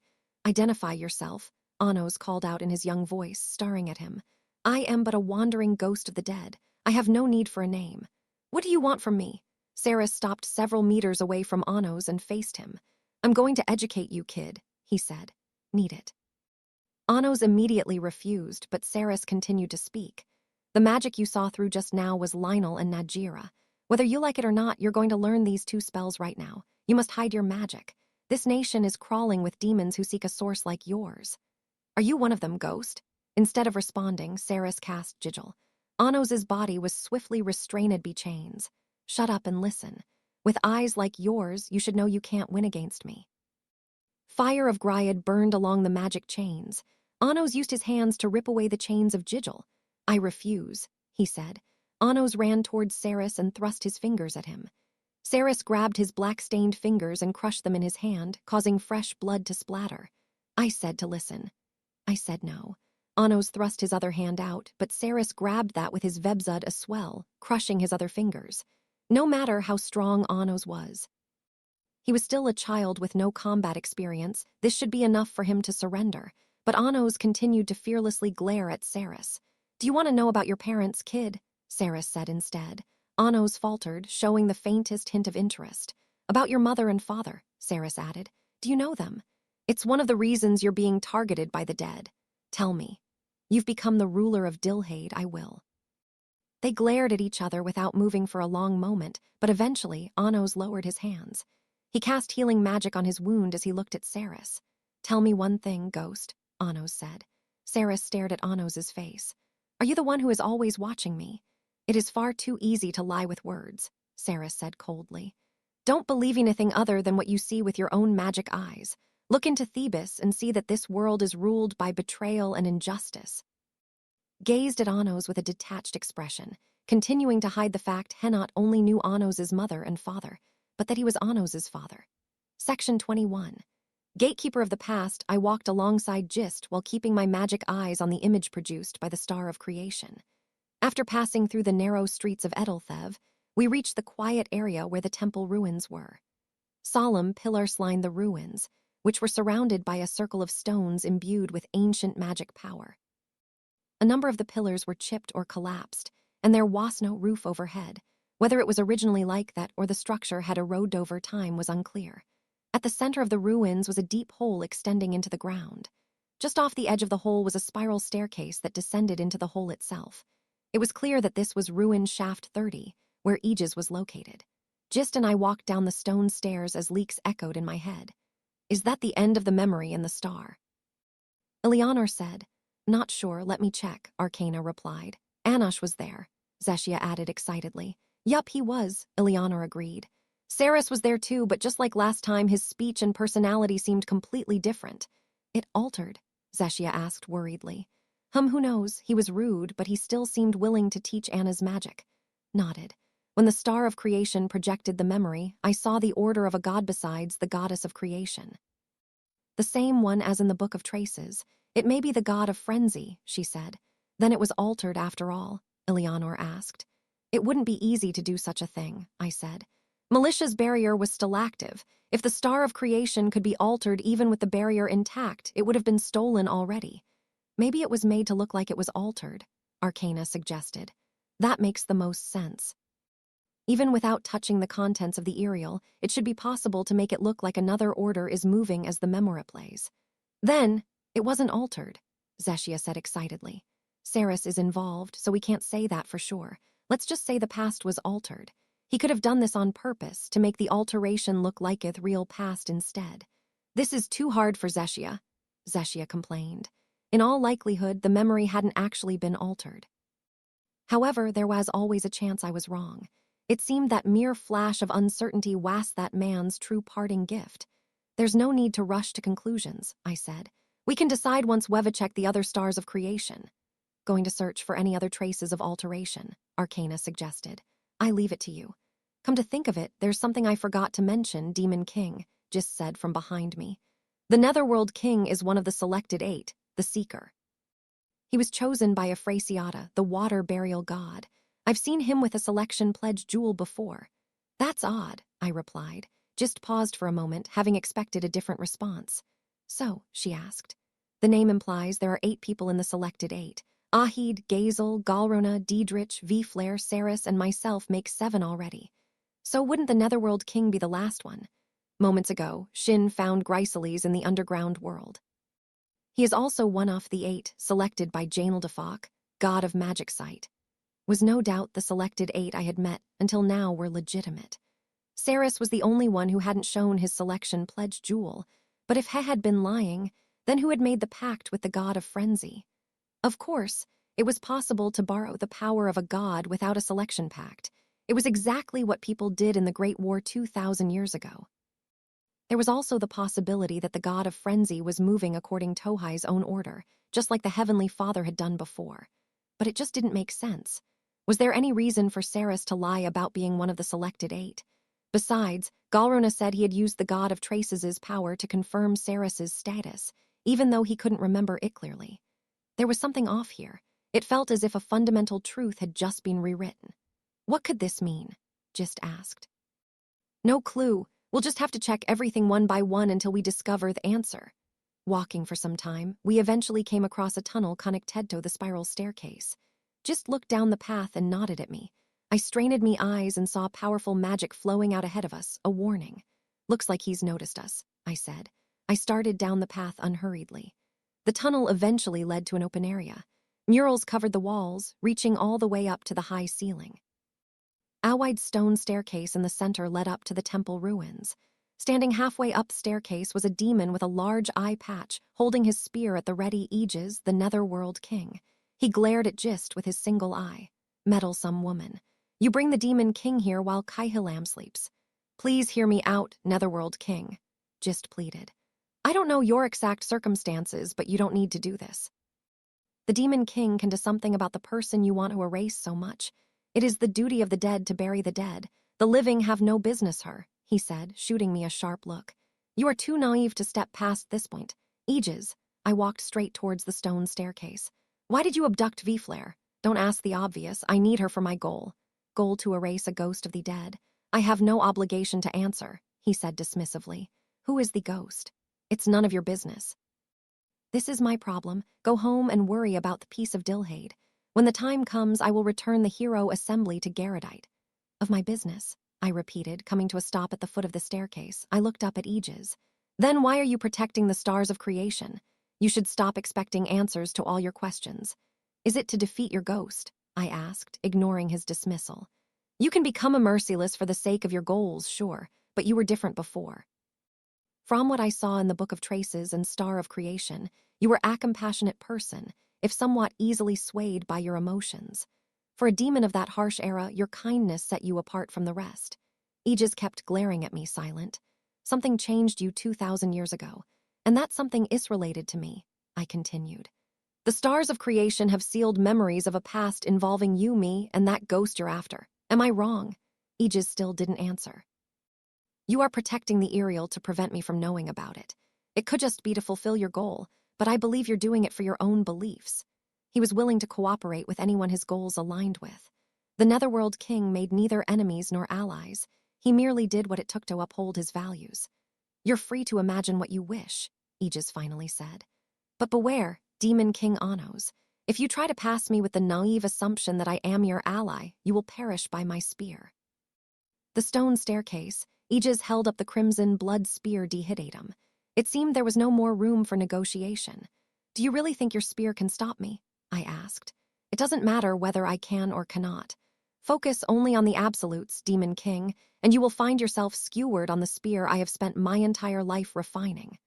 Netherworld King looked directly at me, his heart sharpened like a blade. His fierce will was gathered both in the spear in his hand, and on me, his current target standing below him. He felt neither afraid nor hesitant. Indeed, he held Norgard for his own life, instead hunting his entire being into a single spear, as though he was a ghost of the dead merely fulfilling his duty. This was the realm the Netherworld King had achieved through many years of training. His spear would surely be something to behold. I commend you for standing before me with such optimism. Since it seems it slipped your mind, I'm happy to remind you as many times as it takes. I released magic from my entire body while piercing Aegis with my gaze. Of who you lost to 2,000 years ago. Section 22. The crimson spear of Dimension's silence fell over the underground ruins, brought forth by Aegis's sharpened focus. His magic power naturally faded to nothingness in an instant. Crimson blood spear, fourth hidden art. Aegis's single eye glinted as he prepared his hidden art openly. World gate. Thrust dehidatum forwards, and the tip of the spear vanished. The next moment, cuts ran along Aegis's entire body, sending an immense amount of blood spraying everywhere. Aegis had cut himself with his own spear. The blood flowing freely from him writhed like a living being, changing shape and forming a giant gate before him. The gate of blood quietly swung open. The Netherworld King stood behind it, holding his spear forwards. The star of creation you're looking for is behind this gate, in the temple at head top of the staircase. If you wish to retrieve your memory, step through the gate. Netherworld King looked at me calmly. I was nowhere near the range of High's spear, and he had yet to make the first move, so it seemed that the Blood World Gate only had an effect on those who tried to pass through the barrier. That's so. Then I'll do just that, I replied. I made my way up the stone staircase. There was only one way forwards, but Aegis showed no sign of moving his spear. I approached the Blood World Gate and stepped forwards without any hesitation. My foot came down within the gate. Then I was back on the bottom step. Only the dead may pass through the Blood World Gate, Aegis said. I see, so space and time is distorted inside that gate. I drew a magic circle to cast Geograze. The jet-black sun vanished as soon as Sit entered the Blood World Gate, landing on the bottom stone step the next moment. I shot it a sidelong glance and made my way back up to the gate, coming to a stop before it. Ignoring my anti-magic to cross dimensions. That's quite an impressive hidden art you've got there. But everything has a price, and yours is that your dimension-crossing spear cannot reach out of this gate either. Was still flowing from Aegis's body as he held his spear up. At this rate, if we continued glaring at each other without doing anything, he would bleed out and die. His hidden art was so powerful that it risked his own life. What are you trying so hard to protect? I asked. I said to stop asking the obvious. The only thing the dead protect in this world are the regrets they left behind. I took one step into the gate. The space in the Blood World Gate distorted, but I glared at it with my magic eyes of destruction. I took a second step forwards. Did you think you could stop my advance just by distorting space and time? I said. Naturally. A crimson flash sped at me faster than the eye could follow. I would never. The crimson blood spear dehidatum shot straight at my face. I wrapped Beno Evan around my right hand and caught it. The tip of the spear turned taliquid, and crimson blood clung to the Beno Evan. Crimson blood spear, fifth hidden art, Bloodgate spear. Beno Evan around my right hand was sent flying far away. Before I could deploy a new barrier, dehidatum returned to its solid state and pierced through my right arm. Leave, Aegis said. The tip turned into crimson blood and stuck to my hand, pulling me towards a faraway dimension. Bloodgate spear. I immediately used my left hand to cut off my right arm. My right arm, drenched in the blood of the Bloodgate spear, was swallowed by the other dimension and vanished. I took my third step forwards, closing in on Aegis. Vebzud. Before he could withdraw his spear, I shoved my black-stained fingers into the Netherworld King's abdomen. Crimson blood spear, sixth hidden art, the Netherworld King said without faltering, blood spilling from his mouth. Fang from blood. Pierced by my fingers, the Netherworld King's blood itself turned into Aspir and attacked me. I wrapped Beno Evan around myself, but as soon as I did, the Bloodgate spear turned to liquid and stuck to the barrier. My body warped alongside Beno Evan. A tremendous magic force was trying to send everything surrounding me into a faraway dimension. But just before it could, it placed my foot on the floor and stepped out of the Blood World gate. As I thought, I muttered. Fang from blood had no effect, and my body didn't move to another dimension. All the hidden arts he had used just now were only effective within the Blood World gate, and there was a limit to its range. If I climbed all the way to the top of the stairs, it would no longer have any effect. The limited space was exactly what made it so powerful. Within that space, it could send almost anything flying into another dimension. If you wish to pass through the gate, you'd better wait there until all Miblood has finished flowing, the Netherworld King said, staring at me with hissing eye. The blood currently flowing out of him at a profuse rate was made of his magic power. You, the Netherworld King, have decided to throw away your life for the sake of simply buying time. What are you waiting for? I asked. Aegis returned my glare without batting an eye. Perhaps he wasn't waiting for anything. After all, the battle was moot if I chose not to enter the Blood World gate at all. He could have been luring me forwards by making me believe there was a reason for him to buy so much time. The gamble was like treading in thin ice. The Netherworld King's pride probably played a part as well. He knew He couldn't reach me without risk. If all I wanted to do was win, I only had to stand her and stare at him until he bled out. But it was in the nature of the Demon King to not only win but also oppress everything in his way. It does seem appropriate to call you a ghost of the dead. No one living would fight like this, I said, casting Icale to heal myself. My right arm appeared and reattached to my body. Even then, you are no match for me. I took an unhurried step forwards. I have no time to spare for the dead. Steps brought me inside the Blood World gate once again. The result will be the same no matter how many times you try, Aegis warned. Crimson flashes shot towards me. He thrust his spear straight at the left side of my chest, but I ducked under it and closed the distance between us in a single leap. All I have to do is move you without touching your spear or your blood, I said, drawing a magic circle with my right hand. Balawika! A pitch-black, sinister gate appeared behind Aegis. It was a spell I had made be imitating the Blood World gate. Your efforts are futile. Impressive as your dimension magic may be, you are still trailing behind me, Aegis shouted. Balawika activated and attempted to send Aegis into a faraway dimension, but smoke rose from the Blood World gate to prevent it from doing so. The magic off, the two gates clashed with each other, making time and space distort as they fought for dominance. HMPH. Aegis shoved me away to create distance, then swung his spear in the blink of an eye. Bloodgate spear. I caught the crimson spear tip with Beno Evan, but blood stuck to the barrier yet again. You cannot escape my spear, he declared. Not bad, I replied. This time, Beno Evan wasn't sent to another dimension. Just like how Aegis had blocked Balawika, this time, Balawika was the one opposing Blood World gate, barely distorting the space back to normal. You wish to compete with me in dimension magic. You truly are the Demon King. Dehidatum turned into another flash, thrusting at my head, throat, and abdomen at practically the same moment. I tilted my head to evade the top two strikes, then grabbed the spear aimed at my abdomen with my Vebzud coverlet hand. The spear I grabbed melted into blood, slipping from my fingers. At that moment, I cast Shade to freeze the blood all the way up to Aegis Shand. Got you, I said. But when I tried to lift the frozen spear, Aegis grabbed on with both hands and stood his ground. You're strong physically, I'll admit, I said. But I scattered black particles of magic with my right hand and exerted more off me own strength, lifting Aegis's body into the air. Then I slammed him and his spear down behind me, switching positions with him in the process. The stone staircase smashed apart, but he was able to cut himself away from his frozen spear at the last moment with a blade of blood, allowing him to land safely. But now I was on a higher step than him. Aegis rushed up the stairs to prevent me from reaching the top. The Blood World Gate probably had no effect up there. However, instead of climbing the stairs, I stabbed my Vebzud-covered hand through Hishart as he charged.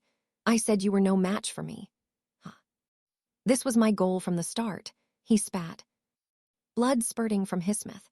My Vebzud-covered hand tore apart his source, but in doing so, the crimson blood of the Netherworld King burst forth from him. All the blood in his body and all the blood in his source enough to extinguish his life. And that blood created another Blood World Gate behind me. Crimson Blood Spear, 7th Hidden Art. The two gates slammed shut. The blood the Netherworld King had spilled gathered between the two gates, creating a puddle. No, it was more like a pool of blood. Blood Pool Burial. Body slowly sank into the pool. I lost sensation in my feet. They had already been sent to another dimension. Rot away in the dimensional depths, Aegis said, raising his arm up. Theblood's spray in the air formed a dehydratum in his hand, which he thrust into Thepple with all his might. Blood sprayed everywhere, and my body disappeared into another dimension. Aegis gripped his spear for support as he panted for breath. The two Blood World Gates dispersed into crimson mist. Min King, Gist murmured, having witnessed the entire battle. Worry about him. I sent him to the dimensional depths, so by the time he returns, everything will be over, Aegis said, his body completely battered. But there was a glint of determination in his eye, as though there was yet another task left for him to attend to. Then it seems I got back a little early, I said. Aegis looked up in horror to see me standing on the top step. What did you do? He shouted, rushing up the stairs. Having used so much of his blood to fuel his magic, he had barely any strength left. With Mess standing closer to the star of creation, he was unable to block my way with another Blood World Gate. I must admit, even I couldn't block a hidden art of that level, so I stimulated it instead with Baluika. I gave the spell a push and accelerated its distortion off time and space, I explained, easily avoiding the dehydratum thrust at me and grabbing Aegis by the throat. Aegis continued his attempt to thrust his spear, but I tied him up with Thechins of Zola E dipped, restraining his body fully with the chains of fire. The distortion made one full lap around and by doing so, returned to normal. The remaining shift in time and space sent me here, to the top of the staircase instead. The flames of Zola E dipped drew a magic circle for a greater spell. Now, Aegis. Just is worried you'll be killed by this ghost of yours, or other that Kaihilam will sacrifice himself on your behalf. Netherworld King glared at me, watching for an opportunity to turn the situation, unable to give up even now. But there's a simple way for me to prevent that from happening right here and now, I said. Do you know what that is? The flames of hellfire wrapped around him pulled at his limbs, but he was too exhausted to do anything about it. What are you going to do? He muttered. I smirked. I'm going to kill you first. Section 23. Accursed Friendship Behelius. Aegis, still restrained by Zola E dipped, darkness swirled until the shape of a coffin was formed. When the lid on this coffin closes, the darkness within will bring continuous death for all eternity. The only release from this endlessly painful death is to open the lid, I said. The coffin of darkness formed around the Netherworld King. The lid was yet close. Behelius maintains its strength through the magic of the corpse within the coffin. The lid can only be opened by the caster, and nothing external can end the pain. I drew a cross over Behelius. Particles of darkness followed the movement off me hand and covered the coffin. Its original use was for torture, but it's an extremely safe place to keep dying. The coffin of darkness, death repeated for eternity. In short, the corpse was in a constantly fresh state and at no risk of truly perishing. Powerful magic barriers and wards prevented external destruction, so the torture couldn't be ended prematurely. Defenses powered by death were quite firm, which was wit could be used to actually protect people of importance in an emergency. In exchange, they just had to die over and over until the danger passed. If you do like it, you can team up with me to defeat the ghost, I said. Ironic how the demon king of tyranny is more naive than anyone. Ya will not be able to defeat them. Of course, Aegis wasn't the type of man to surrender like this. Burial. My order. The cross of darkness spread and covered the coffin. That darkness swiftly became a lid, sealing Aegis inside. A low rumble echoed as Behelius smashed through the staircase to lower itself into the ground, like a coffin would be lowered during a burial. But the coffin froze before it hit the black sludge oozing from its edges. It was no normal sludge, it had magic to it. And that magic didn't belong to Aegis. Open, I ordered, and a small window appeared in the Behelius. Inside the coffin wasn't Aegis, but a six-horned demon, the cursed king, Kaihalam. You've done it now, Demon King. Kaihalam was dead, but his curse was still active, transmitting his voice. You've killed me, Demon King. You've killed me, Demon King. You've killed me, Demon King. You've echoed me. Eerie voices of resentment echoed repeatedly, layering upon each other. Cursed magic power flowed from his corpse and source. Jayagai Jijir Jijiga. The sinister, sludge-like curse swallowed the coffin of darkness and Spilodonto the surroundings, rushing at me like a surging wave. I leaped up and out of the way. You just had to wake up at the worst time, I said. I glanced over at where Gist had been standing before and saw a black mist. One crimson flash later, the Netherworld King emerged from the mist. Kaihalam had cast magic to swap his position with Aegis just before Behelius was sealed. A foolish thing to do, I remarked. Aegis ran up the staircase with his spear in hand. He was probably trying to save Kaihalam from the Behelius coffin.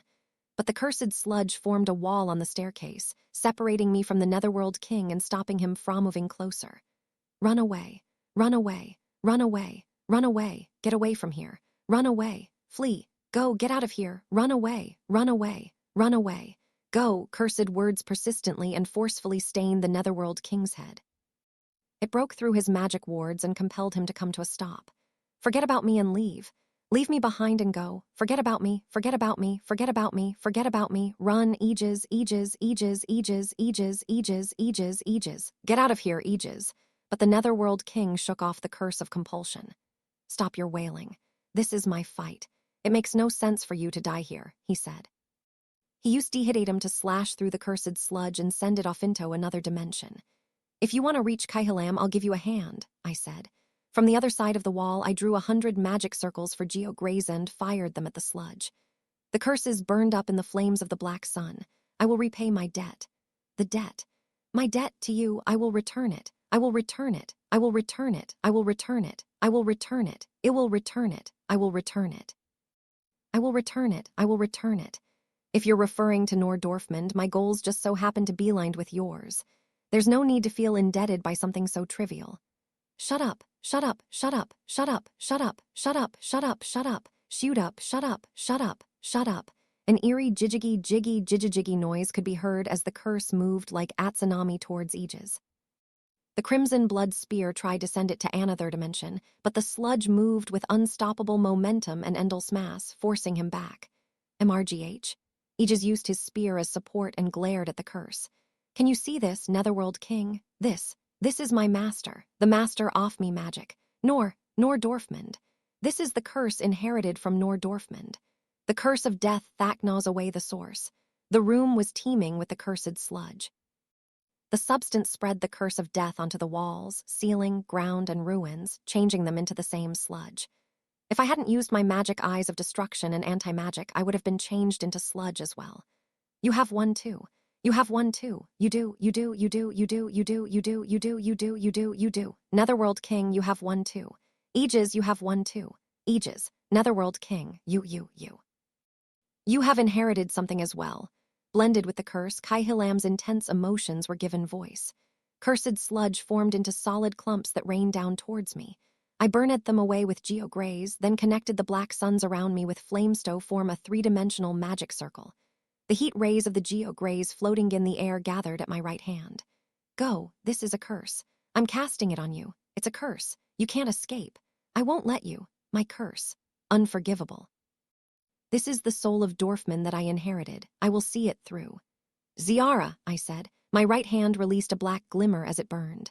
With a light flick of Mirist, the cursed sludge caught fire and burned fiercely. My source may perish, but this curse is everlasting.